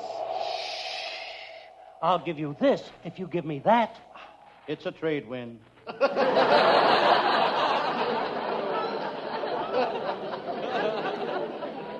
It was such a nice night as this that I was called to solve the famous farmyard murder. A fiendish farmer had cut off his hired man's head. He hid it in the alfalfa. What a tough case. It was like finding a noodle in a haystack. I decide to shave. I lather my face. The razor hums through my whiskers. St. Louis woman with all her diamond rings. I always use Gillette Blues blades. I decide to doll up a little in case a client should come in. I put on my swallowtail coat. I take it off. Seems silly for a man my age to wear a coat made of swallowtails. I noticed the headline in the morning paper. The country is in a strange position. On the next page it says eggs are going up. Chickens must be in a strange position, too.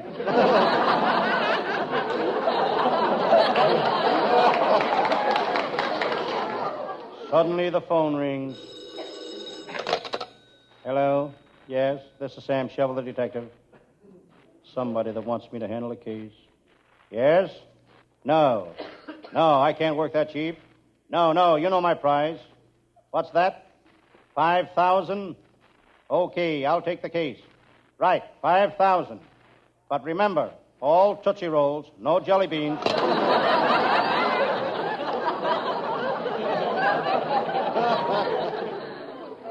I thought of my friend, Lieutenant Abbott of the Homicide Squad. I might get him to help me on this case. Some people think Lieutenant Abbott has a screw loose in his head, but I know different. I tightened that screw in his head only yesterday. One thing I will say for Lieutenant Abbott, he knows his onions. He can walk in any vegetable store and say, that's an onion. But he's a real cop. Abbott don't know the meaning of the word intimidation. And that's only one of a million words you don't know the meaning of. Hello, Sam Shovel. It's my pal, Lieutenant Abbott of the Homicide Squad. Sam, I'd like to leave my new cowhide briefcase in your office. That's a pretty briefcase, Lieutenant. Yeah, it's genuine cowhide. Open it. Moo. The cow is still hiding in it. There's a picture of your wife in it, too. She looks kind of different in this picture. It's her hair. She's wearing a page boy. Don't she look nice? It's hard to tell. The page boy's feet are hanging down over her face. Enough of this nonsense, Sam. The cops caught an old friend of yours last night. Shirley, the shoplifter. Beautiful Shirley, the shoplifter. I once trailed her through a department store, through the shoe department, through the jewelry department, the furniture department, then I caught her in men's underwear.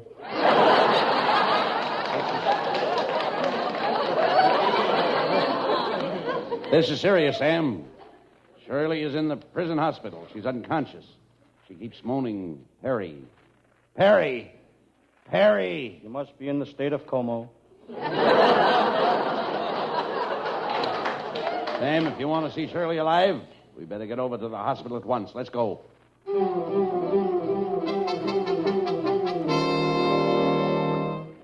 We arrived at the hospital. We were walking down the corridor. I was reading the signs on the door. Dr. Kildare, surgery, back in 10 minutes. Dr. Nichols, surgery, back in 15 minutes. Dr. Condon, perjury, back in 20 years. Sam, here comes the doctor that's taking care of Shirley the shoplifter. He looks like a phony to me. I heard that, young man. I'll have you know that I've operated on over 300 patients, and I never lost a single one of them. You didn't? No, I know where each one of them is buried.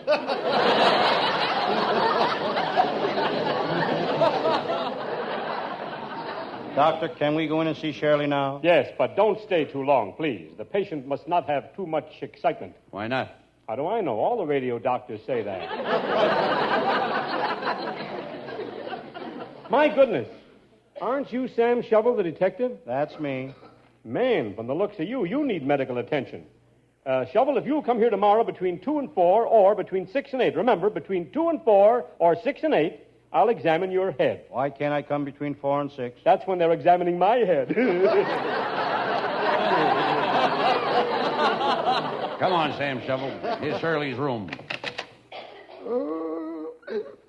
Oh, poor Shirley, my poor Shirley. Sir, who are you? And what are you doing here?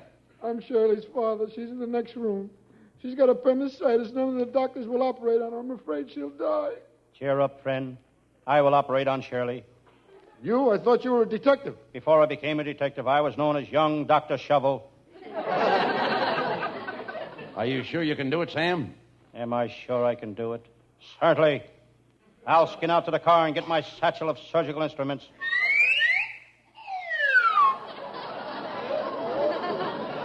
Thank goodness he's got his satchel. She's right in there, Sam. Here I go. Has anybody got a hammer? Here's a hammer. Thanks. Anybody got a chisel? Here's a chisel. Anybody got a blowtorch? Wait a minute, Sam. Sam, hammer, chisel, blowtorch. What are you doing to Shirley? What, Shirley? First, I got to open my satchel.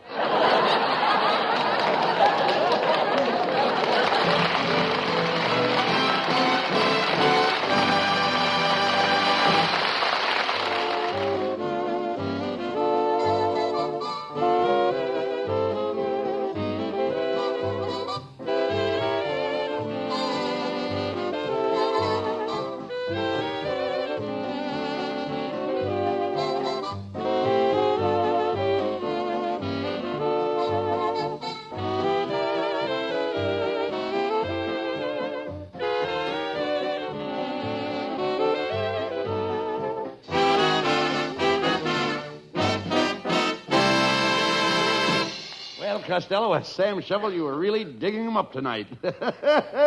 Get it? Shovel, digging them up? It's a joke, son. I dug up a joke. Yes, and you'd better bury it again. Abbott, let's leave the jokes to our writer. You mean we got writers? Oh, he's only kidding, folks. He knows our writing staff. We're headed by Eddie Foreman with Paul Conlon, Pat Costello, Martin Ragaway, and Len Stern. And I know that our producer is Charles Vander. That's pretty good for Abbott, folks, when you consider Vander's only been on the show 2 years. Good night, folks. Good night, everybody. Good night.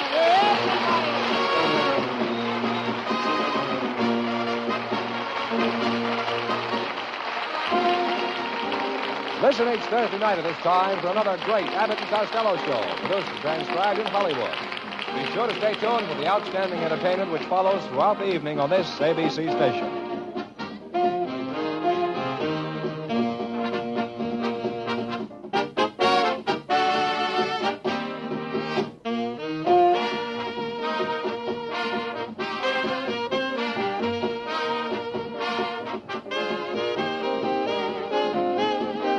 Welcome to Golden Age Radio, rumble.com/C/GAR. Visit veteransradioministry.com for more videos like this. The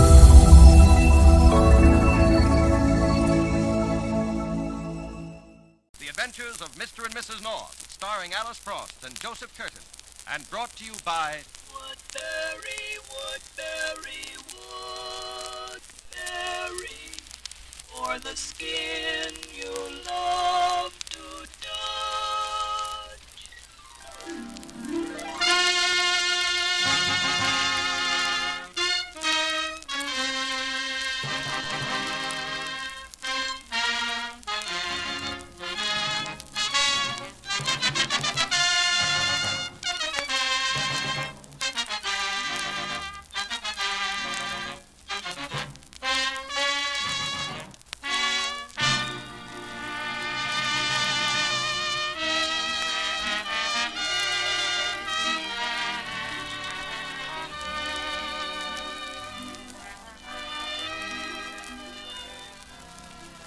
Jerry and Pamela North, those lovable, laughable salvers of mysteries, are in the Gypsy Cavern, a bizarre cellar hideaway in Greenwich Village. It's 3 o'clock in the afternoon, and there's no telling when they'll get out because Pam is having her palm read by Madame Zora. Yes. Yes. It is all quite clear. Oh, what's clear, Madame Zora? Probably that you need your nails done, Pam. What do you see, Madame Zora? Much. Much is revealed here. Your life is exciting. Interesting things are going to happen soon. Yes? I see a man. Dark, swarthy man coming into your life. Mm-hmm. Well, what's his name? That I cannot tell. But soon, quite soon, he will cross your path. Jerry, isn't that wonderful? Not for my money. I don't like dark, swarthy men coming into my wife's life. Oh, Jerry, are you jealous? Not jealous, just cautious, darling. But first, let's see what sort of a gent he turns out to be. Oh, yes. Can you tell us, Madame Zora? I can tell no more. That is all for today. But, Madame Zora... Please, excuse me. Certainly. just when it was getting interesting. She certainly puts on a swell act for $5. I think you believe every word she told you, Pam. Of course I don't, silly. Look, Jerry, there's somebody who apparently does believe Madame Zora. Who? That man at the table in the back of the room. When did he come in? I thought the place was deserted. You know, Jerry, he looks very familiar. Ah, the dark, swarthy man, perhaps. No, Smarty. It looks like Grover Fairchild. I'll say it does at that. But the candles on these tables don't give much light. Now, what would a big banker like that be doing in a place like this, Jerry? And at this time of day? Oh, he's evidently consulting Madame Zora. Oh, that's ridiculous. Mr. Fairchild wouldn't believe a fortune teller. Why, he owns 5 banks, doesn't he? I think it's 6, and a couple of railroads thrown in. But he is having his fortune told, Jerry. There's no doubt of it. Come to think of it, there are lots of big men who believe in seers and fortune tellers. But a man like Grover Fairchild... Now, Pam, dear, you believe what Madame Zora told you. Oh, I did not. Besides, I'm different. I'm a woman. That's the perfect defense. Well, I don't own 6 banks, do I? And if I want to believe Madame Zora, I can without risking the money of a lot of poor depositors. That's right, dear. All you risk is my $5. Jerry, do you know Mr. Fairchild well enough to speak to? What? I want you to ask him if he really believes in fortune telling. Oh, don't be silly, Pam. Come on, Jerry. Madame Zora just left his table. All right. Oh, here, darling, don't forget your gloves. Oh, thanks. If it isn't Grover Fairchild, what are you going to say? What's Fairchild all right? Jerry, he looks strange sitting there. He hasn't taken his eyes off that candle. Shh. He'll hear you, Pam. How do you do, Mr. Fairchild? Jerry, there's something the matter with him. Mr. Fairchild. Good Lord. Jerry, don't touch him. Oh, Jerry! He's dead.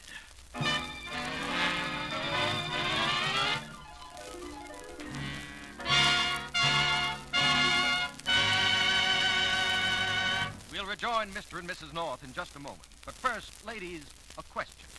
Why spend your money on expensive beauty creams when it's been proved that Woodbury Cold Cream gives as fine or even finer beauty results than the costlier cream?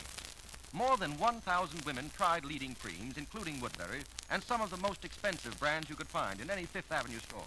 Now, the creams were all in unlabeled jars, just alike, so the women couldn't know which was which. But a majority found Woodbury Cold Cream best.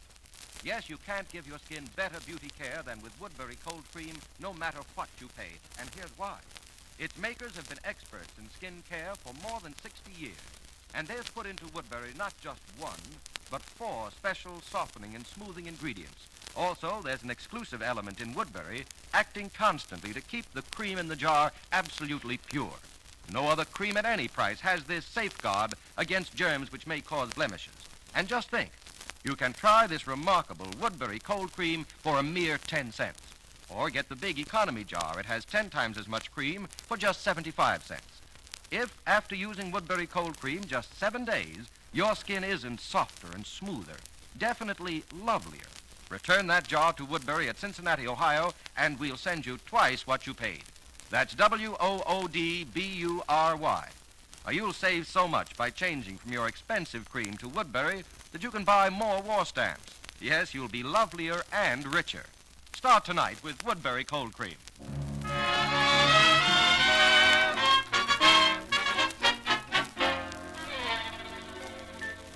And now, back to Mr. and Mrs. North. As soon as we discovered he was dead, Bill, we called you. All right, Jerry. Hey, Mullins. Yeah, Lute? See if you can get some light in this cabin. I can't see my hand in front of my face with these candles. Okay, Lute. You know what I think, We Bill? haven't time to think, Pam. We've got to find facts. Say, Doc, how are you coming? Jerry, you listen to me. Of course, darling. How did it happen? It was the fortune teller, Madame Zora. She told Mr. Fairchild something terrible was going to happen, and the poor man died of a heart attack. But let's wait for the doctor's verdict. All right, Doc. I'll have the body taken down to your laboratory, and then you can get the complete story. What was it, Bill? Slight case of murder. Fairchild was gassed. What? Gas? Yes. The medical examiner doesn't know exactly what kind of gas. Some chlorine compound, he thinks. Oh. But it finished off Fairchild. I knew it. It's that fortune teller, Bill. Who? Madame Zora. She was sitting at the table with Mr. Fairchild just before we found him dead. Where is she? Gosh, I forgot all about her in the excitement. I haven't seen her around since. Well, we'll have to find her and question her. First, I'd like to get a few things straight. When you first saw Fairchild at this table, he was alive. Yes, at first we weren't sure it was he. The room was so gloomy. We were sitting way in the front, Bill. Mm-hmm. And this fortune teller, Madam, what's her name? Madame Zora. She was sitting with him. Pardon me, but may I come in, please? I'm sorry, mister, you can't come in. This place is closed to business. I'm not a customer. I've come to get Mr. Fairchild. You what? I'm Mr. Fairchild's private secretary, and I... Oh, Mr. Fairchild. Just a minute. What's wrong? What's the matter with Mr. Fairchild? He's dead. Great heavens. I don't think I caught your name. I'm Bruce Harvey. I drove here with the chauffeur to pick Mr. Fairchild up. He has a board meeting at 3:45. Well, you can't make it.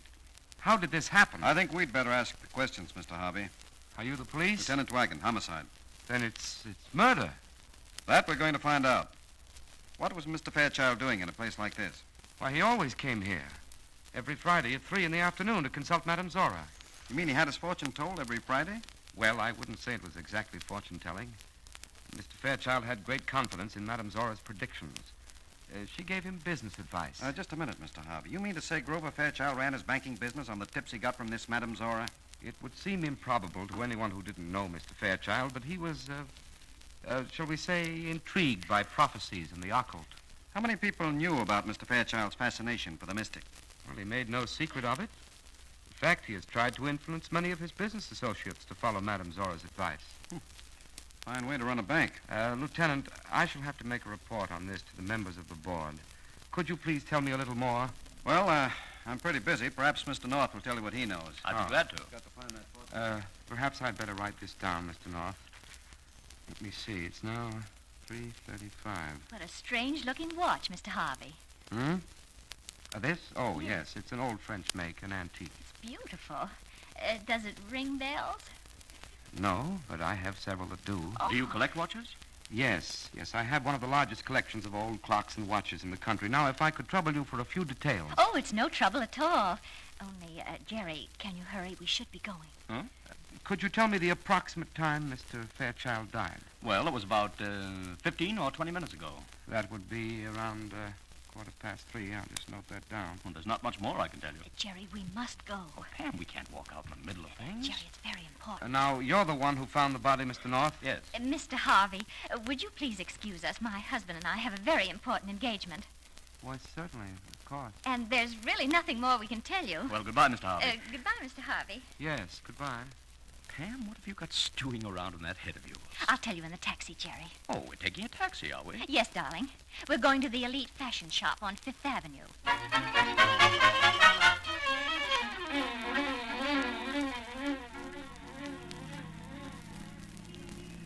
All right. Now, what's all this mysterious business? Jerry, look at this piece of paper I found on the floor of the Gypsy Cavern. What? It was right near Mr. Fairchild's table.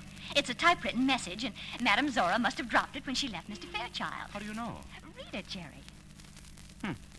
Here's your money. Tell Fairchild to sell all his shares of Hartford Rail and Traction. You see what that means, Jerry? I certainly do. Somebody's been paying Madame Zora to influence Fairchild. And that means she knows something about the murder, too. Offhand, I'd say she did it. Bill Wygant will have a job getting his hands on her, all right. Nobody knows where she lives. Well, don't worry. We'll find her. We will? How? Oh, here's the fashion shop. Stop here, please, driver. Oh, I hope Mr. Damier's in. He's always so nice to me. This is a fine time to be buying clothes, Pam. Come along, darling. Pay the driver.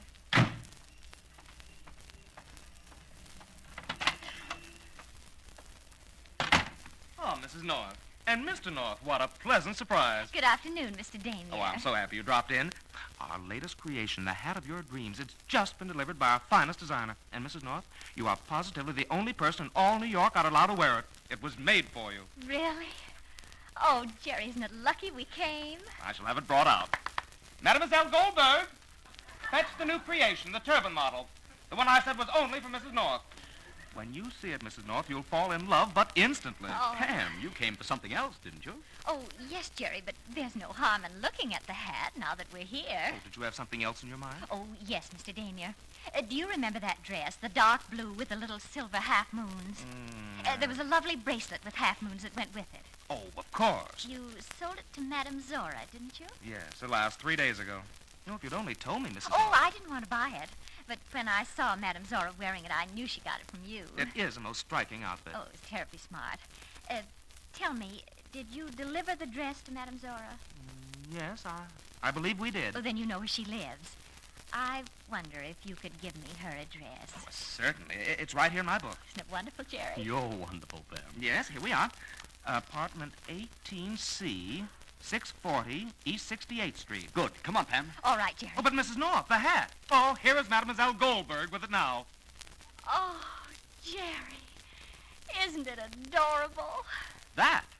Oh, Pam.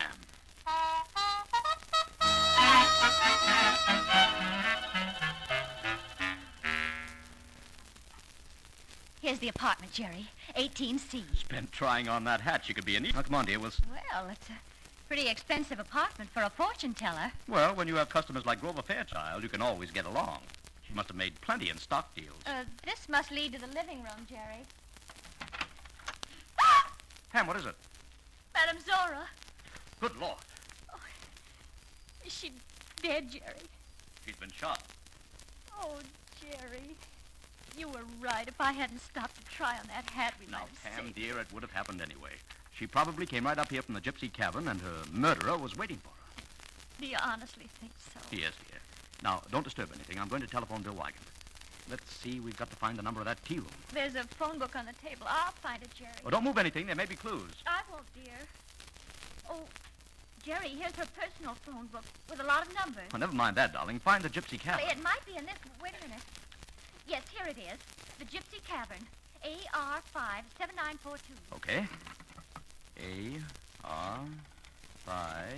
Jerry, there are lots of numbers. Just a minute, Pam. 4, 2.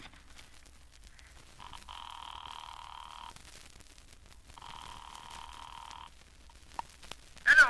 Oh, Mullins. This is Gerald North. Is Lieutenant Wigan there? No, he ain't. He went up to Mr. Fairchild's house to have a talk with Mrs. Fairchild. Where's that, Mullins? 78 and a half Park Avenue. The loot went up about 20 minutes ago. All right, we'll go over there. Mullins. Yes? Call the medical examiner, will you? We've got another body for you. What? Madame Zora. She's at 640 East 68th, apartment 18C. Oh, I might have known it. Anything Mrs. North gets mixed up in turns out to be a four-star case. I call headquarters. So long, Mullins. Jerry, look what I found in the back of this address book. What is it? This number, without any name opposite it. Welcome to Golden Age Radio. Rumble.com/C/GAR. Visit veteransradioministry.com for more videos like this.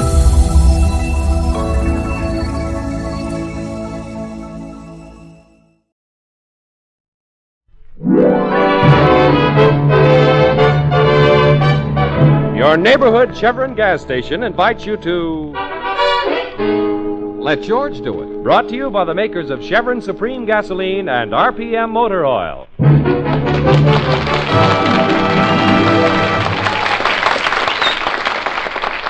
George Valentine.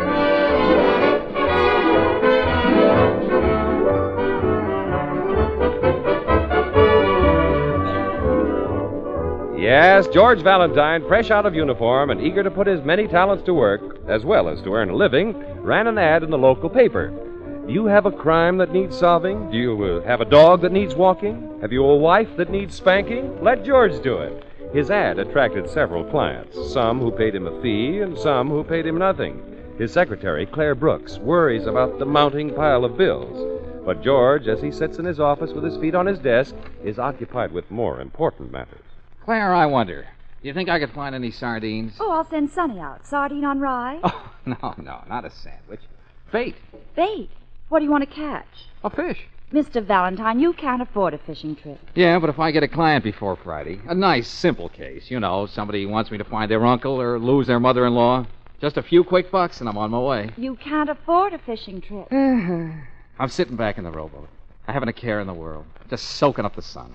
All of a sudden, wham! Then another wham! Mr. Valentine? I got a bite. What is it, Sonny? Yes, Sonny, what is it? Halibut, swordfish, yellowtail? Mrs. Harrington. Isabel Harrington. James Harrington's wife. There, you see, I did catch my fish. I told you, sardine's the best bait in the world. Hey, sis, is he feeling all right? It's normal for him. Send her in, Sonny. Okay. Now, remember, Mr. Valentine, she's the Mrs. Harrington. Yeah, I got you. Oh, Mr. Valentine? Oh, come in, Mrs. Harrington. Come right on in. Sit here. You'll be more comfortable. Thank you. Uh-huh. This is my secretary, Claire Brooks. But don't let her upset you. She knows all the skeletons intimately. Oh, how charming. Mr. Valentine, I've been trying to get up enough nerve to come here. Well, you just go right ahead and open up and talk. Nothing goes out of this office. And nothing comes in. Oh, I'm afraid that someone close to me may get into trouble. Oh, Mr. Valentine, I want you to watch that person every minute of the day. Do you understand? Well, now, wait a minute. What kind of trouble? Well, you see, oh, it's so humiliating. This person picks up things. Picks up? Mm. Oh, a kleptomaniac. Oh, Mr. Valentine, I can't go on. Oh, now, Mrs. Oh, Harrington. no, please. Later.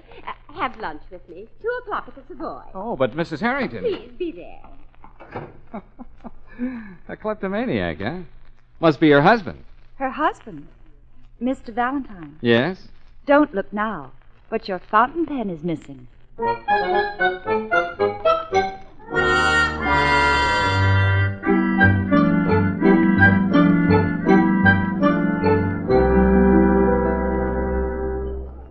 Well, look, Mrs. Harrington, the food is fine and the company excellent, but what do you say we get down to cases?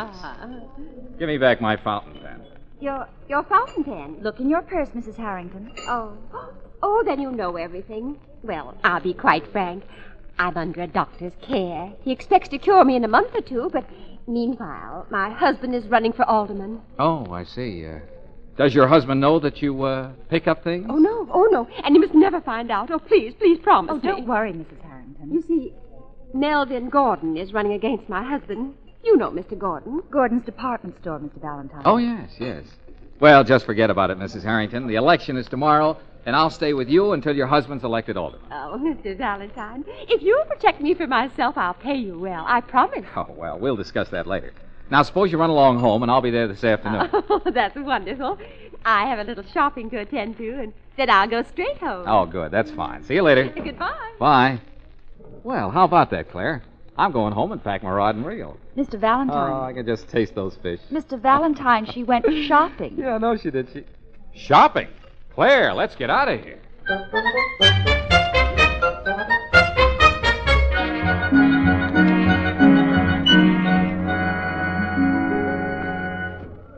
Why come here? What makes you think she shops in Gordon's department store? Because she'd be in most danger here. You heard her. Gordon is running against her husband for alderman. Still, Mr. Valentine. Where? There. Compacts. Compacts? Straight ahead. Oh, what's she got in her hand? Gold compact. Uh-huh. With stones. How much? About $50. Oh. Did you see that? In her pocket. Come on. What are you going to do? Well, you look at compacts and stay close to me. You got it? But, Mr. Valentine... Shh, do as I say. Oh, all right. Well, hello there, Mrs. Harrington. Oh, Mr. Valentine. Yes, a lovely store, isn't it? Oh, yes, I've often told Mr. Gordon that he can be proud. I beg your pardon, madam, but may I have that compact? A compact? What compact? The one you were looking at, madam. Oh, well, I decided against it, miss. Oh, that's quite all right, madam. But where is it? Why, I put it back on the counter, of course. It isn't on the counter. Oh, well, now, young lady, I distinctly saw Mrs. Harrington put it back on the counter. Yes. Yes. I said hello to her. She put the compact down, and All then... I know is it isn't here. I think I ought to call the store detective. Oh, no, don't do that. He'll take you upstairs to have a little talk with Mr. Gordon. Mr. Gordon? No, wait a minute. The compact isn't here, mister. Oh, well, why not search that young lady there? What? Who, me? Yeah, look in her pocket. Why, did you... Oh, it is in my pocket. Well, come on, miss. Mr. Gordon will want to talk to you. Mrs. Harrington, go home. Beat it. Oh, yes, I will. Come on, miss, this way. And don't make any trouble. No, miss, don't make any trouble. Why, you...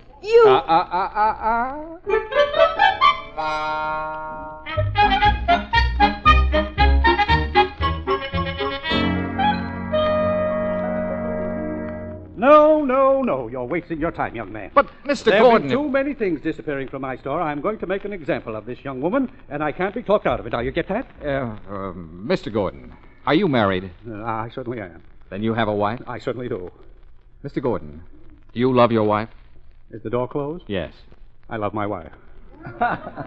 Then you must know how I feel. This girl is your wife? Mr. Gordon, don't listen to him. It's all right, Claire. In spite of everything you've done, I'm not ashamed.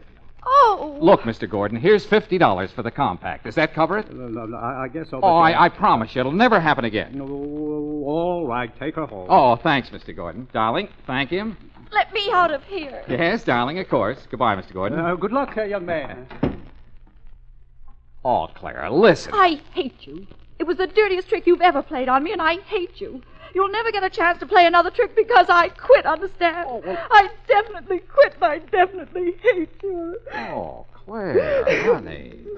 Now, look, you like your job. I know you do. Now, forget it, darling. It's just part of the game. Now, come on. Wipe your eyes and powder your nose. Here, use the compact. And just to show you the kind of a man I am, you can keep it.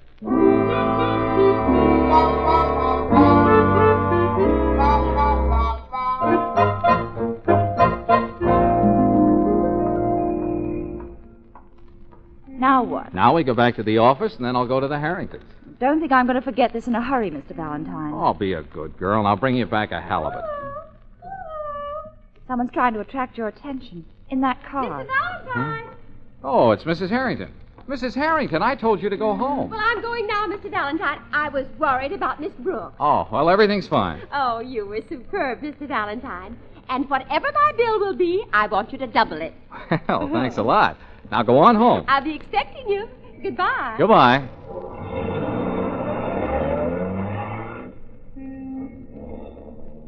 Don't laugh, Mr. Valentine. Maybe you don't believe in a woman's instinct, but I wish you'd drop this case. I have a feeling that... Mr. Valentine, what are you doing with that fur scarf? She did it again. A silver fox. Claire, think. Was she wearing a silver fox when we had lunch with her or while she was shopping? Oh, no, I couldn't have missed it. I noticed it in the car just now while we were talking to her. She must have picked it up when we were with Gordon. A silver fox. Oh, call her back, Mr. Valentine. Make her take care of it. Well, now, don't get excited. Why should I worry a good client? But, Mr. Valentine, I have a feeling. Will you forget that you're a woman and that you've got an instinct? Come on, we'll go back to the office. With the silver fox? With the silver fox. Come on. Oh, all right, but I've got a feeling.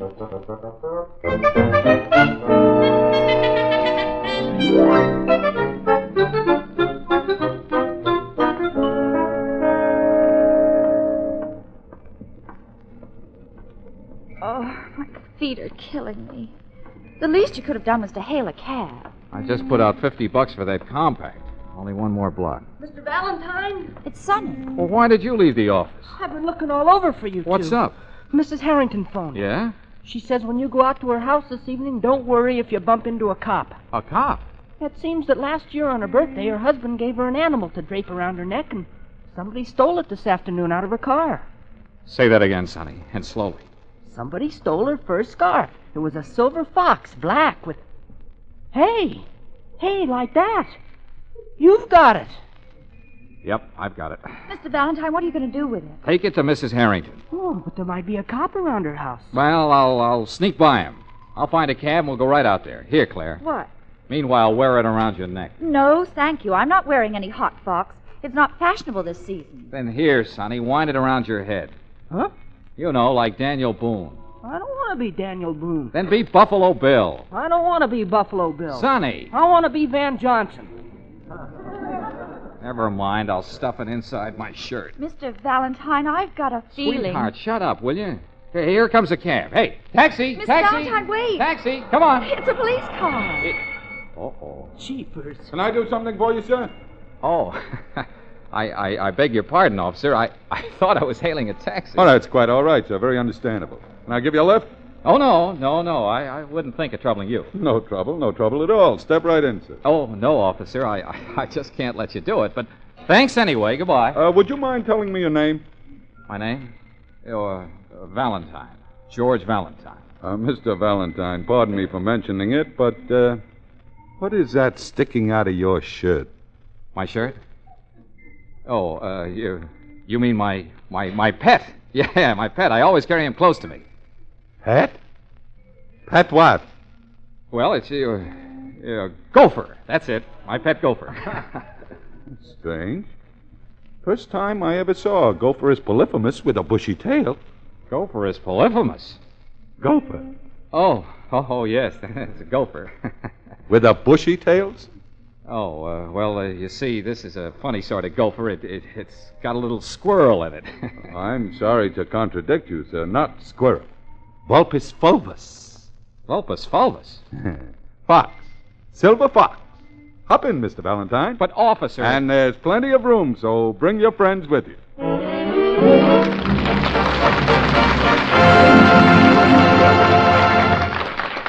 How will George talk himself out of this predicament? And while George is pondering his problem, I'll take just a moment to tell you what occurred to me as I was driving to the studio this afternoon. I was thinking that every Chevron gas station should wear a sign reading, "Local boy makes good." For these cream green and burgundy Chevron stations, you know, are home-owned. Generally, the Chevron dealer is a fellow who worked hard and in many cases learned the business from the ground up before he branched out for himself. Now he runs his own Chevron gas station, and you can bet your bottom dollar he's going to hustle to make it tick. That, of course, explains why the service is cheerful and willing and competent at Chevron gas stations. I'd like to see you get acquainted with the Chevron dealer in your neighborhood. You'll find that he's a nice fellow and mighty glad to help you out any time. He gives your car the best, too, climate-tailored Chevron Supreme gasoline and RPM compounded motor oil. Drop in at a Chevron gas station this weekend and see. Remember, your Chevron credit card is good as gold with any Chevron dealer.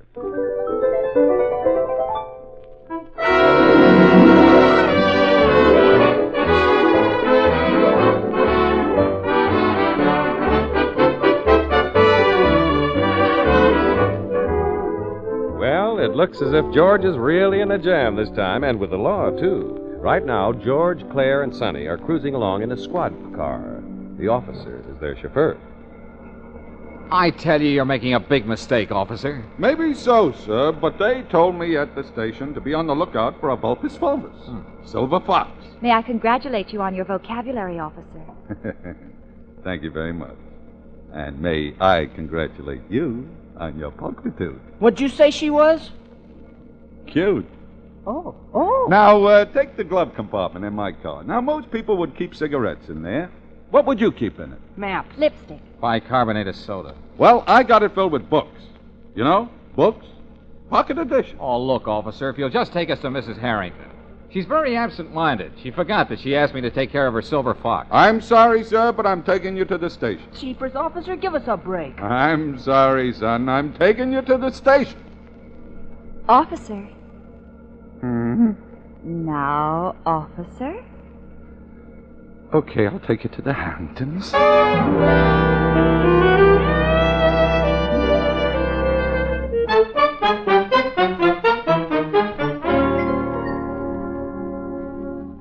There doesn't seem to be anyone at home. I know Mrs. Harrington is home. I told her to stay home. Wait a minute. There's someone coming. Now, if you don't mind, I'll handle this in my own way. Yes? Oh, what's wrong? Mrs. Harrington. I said I'd handle this. Mrs. Harrington, may we please come in? Yes, of course, but... Yeah, thank you.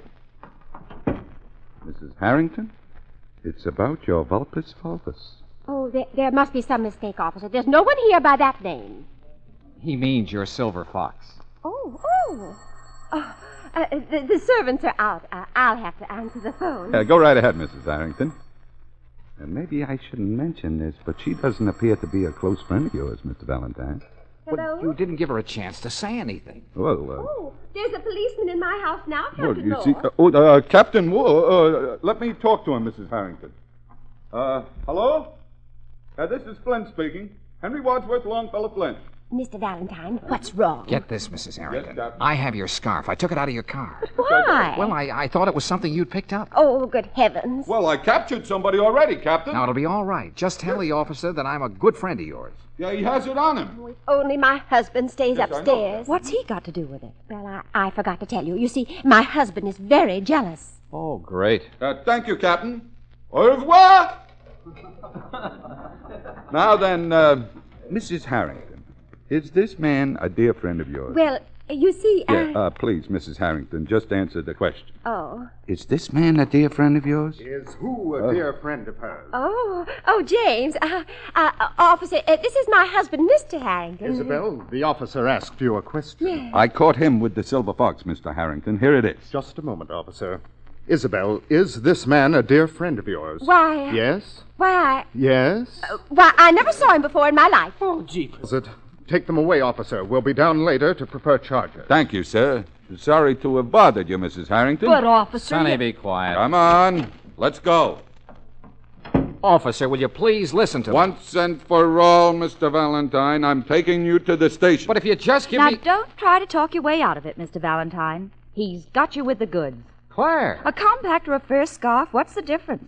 After all, we've got to protect our client, haven't we? So forget it, darling. It's just part of the game. Claire. When do they allow visitors, officer? Usually Monday. Then I'll see you Monday, Mr. Valentine. Oh, and I'll bring you a halibut. Go ahead, rub it in. Goodbye, Mr. Valentine. Take care of him, officer. Sonny, say goodbye to him. Just a minute, miss. I'm sorry to be disagreeable, but I found all three of you together. Therefore, I'm turning all three of you in together. Now, come along, if you please.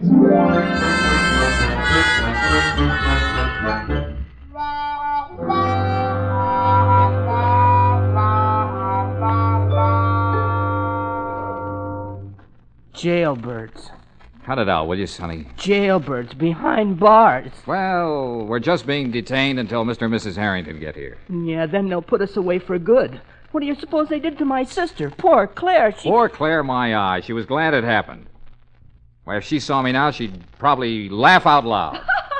Claire! Claire, where are you? I'm your next-door neighbor. Could I borrow a cup of sugar? Well, why didn't you tell us you were there? I wanted to listen to you, Mr. Valentine. Call me George. This is no time to be formal. I thought maybe I'd hear you say you were sorry. That shows what a little fool I am. Oh, well, Claire, listen. I'd give my right arm to have avoided this. I don't want your right arm. Just once I'd like to hear you say it. I'm sorry. Well, Claire, I... Take your time. You've probably got 5 years. Well, look. I'll tell him you two had nothing to do with this. And when you're out of here, if you're smart, you'll never see me again. You'll have nothing more to do with me. Will you promise? No. Claire. I'd miss you. Oh, hey. You do like me, don't you? Oh, I guess I do.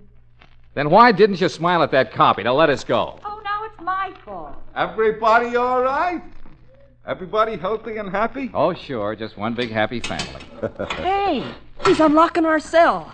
Just a minute, miss. I'll have you out, too. Where are you going to take us, officer? Just follow me, if you please. Mr. Valentine, maybe it's an electric chair. Now, take it easy, son.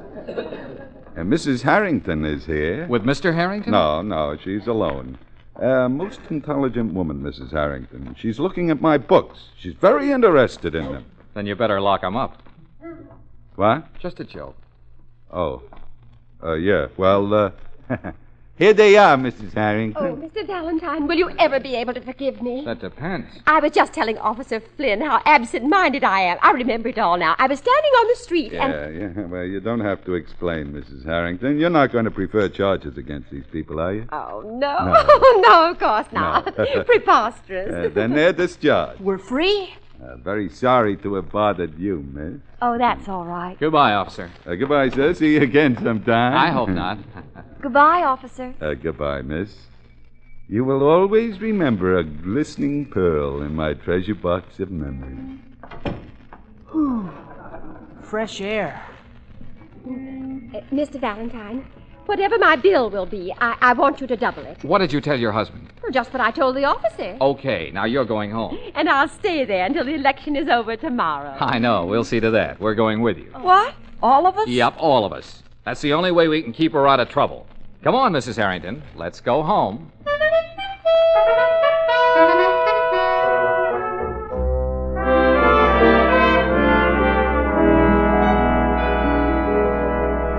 George. I thought I told you to stay with Mrs. Harrington. Sonny's with her. They're having breakfast. George, I'm bored. Oh, now forget it, will you? It'll soon be over. George, I'm bored. Oh, now, come on, Claire. Cheer up. Let's have a big smile. I don't feel like smiling. Well, put some lipstick on. You'll feel better. I guess I could stand a little. All this hanging around it. Oh. What's the matter? She did it again. My lipstick's gone. Oh, well, never mind. I'll buy you another one. Mr. Valentine, okay if I run out and buy a magazine? Sonny, you were left in charge of Mrs. Harrington. Yeah, but Mr. When Valentine... you're left in charge, you're supposed to stay with her, understand? Yeah, but Mr. Wherever Valentine... she goes, you follow her. Yeah, but I can't follow her everywhere. Oh. Well, all right. What time is it? My watch is always fast. Oh, mine keeps perfect time. It's exactly... Hey! Hey! Now what? I know I was wearing my watch.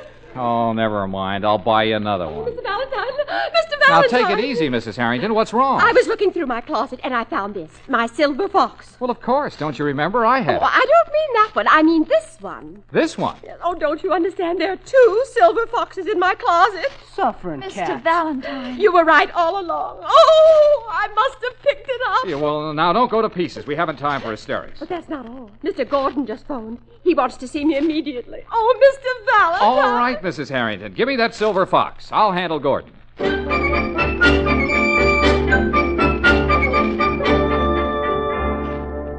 I knew all along Mrs. Harrington was guilty. After she shopped, something always disappears. Will you please calm down, Mr. Gordon? I brought back the silver fox. You can keep it. Now, be reasonable. Look, when things disappear, you charge them to Mrs. Harrington's account, don't you? What's that got to do with it? Harrington's running against me for alderman. There's still time to get a story in this afternoon's paper. What do you think his chances will be then? It'd be a dirty trick, Mr. Gordon. Look, Valentine, just between us, Harrington's the best man. He should be alderman. But if I'm made alderman, my wife will think I'm wonderful. You'd wreck Mr. Harrington just to make your wife think you're wonderful. You bet I would. Darling. Mildred, sweetheart, come in. Oh, sweetheart, this is Mr. Valentine, my wife, Miss Scott. How do you do? Hello.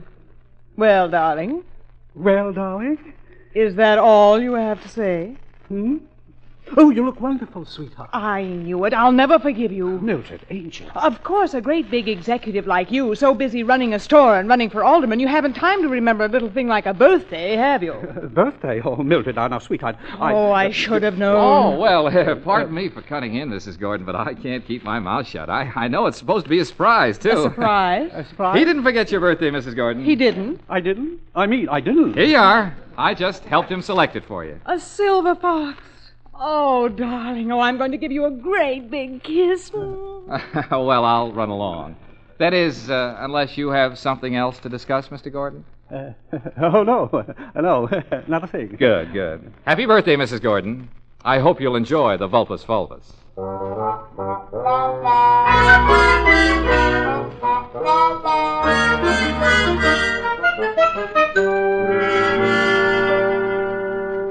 Why come back to the office, Mr. Valentine? Well, after hanging around Mrs. Harrington for the last couple of days, I just wanted to be sure the office was still here. We ought to go out and celebrate. After all, Mr. Harrington's an alderman. Okay, Sonny. Run out and buy a bucket of black coffee. And a box of aspirin. Some celebration. Go on, beat it. Okay. Well, I suppose I should congratulate you, Mr. Valentine. Well, she hasn't paid me yet. Hey, Mr. Valentine, Mr. and Mrs. Harrington are here. Oh, no. All right, send them in. Mr. Valentine, you're through with the case, understand? But, Claire, Either that or you're through with me. You see, Isabel, I told you he'd be here. You were right, James. Mr. Valentine, my wife has told me everything. Everything? Oh, everything, yes. I simply had to. I'm glad you did, Mrs. Harrington. We came to thank you for all that you've done for us, Mr. Valentine. And whatever the bill will be, I want you to double it. Oh, well, thanks a lot. Send it to my office. Oh, no need to bother you. Oh, it's no bother. Well, I mean, mailing and all that. If you happen to have your checkbook with you. Checkbook? No hurry, you understand. But if you want to sit right here at my desk. Oh, well. Here you are. Here's a pen. Oh, thanks. We just came from my doctor. He thinks I'm cured. Really, Mrs. Harrington? Oh, yes, my dear. This last experience, James' career at stake and all. Oh, it was such a shock. Well, it brought me back to earth again. Oh, I'm so happy for you. Here you are, Mr. Valentine. This okay? Oh, thank you. Oh, thank you, Mr. Harrington. Well, I'm the one who's indebted. You'll come to see me, Miss Brooks? Of course, Mrs. Harrington. And you too, Mr. Valentine. Yep, you bet. Come, Isabel. Yes, James. Goodbye. Goodbye, Mrs. Harrington. Good night. Good night, good night. Well, Claire, I'm on my way. I'll pick up a can of sardines and my fishing tackle. See you Monday. How much, Mr. Valentine? $1,000. What? $1,000? Oh, I don't believe it. Well, then see for yourself. The check's right there. Where? I don't see it. Well, I distinctly remember. Put it right under that paperweight, you see? No. Well, go ahead and look. It's right under this. It's right. Mr. Valentine. Oh, no, she did it again.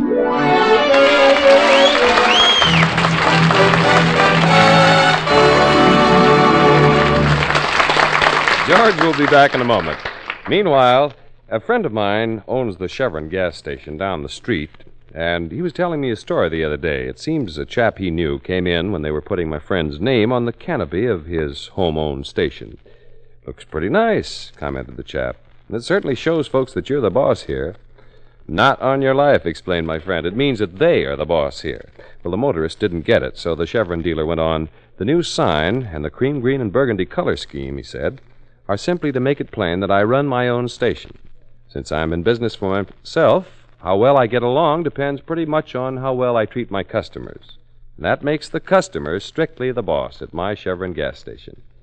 Well, my friend might have said at all Chevron gas stations, because the friendliness, the cheerful, expert service you run into at Chevron gas stations is the best way any Chevron dealer has of making his home-owned business useful to you and to the community.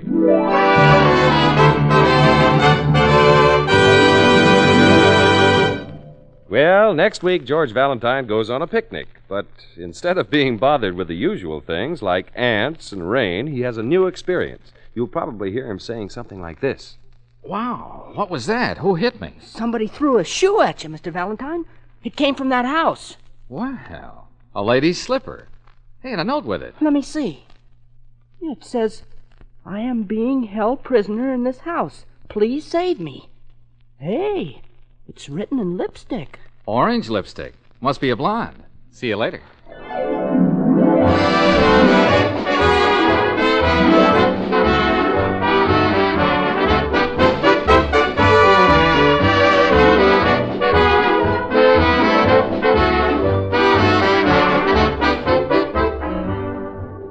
Chevron gas stations all through the West invite you to be with us again next week for another chapter of Let George Do It, brought to you by the makers of Chevron Supreme Gasoline. Let George Do It, starring Robert Bailey as George, with Frances Robinson as Claire, and Eddie Firestone Jr. as Sonny, is written by Pauline Hopkins, produced and directed by Owen Vinson. Others in the cast were Sarah Selby as Mrs. Harrington, Stanley Waxman as Mr. Harrington, Joe Gilbert as Mildred, Herbert Butterfield as Mr. Gordon, Ed Max as the officer, and Margaret Brayton as the salesgirl. The music was composed and conducted by Charles Dant. Your announcer, John Heaston. Listen again next week, same time, same station, to Let George Do It.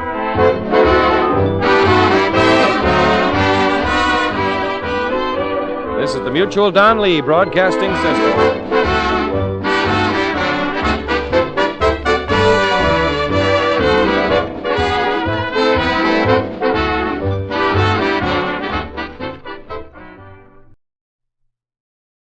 Welcome to Golden Age Radio, rumble.com/C/GAR. Visit veteransradioministry.com for more videos like this.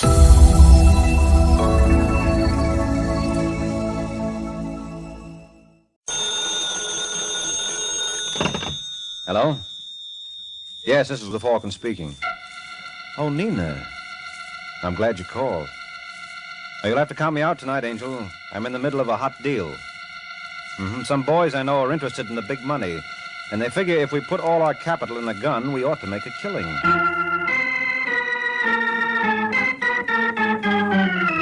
The Kraft Foods Company brings you The Adventures of the Falcon, starring Les Damon. You met the Falcon first in his best-selling novels. Then you saw him in his thrilling motion picture series. Now join him on the air when the Falcon solves the case of the Quarrelsome Quartet.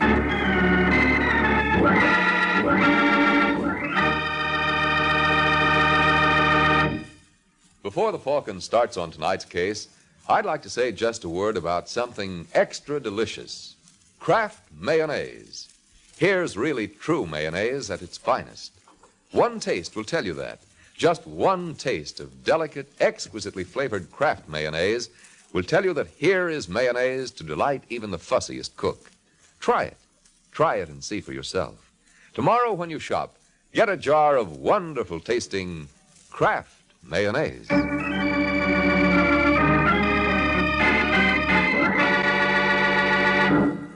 And now, the case of the Quarrelsome Quartet.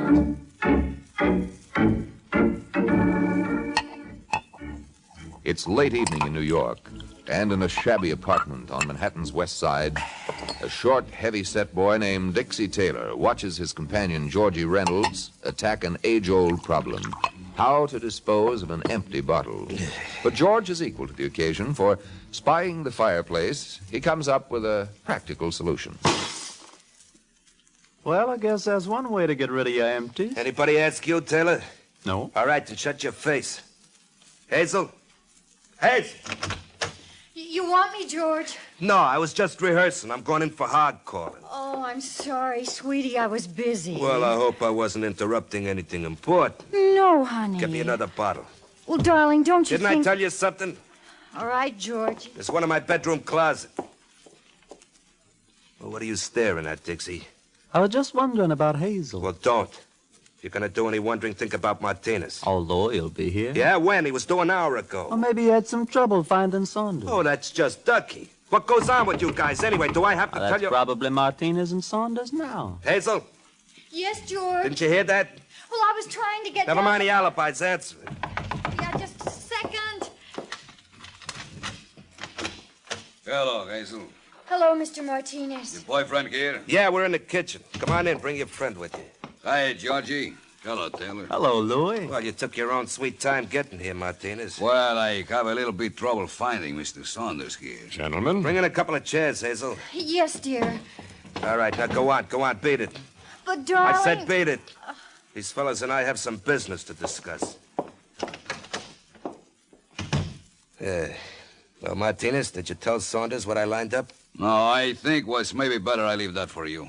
It's a snatch, Saunders. A what? A snatch. That's what I thought you said. Well, it's been nice knowing you, gentlemen. Sit down, Saunders. No, thanks. I'm not interested. Cost you something to listen? All right. Ever hear of Big Joe Gallagher? Well, enough to know that if he's the party you got in mind, you can include me out, as the saying goes. Now, don't be a jerk, Saunders. Sure, Gallagher's a big rackets boy, but that's just why we can get away with this. You're crazy. Now, look, Martinez, why didn't you tell me Let that... Georgie finish. Dixie and I used to work for Gallagher. We know what makes him tick. A guy in his position would never yell copper. Yes, but there's one thing you're overlooking. From what I know of Mr. Gallagher, he never goes anywhere without 2 or 3 of his boys. How are you going to separate the wheat from the chaff? I got it all figured out. Gallagher's a ladies' man, see? Now, if a babe were to call him up and arrange a blind date, it's dollars to donuts he'd go for it. I doubt it. Don't tell me. I've seen it work a dozen times. You got the girl? Yeah, Hazel, the one who let you in. I suppose she talks. She wouldn't dare. Besides, she doesn't have to know what's going on. I'll tell her the whole thing's a gag. Where do I come in? Hazel will arrange to meet Gallagher at the 49 Club. You and Martinez will pick him up. What about you and Taylor? Now, we can't take a chance. He knows us. Well, what do you say, Saunders? You think this will work, Martinez? Why not? Georgie's got all the angles figured out. So it would seem. Okay, gentlemen. Deal me in.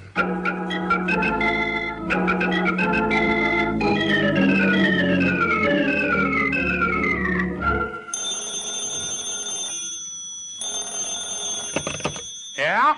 I'd like to speak to Mr. Gallagher, please. Who wants him?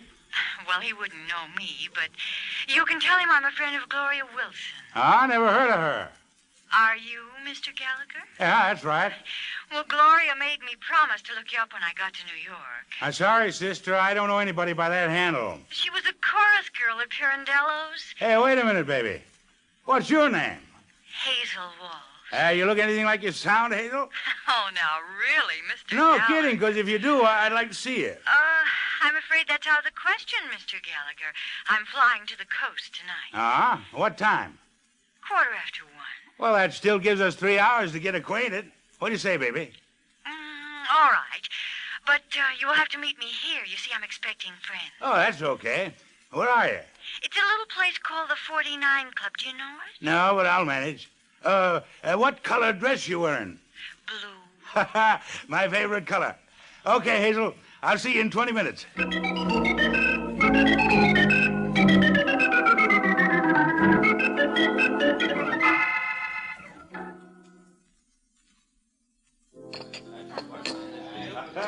Say, buddy.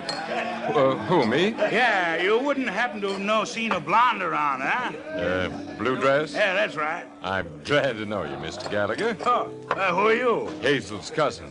Didn't she tell you we're having a little farewell party in her honor? Well, she said something about friends. Oh, now don't get frightened. We'll be pushing off in a few minutes, and that'll give you enough time to talk to Hazel alone. Where is she? She's in the back room with the rest of the family. Well, let's go. Right down here. By the way, feller, I don't believe I caught your name. Well, it's the same as Hazel's. Related on your father's side. Yes, that's right. Oh, here we are. Hiya, fellas. Hello, Louis. This is Hazel's friend. Pleasure to know you, Mr. Gallagher. Where's Hazel? Oh, she just stepped out for a minute. Well, where's the rest of the crowd? Crowd? Yeah, her cousin told me she had a flock of relatives down here. Never believe Saunders. He's a big joker. Saunders? I thought his name was Walsh. What goes on here anyway? Watch him, Saunders. Just keep those hands where they are, Mr. Gallagher. Frisk him, Martinez. Get your hands off me. Don't get excited, Mr. Gallagher. He's bad for your blood pressure. Is he clean? He is now. Good. Would you be kind enough to accompany us, Mr. Gallagher? Oh, no, you're not getting me to walk out of here. Well, as long as you feel... I have to hand it to him, Martinez. He said he wasn't walking out of here, and, he was right.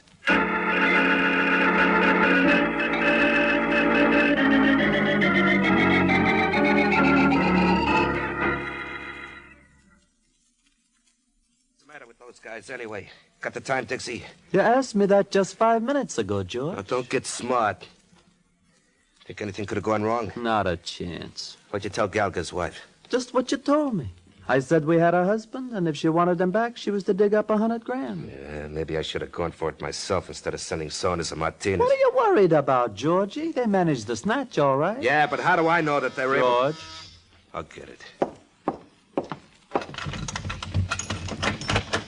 Hello, George. You got it, Saunders? What does this bag look like? All right, let me have it. How'd it go off? All the clock works. As soon as Mrs. Gallagher gives us the money, I give her the key and tell her where to find her husband. Oh, nice work, Louis. Yes, I guess congratulations are in order all around. $100,000. Just think of it. You'd think of it, Saunders, because that's as close as you're getting to it. What do you mean, George? Well, I tell you, friend, it's like this. The boys and I had a little talk. And you decided why split 4 ways, huh? Well, you catch on fast. But didn't you think I'd have anything to say about that? All right, put away that gun, Saunders. Yeah, Georgie was only clowning. Yes, I'll bet. You know, I'm a little surprised at you, Dixie. Look, if we were going to double-cross you, you think we'd send you for the dough? Sure, that doesn't make sense, does it? No, don't move, Palsy. Just drop the gun. Nice going, Martinez. Well, Mr. Smart Guy, what do you say now? That's enough, Georgie. Go on, Saunders. Beat it. All right. Gentlemen, if this little get-together hasn't been pleasant, it has been informative. Well, I'll be very glad to show you what I learned next time we meet.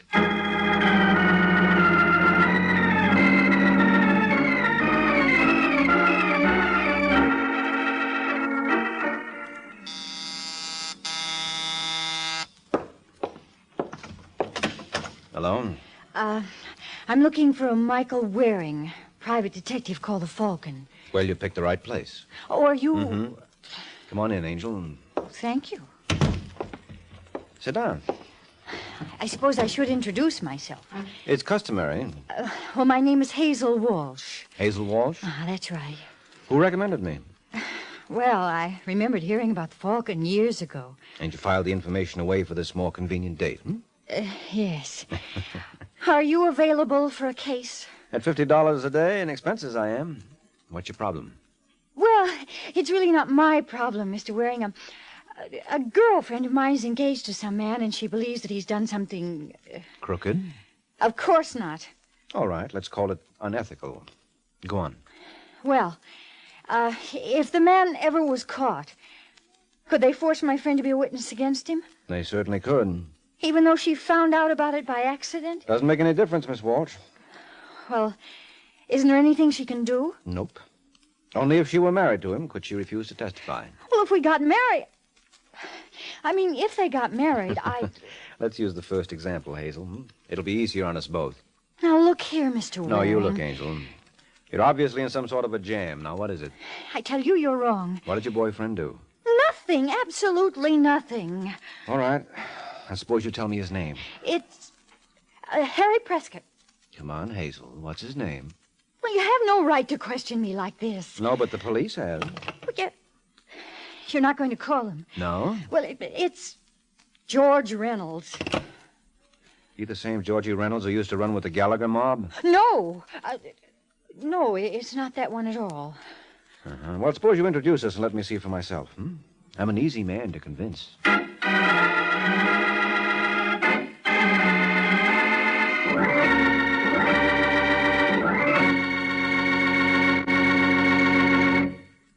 Well, sounds as though Mike follows that good old theory that seeing is believing. Of course, that's a pretty smart idea, I think, and it's a good one for everyone to follow when it comes to food.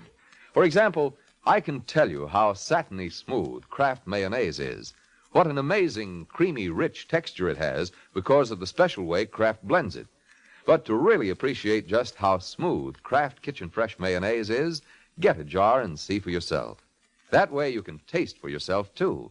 You won't have to take my word for it that Kraft mayonnaise is especially good, with a delicate, delightful flavor, the result of careful blending of only the finest oils and eggs, the most fragrant vinegars and spices. Yes, the best way to tell is to taste Kraft mayonnaise yourself. Try it on a cool and colorful salad of hollowed-out tomatoes topped with spicy deviled eggs and garnished with fresh and tangy watercress. It's really delicious. So tomorrow when you shop, get a jar of Kraft Kitchen Fresh mayonnaise. Whether you're serving a simple, everyday kind of salad or a fancy company special, you'll enjoy it more with true mayonnaise at its finest. Kraft mayonnaise.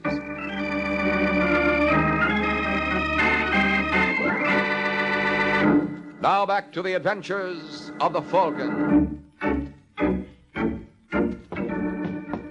15 minutes have passed since Hazel Walsh introduced herself to Mike Waring, and now the two are on their way to Georgie Reynolds' apartment. And strangely enough, Miss Walsh doesn't seem too delighted by the trip. I don't know why I let you talk me into this, Mr. Waring. It's simple, Hazel. You're the kind of girl who's taken such a licking you could be talked into anything. That's a lie. All right, then why did you bring me here? Because I thought you could help George. Well, if it's the same George I think it is, you'll have to get yourself another boy. Whatever made you tie up with a guy like that? I don't think that concerns you. This the place? Yes. Can I help? No, thanks. Where's the light switch? A little over to your right. Have you got it? Yep. George! Stop that. I saw him. Now you stay where you are. Is he? Yes, he's nothing else but. Someone gave it to him right through the temple. George! Look, will you get a grip on yourself? How can you talk to me like that when my fiancé's been murdered? I can talk to you like that because it's not your fiancé. What? This is a boy named Dixie Taylor. Now will you behave? Can't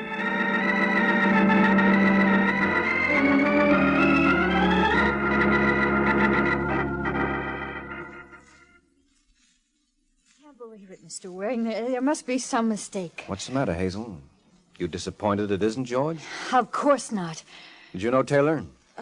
Well, he was a friend of George's. I saw him around here once or twice. Who else was a member of this fraternity? Just a man named Louis Martinez. Oh, well, that's some select group. I've heard of all of them. Did they blackball anyone recently? I don't know what you mean. Did your boyfriend and Martinez cross anyone lately? I don't think so. Hazel, you better stop lying. You don't do it very well. Well, there was a Nick Saunders. Good-looking boy, around 35? Yes. What did they fight about? I don't know. You think Saunders might have killed Dixie? I suppose so. How about George? No. Oh, Hazel, don't be a sucker. You think he'll appreciate your loyalty? Why don't you ask him, Waring? Georgie.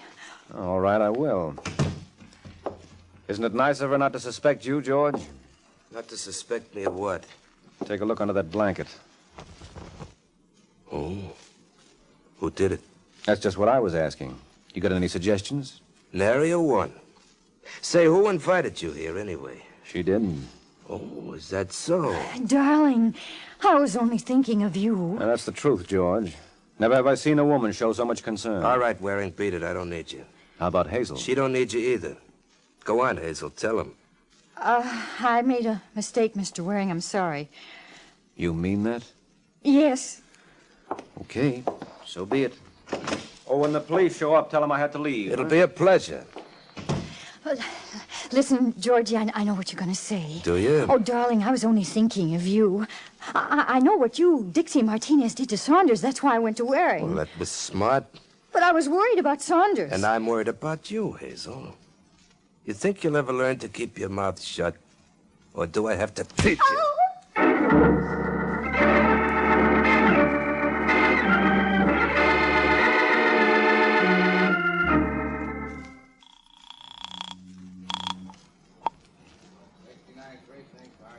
Hello, Corbett. This is Mike Waring. Oh, what's on your mind, Mike?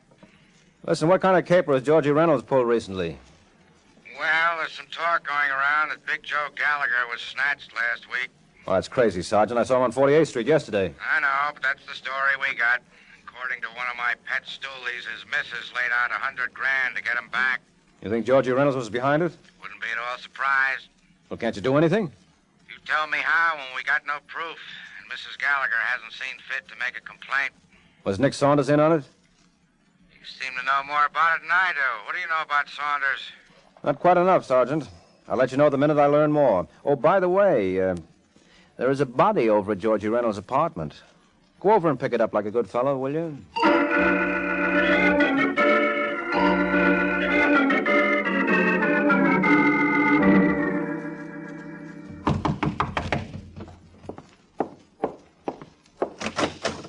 Yes? Hello, Saunders. Remember me? Oh, sure. You're the Falcon, aren't you? Mm-hmm. Can I come in? Why not? Sorry I can't offer you anything. Well, you never know unless you try. All right, Waring, what's on your mind? Well, I heard you and George Reynolds had a little trouble last night. You must be thinking of two other guys. Well, what gets me is why you took it out on Taylor. Taylor? Yeah, haven't you heard? He's dead. Not my old pal, Dixie.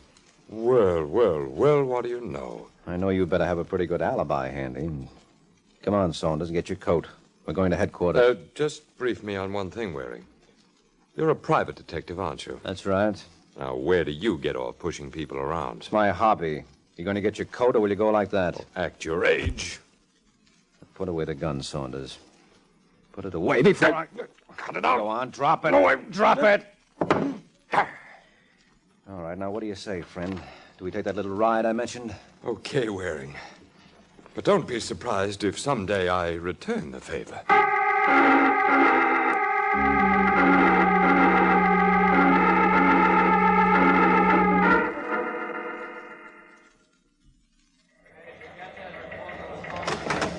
Is there a guy named Mike Waring here? That's me, Inspector. Come in here. I want to talk to you. Okay. See you later, Sergeant. You bet. Sit down, Waring. Thanks. Sergeant Corbett tells me you're the boy who brought in Saunders. Yeah, it was a pleasure. Well, I'm glad you got a kick out of it, because I just talked to headquarters about you. What for? To see how they feel about attempted blackmail. What are you talking about? Didn't you try to shake down Saunders? Is that what he claimed? No, I can put two and two together myself. Well, you ought to go back to school, Inspector. There's something wrong with your arithmetic. I doubt it. When you start shoving a guy around just because he's got a record, there's only one answer. Oh, you're crazy. I tell you, Saunders killed Dixie Taylor. How? He shot him, that's how. From Philadelphia? Oh, what are you talking about? According to the coroner, Dixie Taylor died at 8:30 p.m. So what? Well, at 8:25, Saunders was picked up by the Pennsylvania State Police for carrying a rod without a license. And he wasn't released until 2 hours later. Now, who doesn't know his arithmetic?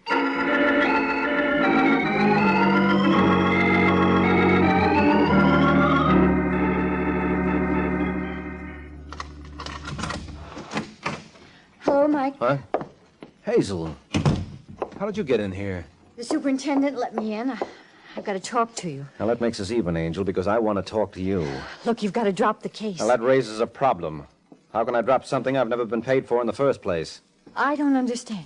I mean, if I'm going to work for free, I might as well do it for myself. You can't do that. Well, I'd like to see someone stop me. What's Georgie's phone number? Why? Because I want to talk to him.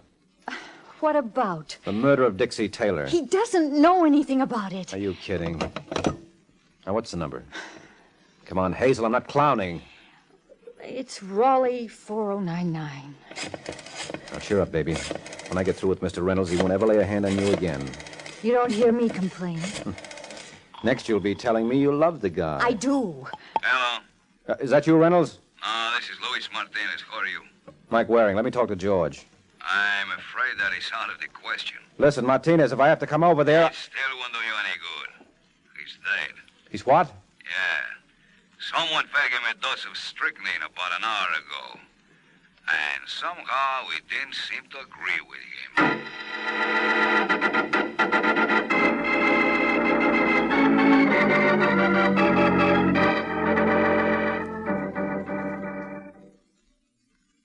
It's not true, Mike. I don't believe it. Martinez was lying. I suppose we go over and check. But George is dead. Oh, come on, Hazel. Get a grip on yourself. You're better off without him. Oh, how can you talk that way? Because it's the truth. He was no good. That's a lie. No, don't give me that. You knew he was the brain behind the big Joe Gallagher snatch. No, you're wrong. Who are you kidding? Oh, so incidentally, what happened to the loot? The loot? The ransom money Mrs. Gallagher paid off. How would I know? Well, you would if anybody would. You can't keep it, Angel. I didn't intend to. Then where is it? Well, they didn't tell me, but I watched them through the keyhole. Where did they put it? Under the middle cushion of the sofa in George's apartment. Okay, let's get it before someone else gets the same idea. I wouldn't be surprised if we're a little late now.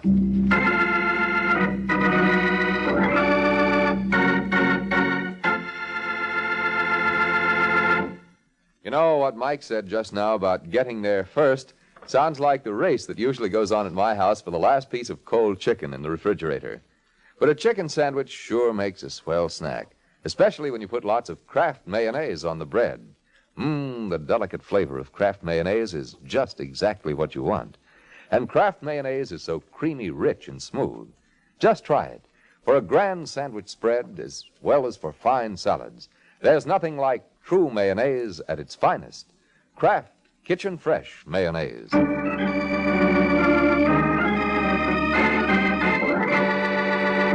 Now back to the adventures of the Falcon.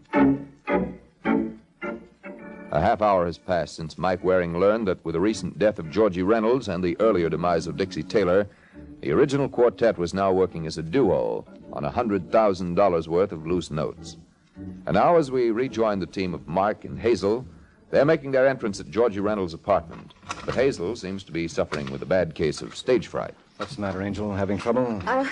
Guess I'm a little nervous. Here, let me try. Come in, folks. Louis. What do you expect?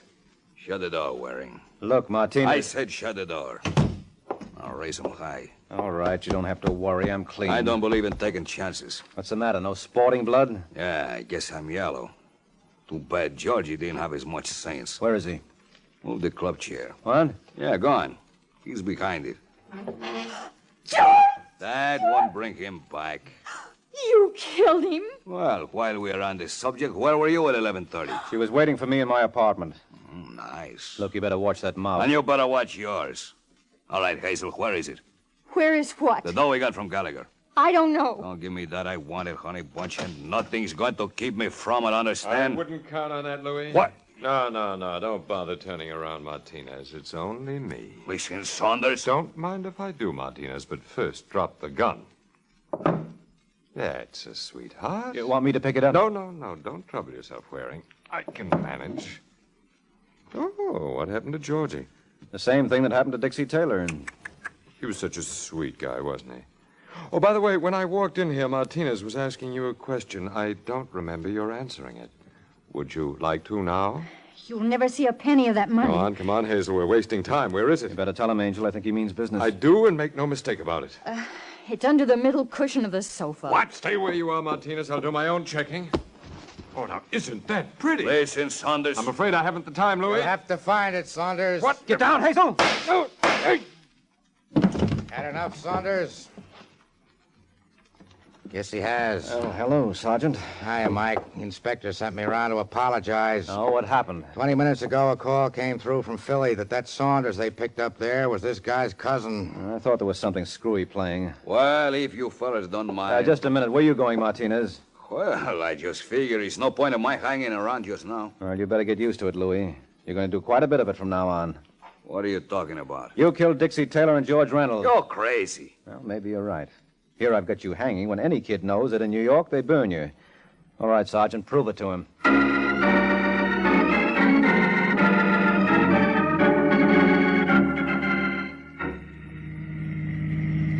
Mike. Oh, don't say it, Angel. But I was just going to ask... Ask me to explain things, hmm? Well, yes. Well, I guess you're entitled to it. You see, this was a modern version of thieves falling out. When Louis Martinez saw how George double-crossed Saunders, it didn't take him long to figure that he was next. So he decided to beat your boyfriend to the punch. First he killed Dixie, which made it look bad for Saunders. And then to ensure his bet, he killed George. Then why did he wait at the house for us? Well, he had to. You were the only one who knew where the money was stashed. And until he got it, he'd committed 2 murders for nothing. Well, couldn't Saunders have done that? I knew Martinez was the killer long before Saunders ever showed up. How? Well, Martinez told us he hadn't called the police, so obviously there was no autopsy performed. Yet he knew exactly what poison killed George and the time he got it. Remember he told me over the phone that George had been fed a dose of strychnine an hour before I called? Mm-hmm. Well, now, how would he know that unless he was right there feeding it to him? Shall I tell you something? I wish you would. I lied to you about loving George. You see, otherwise I was afraid you might suspect me. Oh, I couldn't afford to, Angel. Why not? Well, you're much prettier than Martinez and Saunders. Oh, I don't understand. Well, you see, I figured to wrap up this case around midnight. And if you were guilty, what would I do for a date?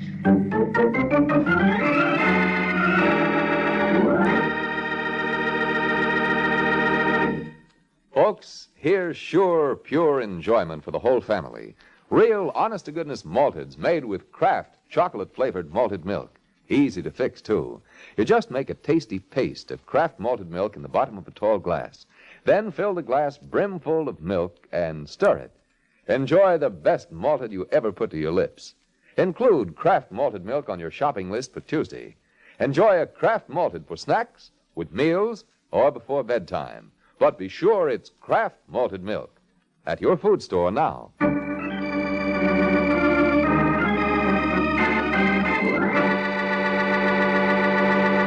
The Case of the Worried Champion. The Case of the Worried Champion. That's the title of next week's Adventure of the Falcon, when Mike Waring learns that a boxing title is something a number of people are willing to shoot for.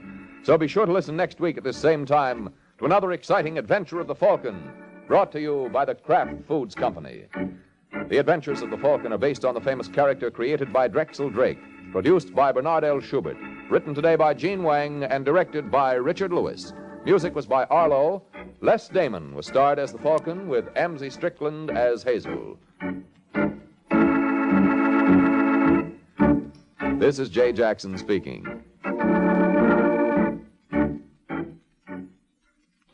This is NBC, the national broadcasting company. Welcome to Golden Age Radio, rumble.com/C/GAR. Visit veteransradioministry.com for more videos like this.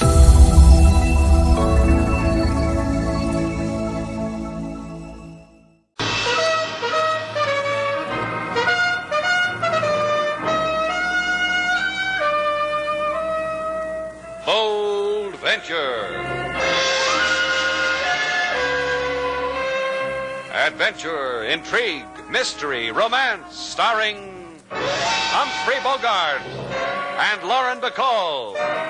Together in the sultry setting of tropical Havana and the mysterious islands of the Caribbean. Bold Venture.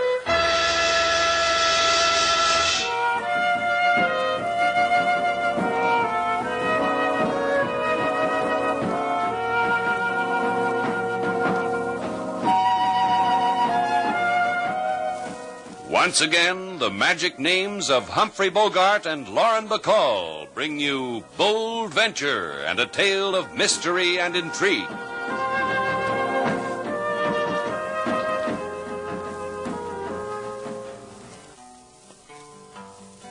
Now in Havana there is a small hotel. From here to there they come pell-mell. No elevators or curtains of lace. It's known all over as Shannon's Place. You like that, Mr. Slick? Sure do. Do you have another verse, King? Every time, Miss Sailor. Look, we've got work to do. If you don't mind, I'd like to get on with it. Right now, we mind. King's in a singing mood. Go ahead, King. Mr. Shannon, he run the small hotel. He man who like Havana so well. He would rather starve in this city than have $1 million in Cincinnati. Thanks, King. Now it's your turn, Whit. Go ahead. Well, we've been sitting here for 3 hours now talking about it. All I'd like you to do is say yes or no. What'll I say, sailor? Yes or no? Well, I'd like it. It's a thing I've always wanted to do. If you want my opinion, Mr. Slade. Sure. I've heard stories like this before. Spanish gold. Nothing ever happens. Down in the barrio, secret treasure maps get sold all day long. I know the man who draws them. The man just made a point, Whit. I beg your pardon, and yours, too. Because I'm not making myself clear. Look, I have nothing so tangible as a map. All I have is this knowledge that on the island in Flamingo Cay there is Spanish gold. And this you learned in college. That's right. Now, you people don't have to smile about it. Mr. Cheney and I are serious. That's why he sent me to you. You don't have to smile. I wasn't smiling. Thank you, Mr. Val. Let's see the charts again. Sure, Mr. Shannon. Now, look. See? Your boat could make it easily, right through the Bahama Channel and along the banks, eh? Here's Flamingo Cay, about 30 small islands. Now, this one. Here's one. Due south of Exmouth Sound. Here's a nickel slate. Yeah. Heads we go, tails we don't. Tails. Tails we don't. I said 2 out of 3. Yeah, that's right, you did. Heads. One more. Heads. Heads we go. We'll start in the morning, Whit, about 6. Oh, that's swell. I'll see you then, huh? I don't think I'll be able to sleep. You won't be sorry. Take it easy, boy.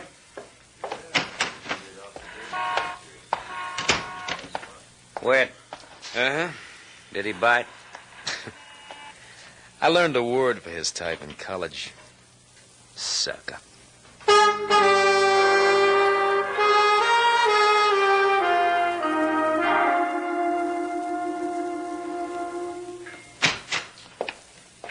I'm going to tell you something, Joe, just between you and me. All right.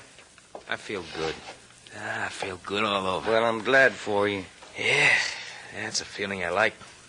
All that loot just waiting for me. For both of us. For both of us. You're a greedy boy, Whit. That's what makes you so useful. But you'll remember something, Whit. Anything you ask me, I'll remember. Anything you tell me, I'll remember. That's good, because it's my party I call the dance you won't forget now, college boy. Joe, tell me more about yourself. Tell me again how a man like you comes on a dream like this. Yeah, I had me a boat once. I tore the insides out of it on a coral reef in Flamingo Cay, and I got ashore. It is like you said, the stuff that glinted on the beach wasn't just sand. You make me young again, Joe. It just lay there teasing me, pirate's loot whispering to me in the sun. Then a shadow come over it, a guy and his wife. Mr. and Mrs. Mark Bryan? Yeah, college boy, Mark Bryan and his wife. He told me the island belonged to them. He told me don't touch. He told me fix your boat and go away. I went away. But he won't do that to us again, will he? College boy. And our sucker, Slade Shannon. And that pretty dream that hangs on to him. What do we do with them, Joe? We use them. Then we lay a Spanish doubloon on their foreheads so they shine in the sun. So the seagulls can find them. Oh, thank you, Joe. I can sleep now.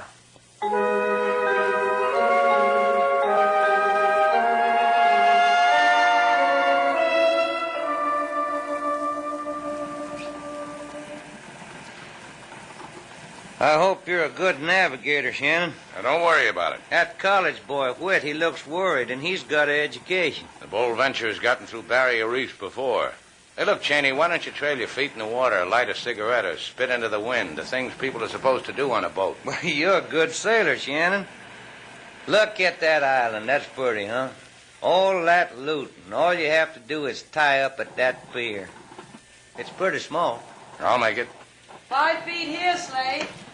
Shannon. Yeah? There's not a whole lot of room between the bottom of this boat and that coral. Quarter less 5. Shoaling off, Slade. 4. Easy.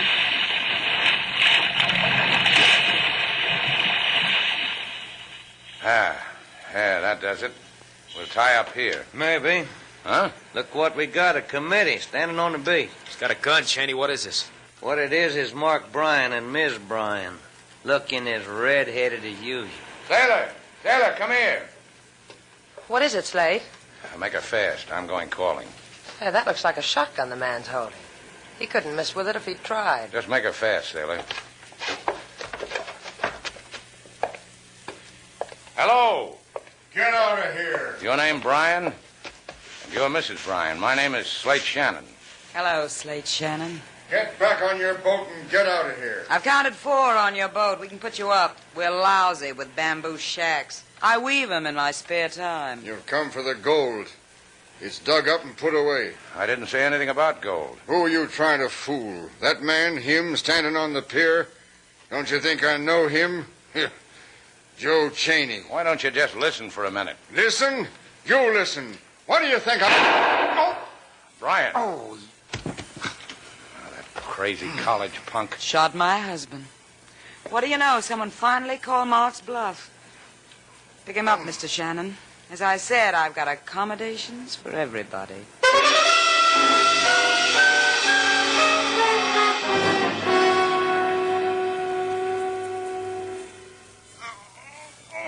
Sorry, Mr. Bryan. It's all right, my boy. I don't expect you to mend me without some hurt. One more twist of bandage and you... You know, you're good, Slate. If I'm ever shot in the shoulder, if I'm ever hurt, remind me to call you. Yeah, I'll do that. 2 weeks and you'll have your shoulder back, Mr. Bryan. You want me to be grateful? Shall I kiss the hands that heal me? I think we could bear it. Don't misunderstand me, you two. It's only that for me, the difference between living and dying is very slight. I rather wish your friend had potted me into eternity. I'll go get your wife, Mr. Bryan. No. Leave her there with her newfound excitements. 2 new men. That can make Lucy very happy. See?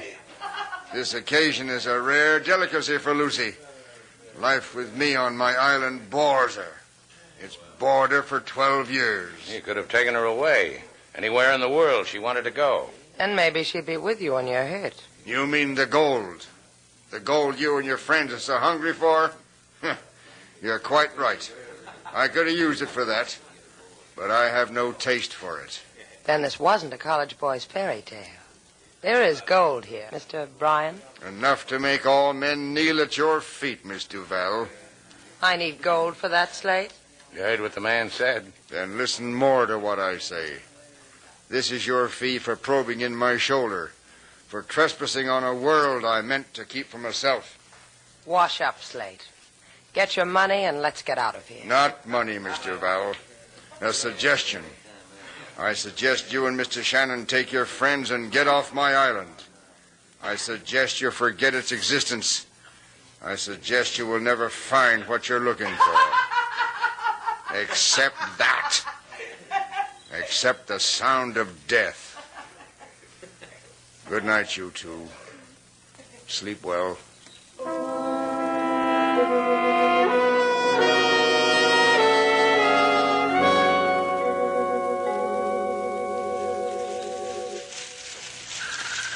You done good, college boy. You impressed Miss Bryan, I could tell.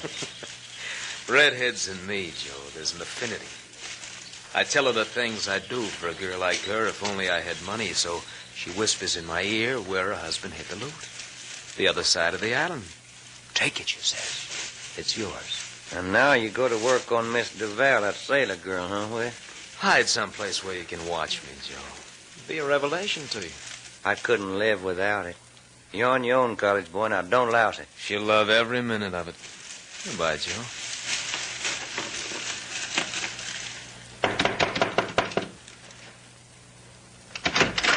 Oh, it's you. I thought You have the look of a girl who's sorry she's alone, Mr. Val. As if you were waiting for someone to knock at your door. But not me. Right again. Not you. Mr. Shannon. Slate said he wanted to look around the island. Maybe you'll go find him for me. No. We've had a nice chat. Good night. You dislike me for shooting Mr. Bryan? I'll find other reasons. Give me time. Anything you ask, Mr. Val. I thought that if you're really tired of being alone, we could go for a walk. Tropic moon, the surf. Sometimes a girl wants things like that. Go beat on another shack, college boy. I've got strong sales resistance. Even with this gun in my hand? It could shoot your resistance full of holes, Mr. Val. It could. Why don't we walk, Mr. Val? You and I.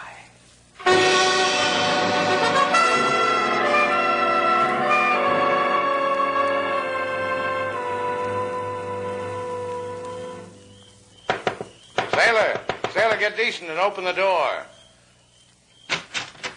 I thought maybe you'd like to walk. Walk right in. Huh? Walk right in, Shannon. Don't ever argue with a 45. Walk. Good. Turn around, Shannon. What did you do with Sailor? Bite your lip, kid. Bite it hard.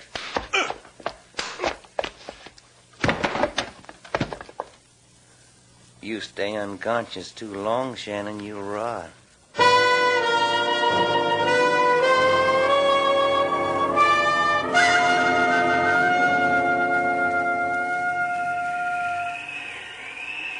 Come on.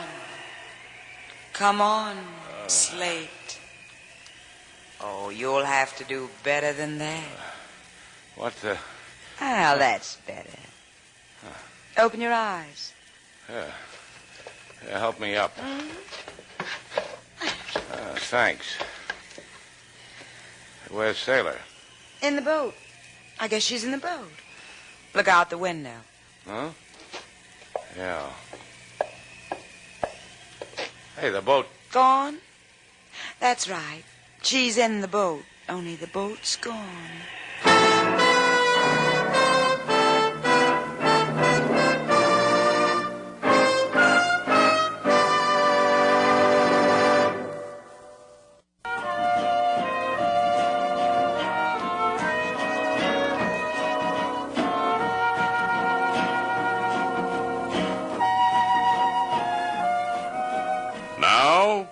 To Bold Venture, our stars Humphrey Bogart and Lauren Bacall, and the second act of our story.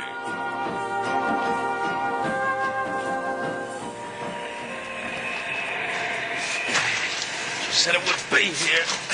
She said all we have to do is dig right here. That redhead crossed me up. Keep your sweat for the digging, college boy. It'll be here. I said dig. Maybe if he digs hard enough, it'll turn out to be his grave. You're real funny, Mr. Val. You run a boat good, and you're real funny. What did you do to Slate? Did I forget to tell you? I hit him on the head with the butt end of this 45. It must have hurt him because he didn't talk back. That's what I done with Slate. You dig for a while, Joe. I want to tell a lady about the splendors of where we are. Little-known facts. She'll enjoy it. Do that, college boy. Maybe it'll do something for me, too. This lagoon you sailed us into, Mr. Val, it's really just a saltwater lake filling up a hole that used to be a volcano. Imagine that. And all of this cove with these sheer cliffs all around, rising up into the sky like a cry for help. Stunning, isn't it? It makes me weep, the sheer stunningness of it. And that hurricane hovering over us like a black winged bird. But it won't touch us here. Because Mother Nature built this place so no storm could touch it. M is for the millionth thing. And on the other side of the island, you're Mr. Shannon. The redhead, her husband, all at the mercy of a tropical hurricane and no place to hide. Will you cry for Mr. Shannon, Sailor? I found it, kid. It's here. Just like she said, it's all here, wrapped in an old sail. Let me look at it, Joe. Get out of the way so I can look at it. We're through here, kid. Yeah. Make the boat ready, Mr. Val. We're sailing away from this lovely place. Wrong again, college boy. What? The black-winged hurricane, remember? The one you were telling me about? Boats die in it, even with me sailing them. Joe, she's right. We wait here till it blows away. I don't mind, Joe. I don't mind a bit. I got the gold to keep me warm.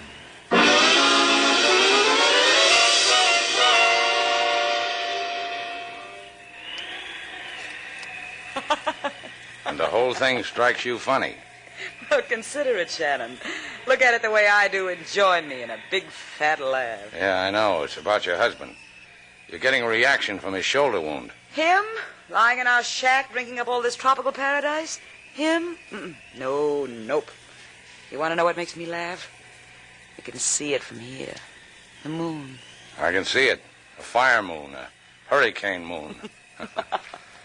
Hey, look, Mrs. Bryan. It's an intimate time. Say, Lucy, I'll answer you. Where did they take Sailor? Lucy. Where did they take her, Lucy? Now we're intimate and you worry about Sailor. So help me. You gonna hit me?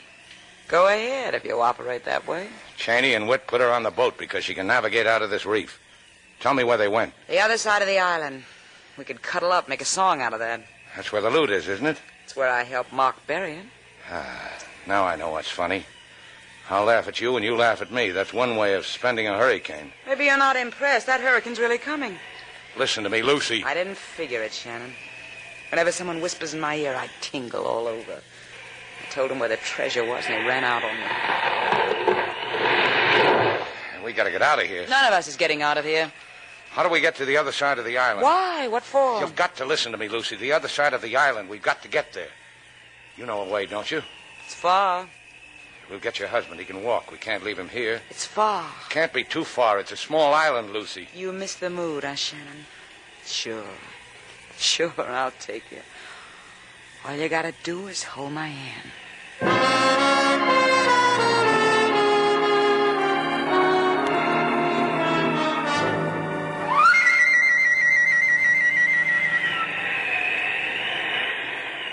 You know something, Joe? What? I'm glad we're down here, not up there. People could die up there on top of the island in that hurricane, and we don't want to die, do we, Joe? That's right, kid. I sit here and I dream of what I can do with all this loot.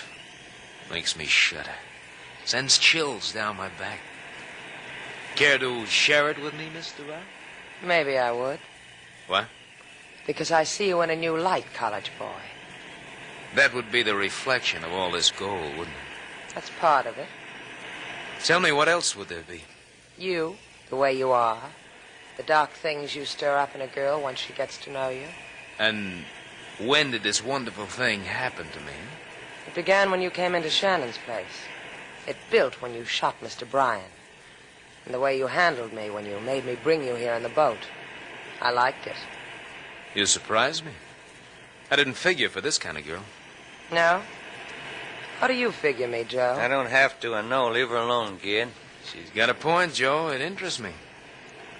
We burn up dreams, you and me, huh, Sailor? Burn them. Blow the ashes away. Start new ones. Whatever you say. Uh-huh. Joe? What's the matter with you, kid? You gone crazy? Put that gun away before I slap you across the mouth with it. You won't be able to do that, Joe. I'll tell you why.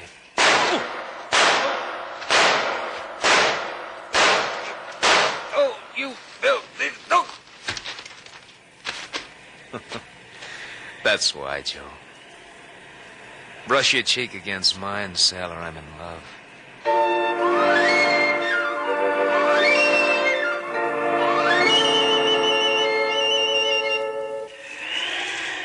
You okay, Brian? You didn't have to take me. Two of you could make it faster. You lean on me. Leave him alone, Shannon. What's the matter with you? I said leave him alone. Do you love him all of a sudden? Shut up. How much further? We'll never make it. Never. Down that crater.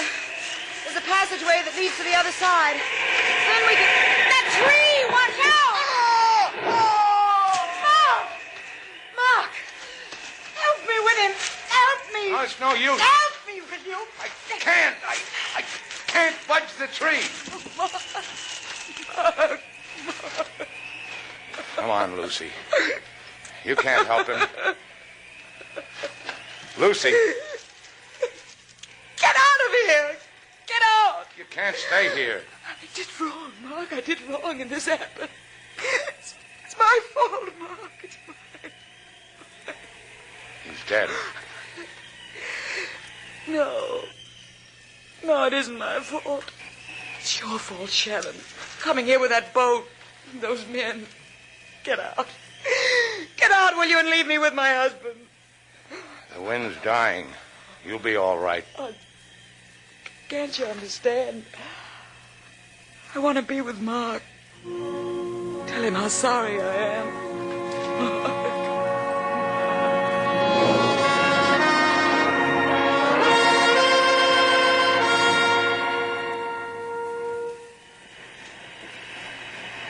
Wind's just about gone, Sailor. Let's go see all those pretty places we were going to see. Maybe we ought to stay around for a while. Maybe the hurricane will start up all over again. No, it never does. Let's go. I think we ought to wait. Come on. Give me a hand with this stuff. Whit. Come on, I said. Look at it, baby. How much you think there is there? I wouldn't know. It'll be enough for what we want it for. That's a happy sound. Wait a minute. Well, what do you know? Look what the storm blew in. Slate. Slate Shannon, trying to be quiet as a mouse. You're clumsy, Mr. Shannon. Try it with your hands in the air. You all right, sailor? Yes, she's fine. I'm going to have to tell you something, Mr. Shannon. You're going to have to die. I'm going to have to kill you. Let him be, Whit. Just let him be. I asked you something, sailor. I asked you if you're all right. You didn't tell me. Slate, don't come near me. He'll kill you. No, you're wrong. I won't kill him. You'll kill him. You're fond of me, remember? Here, take my gun. Go on, take it. That's right. Now shoot him.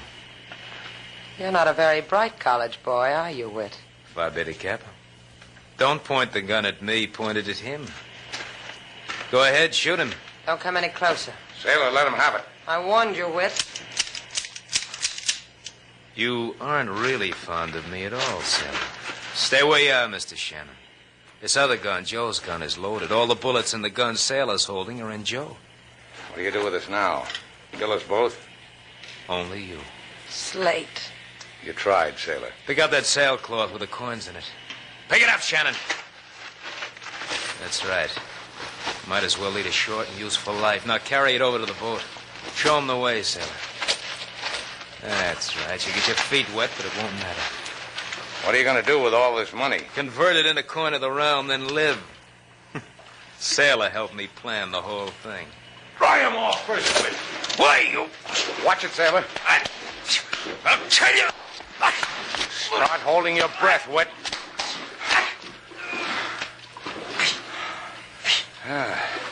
What do you know? Short-winded. Slate, you'll kill him. Don't suggest anything, sailor. Let him up. See?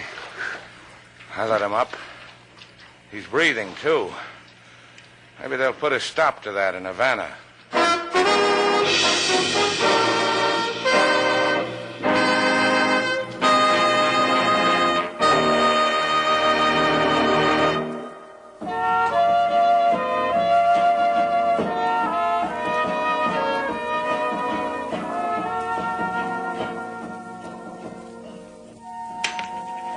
There it is, sailor.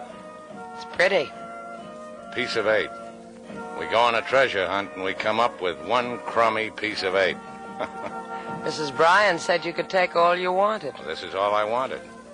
Flip it. What for? Well, it's night. I want to go for a walk on the beach. You never want to take me. All right. Heads, I'll take you. Tails, I won't. Tails, I won't. 2 out of 3, Slate. Oh. Tails again. Sailor. Uh-huh.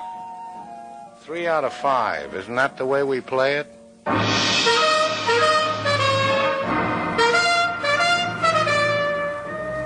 And so our 2 stars, Humphrey Bogart and Lauren Bacall, have brought to a close our latest bold venture story. Special music was composed and conducted by David Rose. May we invite you to listen again next week at this time for another exciting adventure starring Humphrey Bogart and Lauren Bacall together in Bold Venture.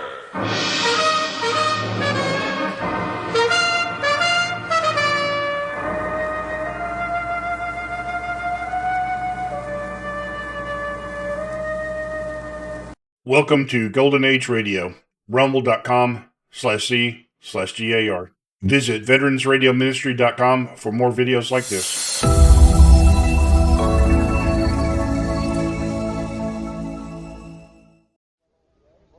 p.m. BULOVA, Bulova watch time. For supreme accuracy, expert design, and outstanding value, choose a Bulova. Watch of a lifetime.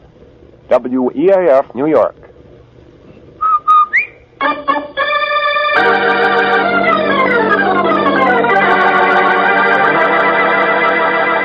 Rinso, R-I-N-S-O, Soapy Rich Rinso presents Boston Blackie, starring Chester Morris.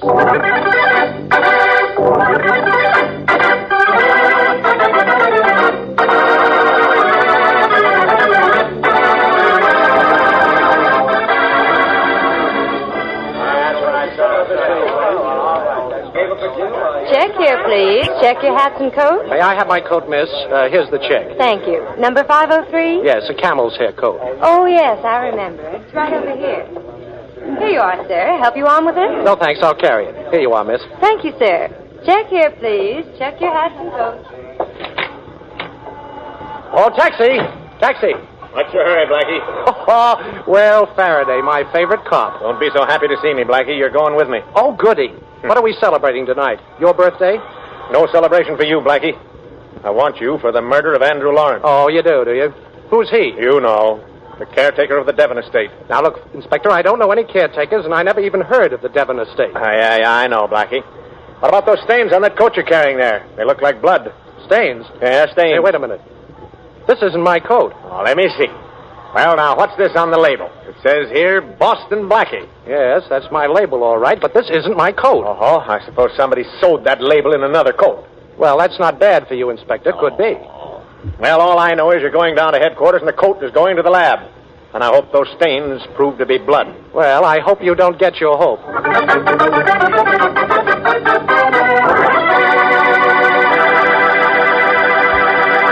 Once again, Boston Blackie and Inspector Faraday have tangled. Boston Blackie, enemy to those who make him an enemy, friend to those who have no friend.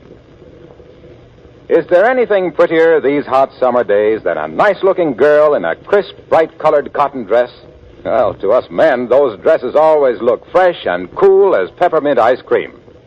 And it's almost as easy as snapping your fingers to keep those pretty printed washables bright and gay with Rinso helping out. Yes, indeed, those hard-working Rinso suds make dirt disappear in a jiffy, whether you're using a tub or a washing machine. Rinso's mighty easy on your pretty washable colors, too. They stay fresh and bright even after dozens of washings. So take a tip from Bob White for easier wash days and brighter, cleaner clothes. That's Rinso White and Rinso Bright for your colored clothes. If you value them, better use Rinso every time you wash them.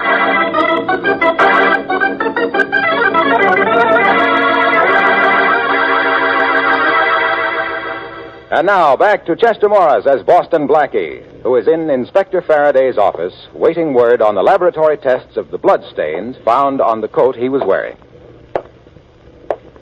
Blackie, for a smart guy, you get into more scrapes. Look, Inspector, can't you think without pacing the floor? I've got a little proposition to make you. Oh, but how about the bloodstains on the coat, Inspector? Remember, you wanted me for murder. Well, now, just in case those bloodstains turn out not to be bloodstains. Oh, you don't need to apologize, Inspector. Who's apologizing? What are you laughing at? Well, your shoelaces are untied. Yeah? Why don't you tie them? Me? Yes.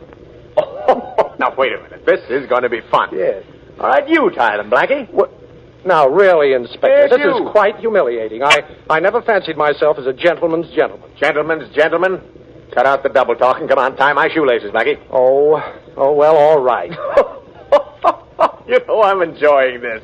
Boston Blackie, finally on his knees. Yes, but not begging, Inspector. By the way, don't you ever get your shoes shined? What for? Oh, now, there you are. I hope you realize it's a privilege to be tied by Boston Blackie. Wonderful. Here's the report, Inspector. Okay, let's have it. That'll be all, Matthews. Right, Inspector. Goodbye, Matthews. You ain't going anywhere, Blackie. What? Well, come on, Inspector. What's the verdict? I'll read it to you, Blackie. It says, quote, stains taken from the coat of Boston Blackie analyzed. Yes? Tests show them to be human blood matching that of Andrew Lawrence, murdered caretaker of Devon Estate. Signed, Murphy Police Laboratory, unquote. Well, that's it, Blackie. I'm locking you up right now. Oh. And I'm not taking any chances on your getting out of here first. Hold out your hands. Oh, now, Inspector, cuffs for me? Yeah. Oh, you've got a very bad memory. Okay, maybe you can get out of handcuffs, but my gun doesn't miss. What, a gun again, Inspector? Again. Say, look, why don't you try a bow and arrow for a change? All right, let's get going. And just to make sure, I'm going to escort you personally to your cell. That'll be nice. All right, down the hall, and don't try anything funny. Well, will you sit with me a while and hold my hand? Oh, come on. Oh, I'm sorry I had to tie your shoelaces together, Faraday. And thanks for the gun. You know, you look very funny. Generally, you're only flat on your feet. But now you're flat on your face.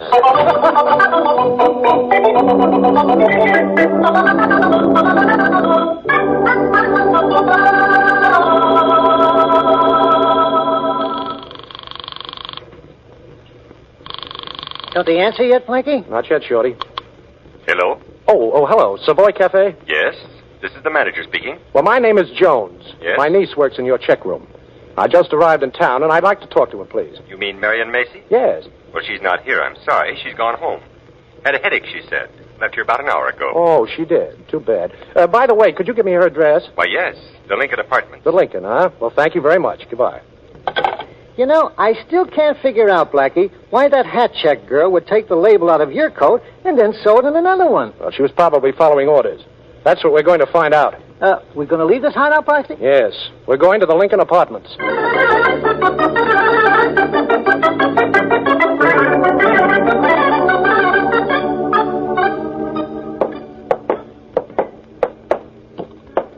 Here's the apartment, Shorty. That's funny. Probably asleep. But I've got to talk to her. Can you open that door, boss? Are you kidding? I've got it, Shorty. There it is. Come on. I'm getting a creepy feeling, boss, like I always do. Oh, before. Shorty, will you relax? Hey, what's this? What? Holy mackerel, the dame. Boss, that feeling of mine was right. Yes, it's the check room girl, all right, Shorty. She's dead. Come on over here and take a look. Oh, no. I'll take your word for it.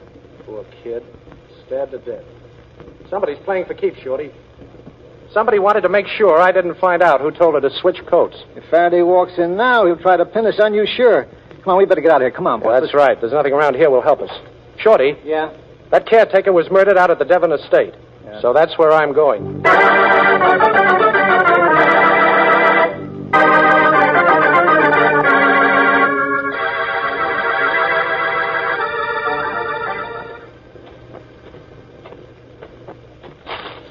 Oh, I beg your pardon, miss. I didn't see you. What are you doing here on my grounds? Well, this is the Devon estate, isn't it? Yes, and you're trespassing.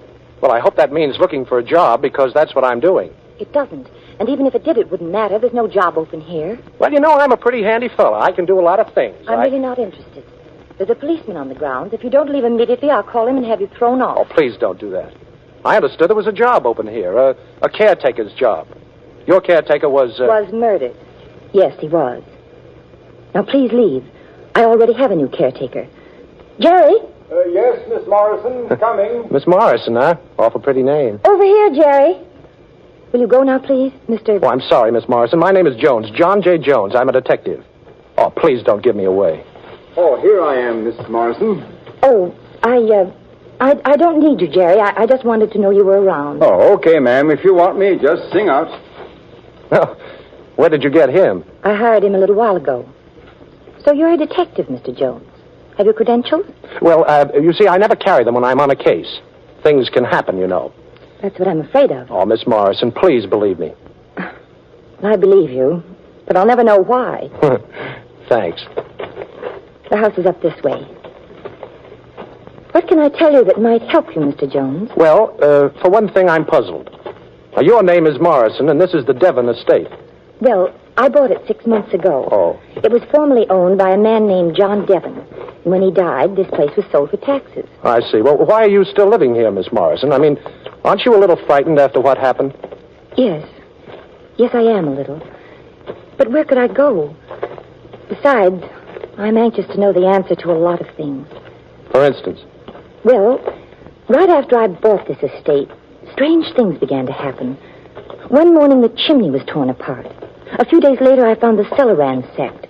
Then one night, the whole living room was turned upside down. I see. Well, where was your old caretaker during all this? He was down the road, sleeping in his own cottage. Oh. But after the living room was ransacked, he slept in the house on a couch. That is, until last night. Or rather, early this morning when we found him murdered. Here we are. Oh. Please come in. Thank you. You're pretty calm about all this, Miss Morrison. It must be rather annoying. It's more than annoying. My nerves are beginning to jump. Yes, I'm sure. Anything else you can tell me that might help? Well, possibly. I've had 2 offers to sell recently. The agent who negotiated the sale of this house made me an offer the day before yesterday to buy it back. Oh, and what's the agent's name? Arthur Moran. I see. Go on. Well, when I refused, he said his client in any case would like to buy the gun collection that was here when I took possession.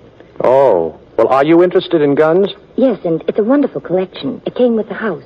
Well, it's obvious somebody is looking for something in this house. When he couldn't find it, he wanted to buy the house. When he couldn't do that, he wanted to buy your gun collection. And, of course, he was looking for... The gun collection. I'll bet your caretaker surprised him while he was searching for it. How long had the caretaker been here? A long time. I sort of inherited him with the place. I see. You mentioned there was a policeman on the grounds. Where is he? Well, he's around somewhere. He's staying with Jerry in the caretaker's cottage. Miss Morrison, could you arrange for the policeman and your new caretaker to sleep downstairs here, and for me to take over the cottage for the night? Certainly I can do that. Oh, fine. And can you reach me in a hurry if you need me? Yes, there's an extension phone between here and the caretaker's place. Good. I'll call Jerry and tell him he's sleeping down here tonight. Thanks. Oh, Miss Morrison, what do your best friends call you? Polly. Good night, Polly. You see, I'm one of your best friends.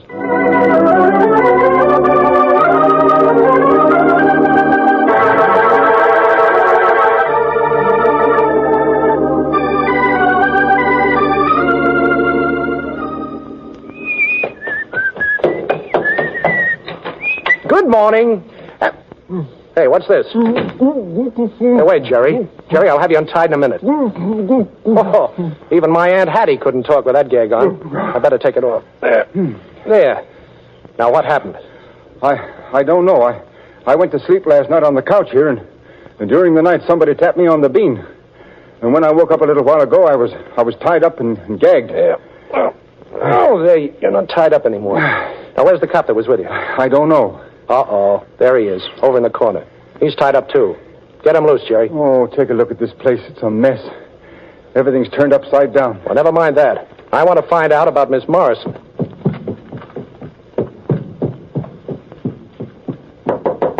Polly.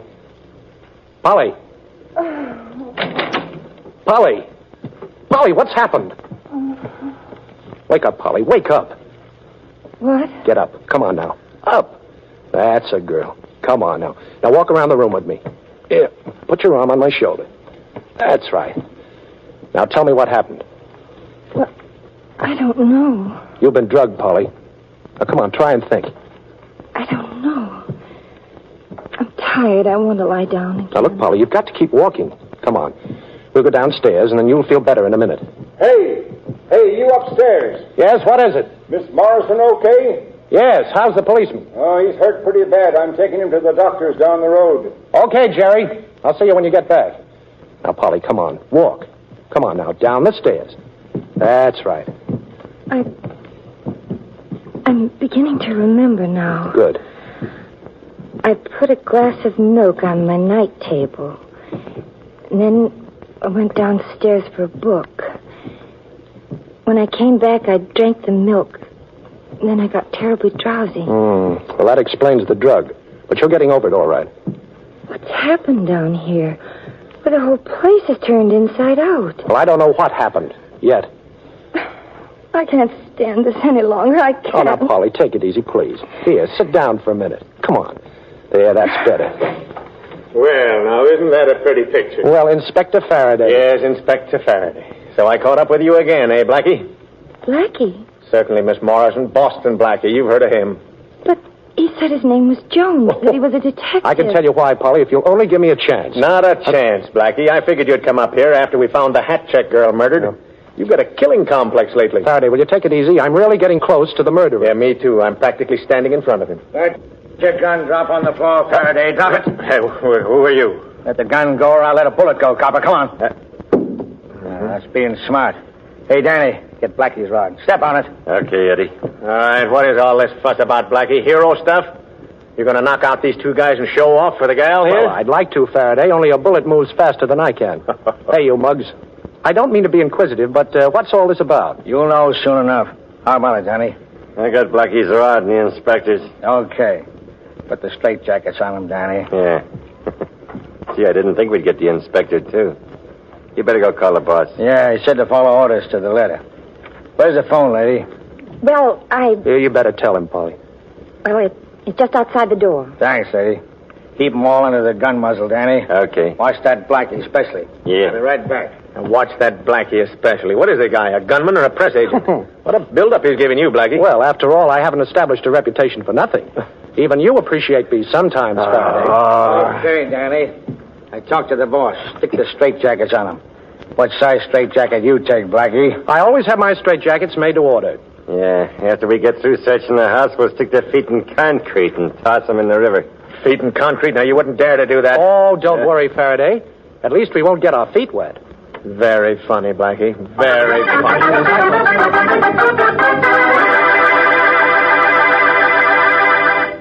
Don't do it the hard way, ladies. Take it easy. What am I talking about? Why, dishwashing, of course. And the way to take it easy is to let Soapy Rich Rinso take over. Because those lively, hard-working Rinso suds get right after every little bit of clinging grease and all those sticky food particles and chase them away quick as a wink. Just try it. And by all means, have Rinso handy for wash day. This hot weather, you certainly don't want to knock yourself out doing your wash the hard way either. Well, remember, Rinso not only makes wash day a cinch, it helps you turn out a wash you're really proud of. I'll bet you'll be singing your way through wash day like this.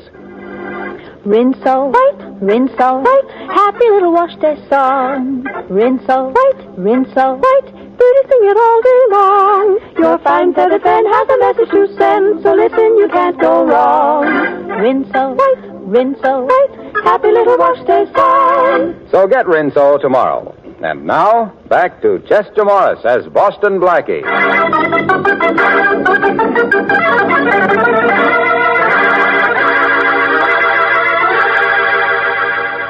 Boston Blackie, Polly Morrison, and Inspector Faraday have been put in straitjackets by two thugs after Blackie has been accused of the murder of the caretaker of the Devon estate. One of the gunmen is on guard, while the other is searching the Devon house. What are you twisting around for, Blackie? Straitjackets were made to hold people. Yes, handy little things, aren't they? Yeah. I hear you can get out of ropes and handcuffs and things. Oh. Yeah, well, why don't you try to get out of that canvas coat you're wearing? You're due to get a bath, you know. All three of you.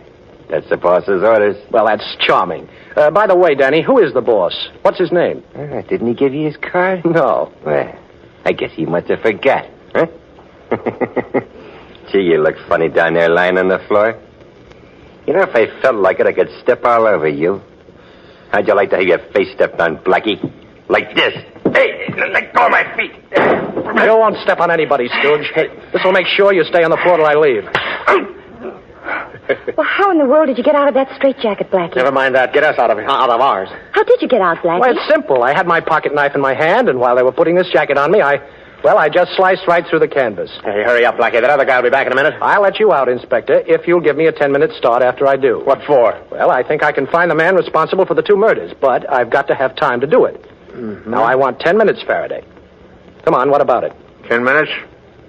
Okay, you've got it. Thanks. Polly. Yes, Blackie. Tell me, what was the agent's name again? You know, the one who sold you the house and later wanted to buy your gun collection for a client. Arthur Moran. Why? Arthur Moran, huh? Okay. He's due for a phone call.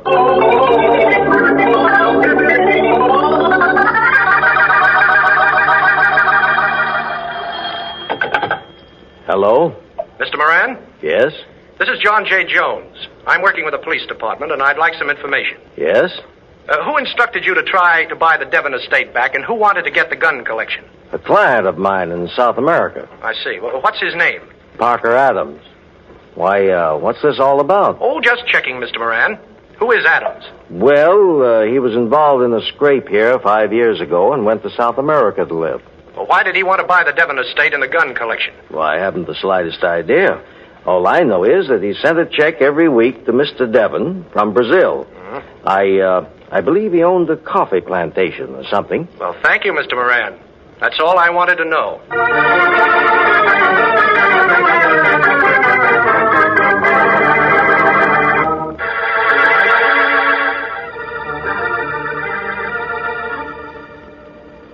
Did you get all that dope I wanted, Shorty? Yeah, sure, boss. It was a cinch. Look, I go into the files at the Daily Globe, and I pulled out this stuff about this Parker Adams. No trouble at all. And say, no wonder this guy Adams had to go to South America. Just put your peepers on this clipping, will you? Yeah? Oh. Yeah, I see what you mean. Come on, Shorty, we're going up to the Devon estate.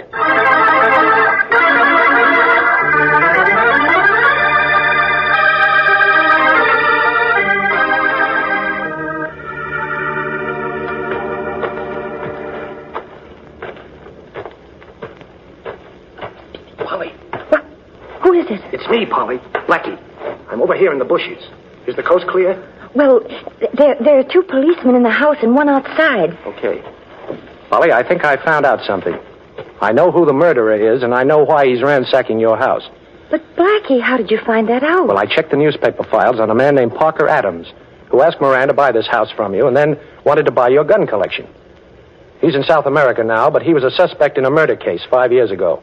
But what has that to do with what's happened at my house? Well, you see, this Adams wasn't convicted because the police couldn't prove him guilty. They couldn't find the gun. And you think the gun is in my house? Yes. And the Devon was blackmailing Adams with it. Polly, I've got to get by those 2 policemen and get into the house and find that gun. But, Blackie, how? Oh, let's see. I'll tell you what I'll do. I'll climb that tree by your window and then drop to the first-floor roof. Yes, I know, but the policeman outside... Yeah, I know. I'll throw a rock in the pool. That'll keep him busy while I get in the house. Where is the gun collection, Polly? In the library. Fine. I'll meet you there. Blackie, be careful. Oh, sure.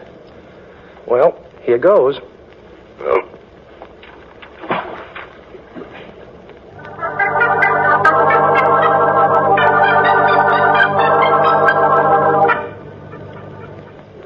Is that you, Blackie? Yes, Polly. Oh, I'm so glad. Where's the library? Over here. The gun collection's in this room. Come in, Blackie. Good. Now, we've got to work fast. Now, where are they? In a box in this desk. I'll show them to you. There's a drawer here, but you'd never find it unless you knew it was there. Here they are. Take a look at them. Ooh. Say, this is a fine collection, Polly. All old-timers, too.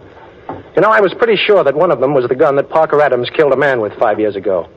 But I can see now that I was wrong. But you said you knew who the murderer was. Oh, sure I do. And I know why he did it, but I can't prove it. I'm just a dummy. Dummy. Hey, wait a minute. That gives me an idea. Look at this. This isn't a real gun at all. What? No, it's a dummy. It's hollow. Oh, and look what's inside. A Colt 25 pistol. Why, this must be the one Parker Adams used. And we can easily prove that by the serial number on it. Polly, I think this is our ace in the hole. You don't mind if I trump that ace, do you, Blackie? I'll take that gun. Jerry! I'm not surprised, Polly. I had a pretty good idea it was this fellow who was in back of these murders. Oh, you did, eh? Smart guy, huh? How did you know? Well, when one of your thugs went to call the boss before he put us in straitjackets, he just casually picked up the telephone and didn't bother to dial. There's a direct connection between the house and the caretaker's cottage, and that's where you were, Jerry. You were the boss. You only took this job so you could search for this gun. Nice figuring, pal. Well, as long as compliments are being handed out, that was pretty clever of you to get yourself tied up here this morning. But not clever enough. Why, any good Boy Scout could tell you tied yourself up, Mr. Parker Adams. Adams? Yes. He went down to South America and planted somebody to take his phone calls and pretend to be him. It was simple, but effective. Listen, I've spent a lot of time and money trying to get that gun back, Blackie. Yes, and killed 2 people trying. And now it's going to be 4. And Miss Morrison, don't keep looking over my shoulder for your cops. My boys are taking care of them. Okay, Blackie, give me the gun. Now, just a minute. Let me get this straight. The caretaker recognized you when you were ransacking the house, and you had to kill it, right? Well? And you had to get rid of the blood-stained camel's hair coat you were wearing. And then after you had the hat check girl switch coats and sew in my own label, you had to kill her to keep her mouth shut. Oh, she didn't pick your coat on purpose. It could have been any camel's hair coat. Oh, well, I know the rest. Devon was blackmailing you because he had this gun. When you found out he died, you tried to buy this house, but Miss Morrison got it first. So you came to the States and began operations to get the only evidence that could convict you of murder. Oh, you've said enough. You're stalling. Hey, Eddie, Eddie! Yeah, boss. Oh, you got these two, huh? Get the gun Blackie's got in his hand, Eddie. It's not loaded. Okay, boss. Come on, Blackie, give. Sure. Here. Oh. Polly, she's fainting, boss. Catch her. Hey, stand up. Stop leaning on me, will you? Get off of me, will you? I'll get her, boss. Go to sleep, Eddie. Hey, let go of my hand, will I'm you? holding Jerry's gun hand, Blackie. Hurry. You can let go now. Oh. Oh, thanks, Polly. You know, that was mighty nice fainting. Thank you, Blackie, but I think I feel a real one coming on. Oh, you're wonderful. Do you want to be more wonderful? How? Call Faraday and tell him what you've heard. That will be enough to clear me. Of course I will. Oh. Oh. What's the matter, Blackie? Hold me. Hold me. I think I'm going to faint. Faint? A big, strong man like you? Well, it seems to be the only way I can get your arms around me.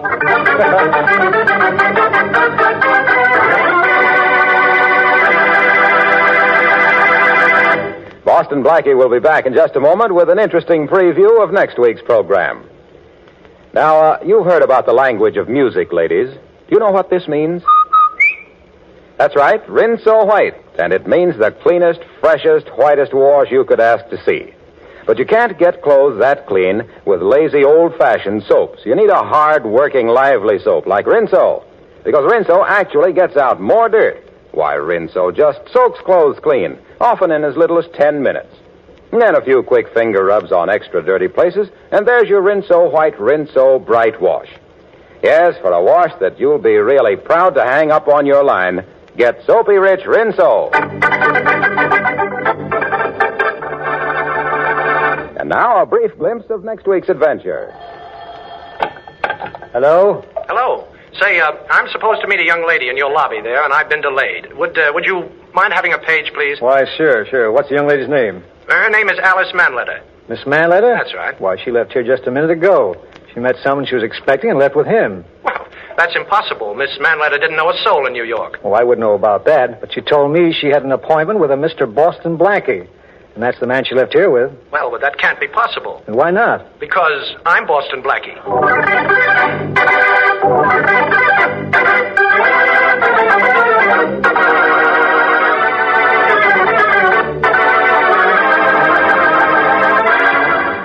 We'd like to take a moment here to congratulate the women of the United States Navy, the Waves, who are presently celebrating 2 years of service to their country.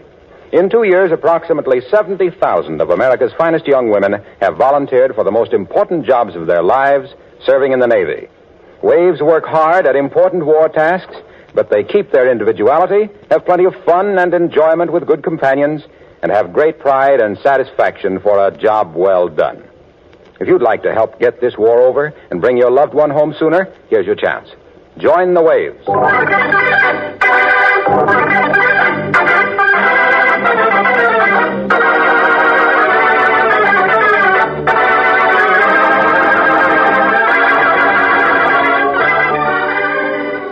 Be sure to listen at this same time next week for another exciting adventure with Boston Blackie.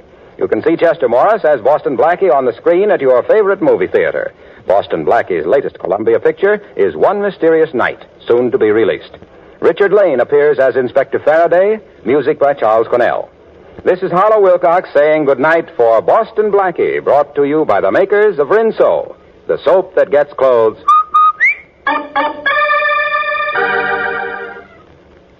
Summertime means warm weather, and that means more perspiration. Use Lifebuoy in your daily bath or shower to protect yourself. You'll love its rich, purifying lather. Remember, too, that of 7 leading brands, Lifebuoy gives you the most soap for your money. And besides, it's the only soap especially made to stop... Welcome to Golden Age Radio, rumble.com/C/GAR. Visit veteransradioministry.com for more videos like this.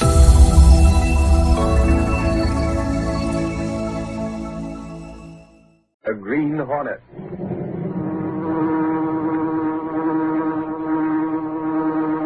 He hunts the biggest of all game, public enemies that even the G-men cannot reach.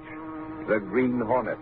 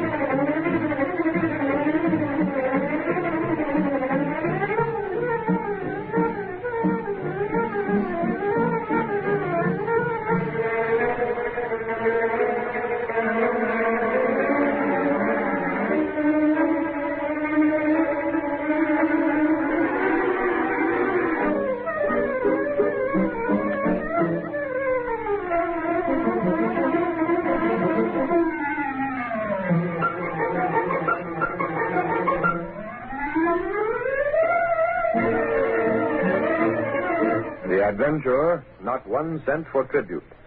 The events and characters depicted in this drama are fictitious. Any similarity to actual persons, living or dead, is purely coincidental.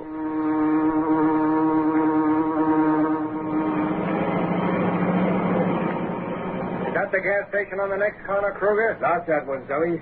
Can't you see how much he's charging for gas? That one's okay. The one we want is on the next corner. Which way? Turn left. There's the place. Here it goes.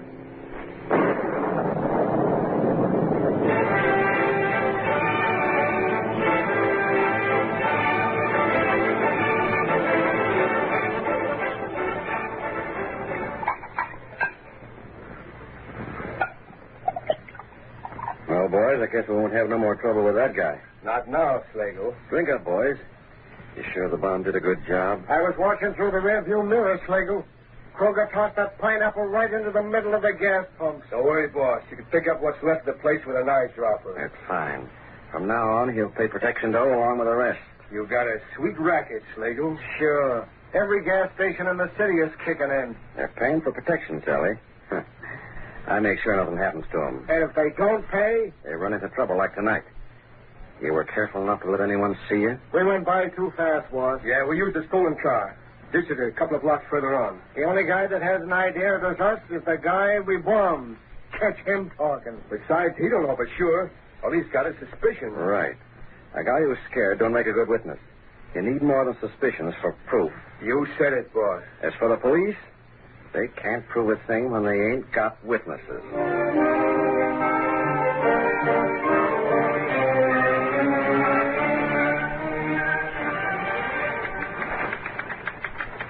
Miss Case got the district attorney on the phone for me. Have Lowry here when I'm through talking. Yes, Mr. Reed. Have it up. Well, it looks like a 3-alarm fire the way he's burning up. Sally, get the district attorney on the wire. And tell Lowry to stop cutting out paper dolls and come in here on the double. Mr. Reed's in a hurry. And I do mean hurry. Oh, I wonder what it is this time. Last week he was turning out scorching editorials on dangerous drivers and how they were a menace on the city streets. Yes, Mr. Reed? Get me all the information we have on the recent gas station accident. And bring it to me as soon as you get it. Oh, is that the district attorney? Mr. Reed's office? Just a moment. Yes, Mr. Reed, it's the district attorney. I'll switch him on your wire. I have it. Get busy on that list. Hello. Hello, let me have the morgue. Don't tell me, Casey. The boss is going to make me the lovelorn editor. You'd do better at a racetrack, Lowry. Hello, morgue? Morgue? Did somebody die? Now, that morgue, silly. The place where we keep all the back copies of the Sentinel. Oh, no, Casey, you're kidding me. If there's any information he wants, I have it at my fingertips. Listen, Miss Case. Mr. Reed wants all the information you have about recent gas station accidents. That's it, huh? I don't care how you get them. Well, check with the police.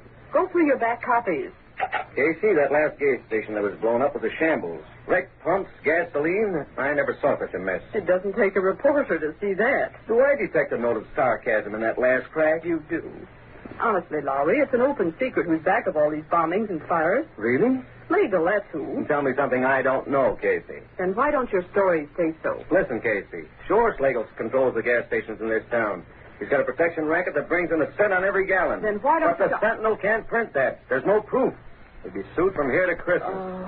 My idea of heaven would be someplace where a newspaper can print what everybody knows is true, even though it can't be proved. Yeah, but this place isn't heaven. Not while Slagle is here. Well, maybe the district attorney can do something. I've been talking to him, Laura. Just finished. Did he have anything, Mr. Reed? Not a thing, Miss Case. How about that last bombing, boss? Yeah, it's the same story all over again, Laura. Suspicions, but no proof. Even the owner of that gas station refuses to talk. And meanwhile, that snake Slagle keeps raking in all the cash he can get his grabbing hands on. There's one consolation, Mr. Reed. Yeah, Casey? None that I know of, Miss Case. Well, what I mean is, Slagle's only taking money from gas stations. Well? 1 cent difference in the price of gasoline isn't going to affect people so much. Miss Case, you're making the same mistake that others do. The price of gasoline is as important as any other. But suppose Slagle's racket were meat and vegetable markets. Well, people wouldn't be able to get the right kind or amount of food. Now, you can't compare... It's practically the same thing. Keep your ears open, Casey. Here's where you get a lesson in simple economics. Meat and vegetable markets use trucks in their business. Yes. They have to pay the same higher price for gasoline that Slagle forces from everyone else. But a cent a gallon... Well, that adds up. If they spend more for gasoline, they have to make it up somewhere else. In other words, if their expenses go up, they have to charge the public more for the food they're selling. You'll hit it, boss, and the same goes for every family that uses a car. Exactly. Every cent they have to spend for gas means 1 cent less to buy milk and eggs and fresh vegetables for the family table. Why, of course. I didn't stop to think. More people did think, Miss Case. Racketeers like Slagle would never get started. Too late for that now. Slagle's got the gas stations tied up tighter than Houdini. That's why I called you. We're going after every one of those gasoline dealers. Why, boss? If we can find one man who'll act as witness against Slagle, that's all the district attorney will need. They're sending the names up from the morgue, Mr. Reed. Go after them, Lowry. Take Clicker Benny with you. Okay. We ought to be able to convince somebody that he's smart to act as witness. Lowry and Clicker Benny made the rounds of the gas stations which had recently had accidents, but their search was fruitless. They could find no one who would consent to appear against Bat Slagle. As they approached a gas station run by a man named Jennings, Lowry said, We're not having much luck, Clicker. Everybody gives us the same story. I can't blame them exactly, Lowry. How would you like it if something happened to your family? I haven't got a family. Yeah, but most of these gas station operators have. Besides, they can't help much. They say they can't, but I know It may be true. Apparently, Bat Slagle is pretty careful about making sure there's no actual evidence against him. Benny, all these accidents can't have just happened. Slagle's responsible, all right. There's no doubt about that. Only all the victims claim they saw nobody, heard nothing, and know nothing. I still say they're scared. How about this guy here? What's his name? Jennings. Okay, watch me work. It'd be about time. Nothing's worked so far. He isn't out here. Must be inside the station. Yes, sir. You want some gas? Mr. Jennings? That's right. Guess I didn't hear you. I was busy checking over the business I've been doing. How is business? Could be better.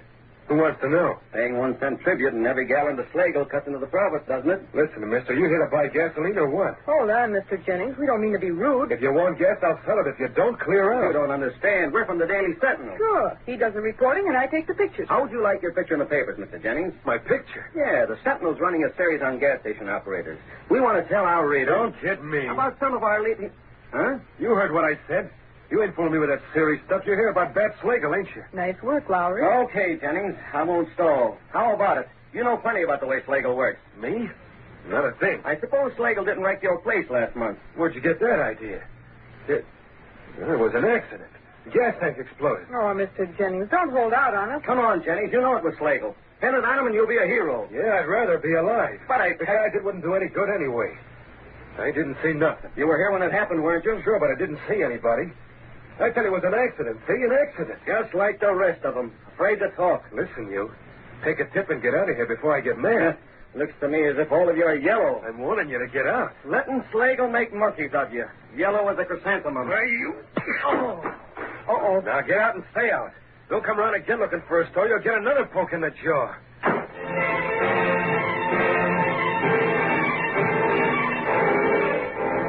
Tell me, Laura, the only result of sending you and Miss Benny out is that bruise on your chin. Oh, the big jellyfish smacked me when I wasn't looking. Doesn't sound much like a jellyfish to me. Not this fellow, Mr. Reed. He was mad. I mean about Slagle, Mr. Reed. They were all jellyfish. Even the guy who socked me wouldn't open his mouth about Slagle. Compared to them, the plan could talk your ear off. Lowry, I don't quite approve of your tactics in questioning this man Jennings. I couldn't help it, boss. By the time I got around to him, I was fit to be tied. Reporters are supposed to go out for facts, not fights. On the level, boss. I tried being polite. Yeah? You know Lowry, Mr. Reed. If he can't get facts one way, he uses another. Whether any of them has something on Slagle or not, I don't know. All I know is they won't talk. Mr. Benny, you've been trying to conceal a grin ever since Lowry, you came in here. Me?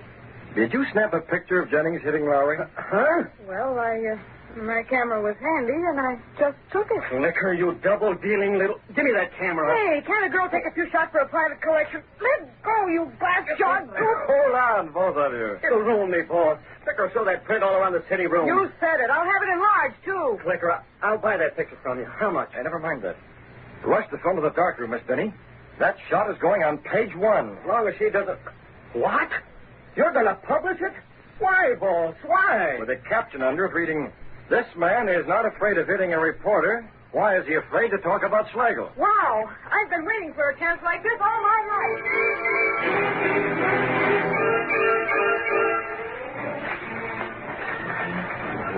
Why don't that newspaper mind its own business? Putting my picture on the front page. Now, Jim. But, Alice, they know very well why I won't talk. Perhaps you should tell what you know about Slagle. And have his mob do another job on my gas station? Or come over here after you and Timmy? Not a chance. Slagle wouldn't do that. Sure he would. Besides, I can't prove it was Slagle had my place bombed. He's too slick for that. So we go on paying. Yeah. That reminds me, Slago's collector's due here pretty soon. Is the money ready? Yes, in the envelope. If you didn't see in this picture in the Sentinel, I'd better have it for him on the line. The doorbell. Is that him? A little early, but... You stay here, Alice. I'll see him in the hallway. Be careful, Jim. Don't worry, honey. Gosh, I wish there was something I could do without making things bad for Alice and the kid. Inside, Jennings. Hey, what? Man. Step back. That gun. I know you. You're the Green Hornet. That's exactly right. Whatever you come for, Hornet, you're not getting it, see? Jim, you forgot the money. Bring it here. Why, you dirt. I could give you a shot of gas and take it anyway, Jennings. Please, Jim, do as he says. Here it is. Yeah, spell it. That goes for Slagle, Hornet. It was for Slagle, but not anymore. But that's all we have. The Slagle collector's due any minute. That's too bad. The Green Hornet got here first. You can't. What do we tell him? Tell him anything. This cash goes with me. No, Jim. Alice, let me go. Get up. Green Hornet, huh? No, Jim, I won't let you. It's too late. There he goes.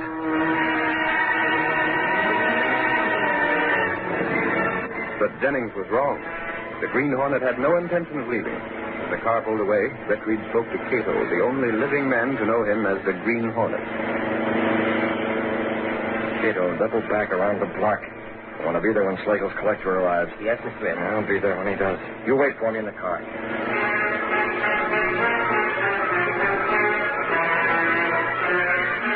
Short time later, Slagle's collector arrived at Jennings' home. He refused to believe Jennings' story. Stop stalling, Jennings. Where's that door? I tell you, the Green Hornet took it. Don't make me laugh. A Hornet wouldn't bother with $20. The truth. My husband left the money in the other room when he came to the door before.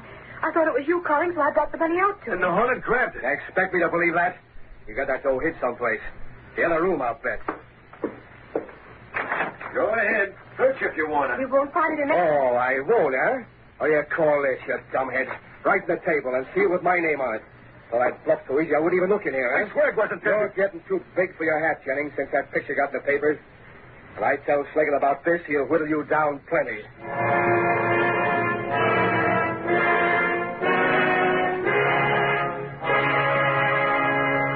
Outside the window, a tall, masked figure listened to Kruger's outburst and then moved away silently. Step number one in my plan to uncover Slagle's racket. Now, if only everything moves along as smoothly as it's been going so far, the Green Hornet is going to have a busy night. And that means a busy night for Bat Slagle as well. Slagle and his whole crooked outfit.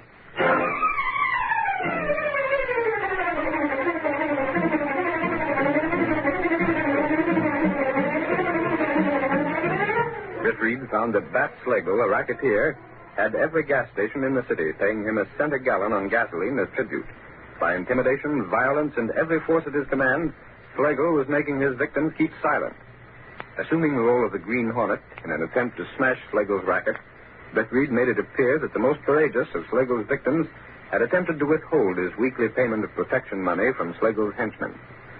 Following Betteridge's instructions, Cato had the Black Beauty waiting in an alley near Jennings' house.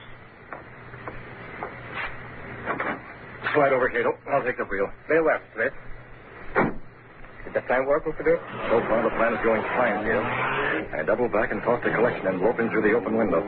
Slagle's collector thinks Jennings is trying to pull a bluff. He's on his way to Slagle now. We go there? The Black Beauty will get us to Slagle's place twice as fast as he can make it. Cato, the Green Hornet is going to be in that office when Slagle's collector arrives.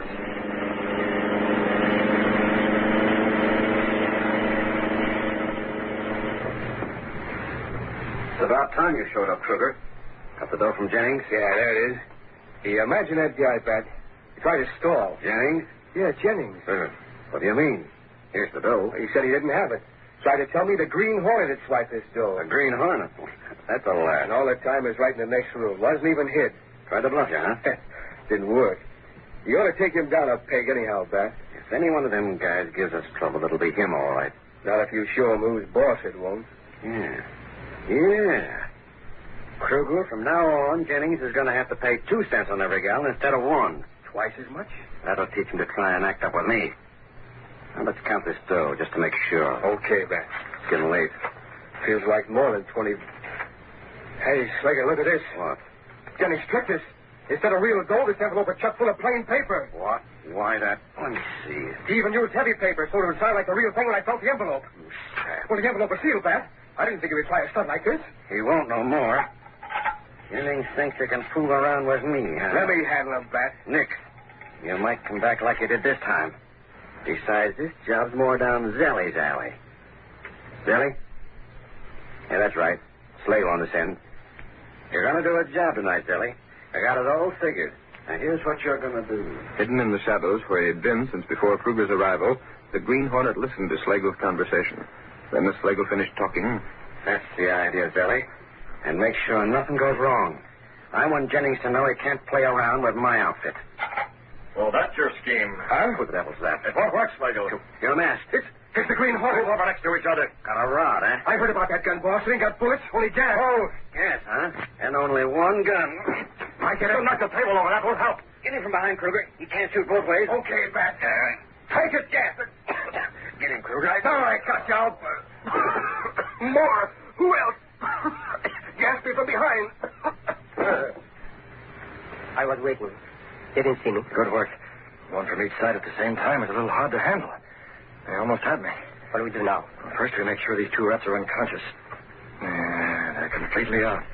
Can you fix them up so they'll stay that way until 4 in the morning? 4 in the morning? That's the time when Slagle told Zelly to do that job. If we're going to trap these rats, we'll need every minute in between.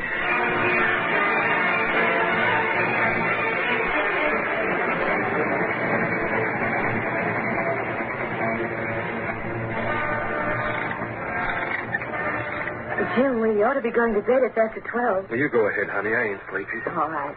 Don't be long. Good night, Jim. Night, honey. It's taking plenty out of me to be paying off to Slagle. If he's going to make it any tougher one, and I might as well quit. And that reporter. Why'd I sock him in the first place? I certainly must have looked yellow to him. Gosh, if I did have any dope on Slagle's racket, I would call that reporter. That's a good idea, Jennings. Oh, it's you again. What do you want now? I'm your friend. You put me on a spot with Slagle. For one purpose. To take care of Slagle. It don't make sense. First you swipe that dough, then you bring it back so Slagle's collector can find it. Exactly. If it wasn't for you, I wouldn't be worried about what Slagle's going to do. Plenty. I don't need a guy in a mask to tell me that. Jennings, I'm going to help you stop him. You? You don't believe me? I've heard plenty about you, Hornet, and none of it good. Perhaps this will convince you. What? It's money. Dollar bills. Look at them. Where's it? The money I get to Slagle's collector. What he took was nothing but strips of paper. I had this money with me from the first. I can't figure you, Hornet. Don't try to. But the whole thing's screwy. The money, Slagle. Jennings, I want to get Slagle as much as you do.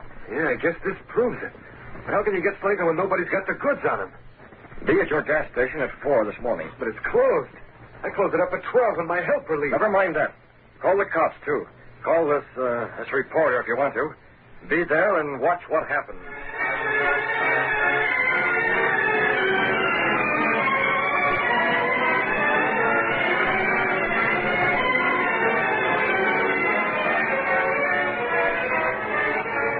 Jennings followed the suggestion given him by the Green Hornet.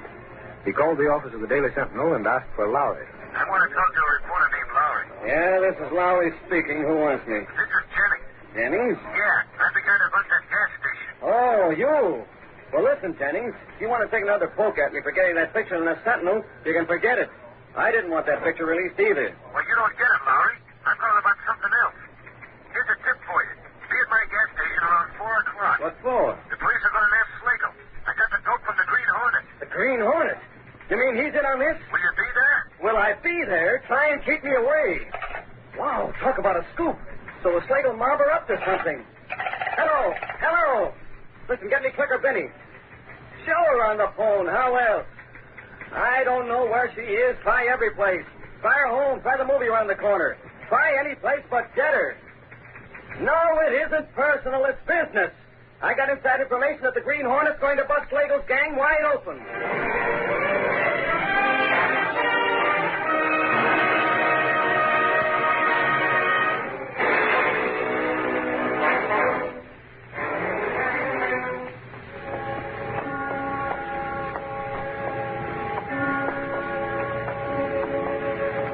Here we are, Cato.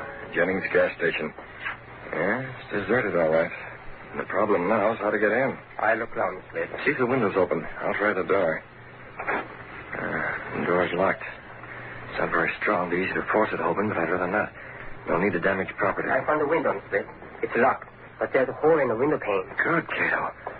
There's a hole in the window pane. We'll be able to unlock it and get inside without any trouble. Yes.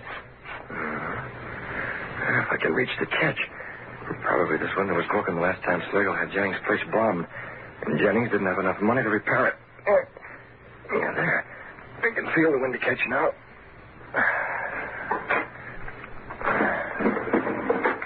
You have Slagle and Kruger, Cato? Yes, sir. I'll go in through this window and open the door. Then we'll bring the two of them in and put them right where Zelly will find them. Yes, sir.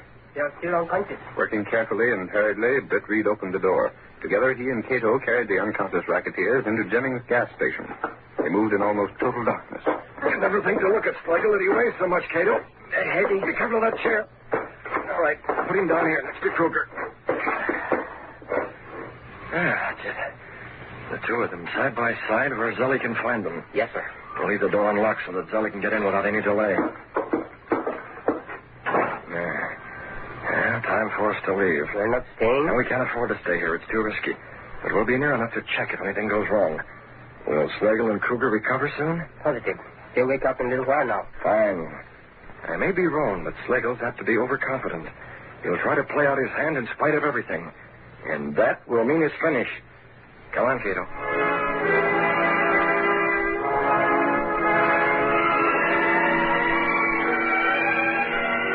A short while after Britt Reed and Cato left, the two racketeers stirred. Slagle sat up. What happened? Where? Oh, dark. Hornet. Yes. Who's that? Kruger. That you? Yes. Hornet did it. Couldn't get him. Kruger, wake up. Huh? Oh, Slagle. Well, where are we? Kruger, it was that blasted Green Hornet. I remember now. He gassed us in my office. Snap out of it. Yeah, your office. That's where we must be now. He snapped off the lights and left us. Sure, that's it. Got scared and took a powder. Now we'll find the light switch and then... Slagle. This ain't your office. No, it ain't. Then where the devil are Look out the window. Look at them gas pumps. Hey, this is Jennings' place. I recognize a plane. Yeah, just lights up to see things outside. So the Green Hornet brought us here. Guess he figured we'd still be unconscious when Zelly came around to do a job on the place. We'd have been done for. Yeah, only figured wrong. That gas he used wasn't as strong as he thought. We'll just walk out when Zelly shows up, and nobody the wiser. Hey, there's somebody coming now. See him? Through the window. Huh? Well, that's Zelly. Come on. We're going outside and meet him. What the? What's that? Take it easy, Zelly. It's me and Kruger. I didn't expect you down here, boss. What's the matter? Checking up on me? We know you can handle it, Zelly. With the Green Hornet, he brought us The here. Hornet? He tried a little scheme to take care of me and Kruger. Only he slipped up, see? Now let's get busy. Got the bomb? Right here, boss. Okay. We'll set it down right here next to the gas tank. Now give me a match for this fuse. We'll take care of it. Don't mind the match. What's the devil? Okay, get in there. Grab him. Gotta get out of here. Hands up. You don't get me. No, you don't. What's Slagle? It's Slagle to me, Sergeant. Wait, Jennings, don't. On my gas station, will you, Slagle? Hey, Slagle, snap this one. Jennings is going to poke Slagle. Make us pay you tribute, huh? Well, the cop's got the goods on you now. All right, you got me. What else now? Honey, did you get it, Clicker? And how? Thanks, Jennings. You saved us the trouble. Put the cuffs on him. Okay, Doyle. Listen, officer, it's a mistake. I wasn't supposed to be here. Tell it to the judge, Kruger. Don't listen to him. He's in as deep as me. I tell you, the Green Hornet brought me and Slagle here. Sure he did, and a good job, too. The Green Hornet. Is that where you got the tip, Jennings? Yeah, and it worked smooth as clockwork. Trust the Green Hornet for that. So the Green Hornet's responsible for this, eh? Well, that's the first good thing he ever did. Listen, Sergeant, the Green Hornet's okay, see?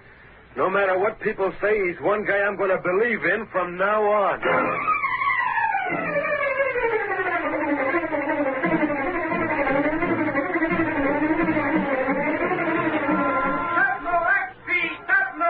Hornet smashes gasoline racket. Slagle under arrest. Tatlo Pepper.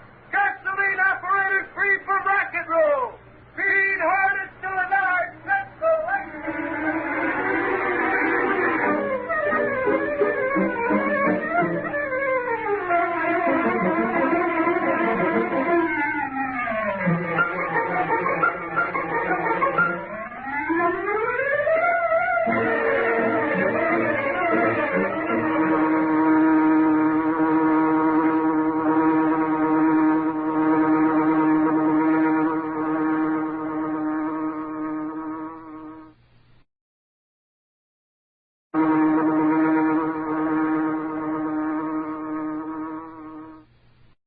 Enjoying the timeless classics on Golden Age Radio? If you're loving the nostalgia and captivating stories, consider supporting our channel with a tip.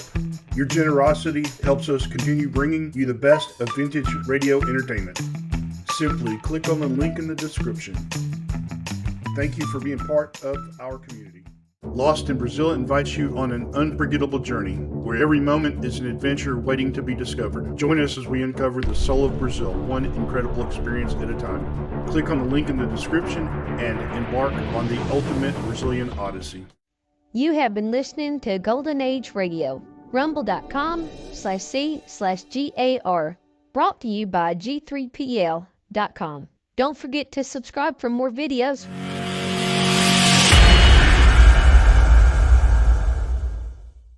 I would like to extend my sincere gratitude to Old Time Radio Research Group for their remarkable efforts in preserving and archiving the captivating world of old-time radio programs. Their dedication to safeguarding these precious audio gems ensures that future generations can relish the enchanting stories, music, and entertainment of the past. Their invaluable contribution allows us to step back in time and experience the magic of radio history firsthand. Their link is in the description below.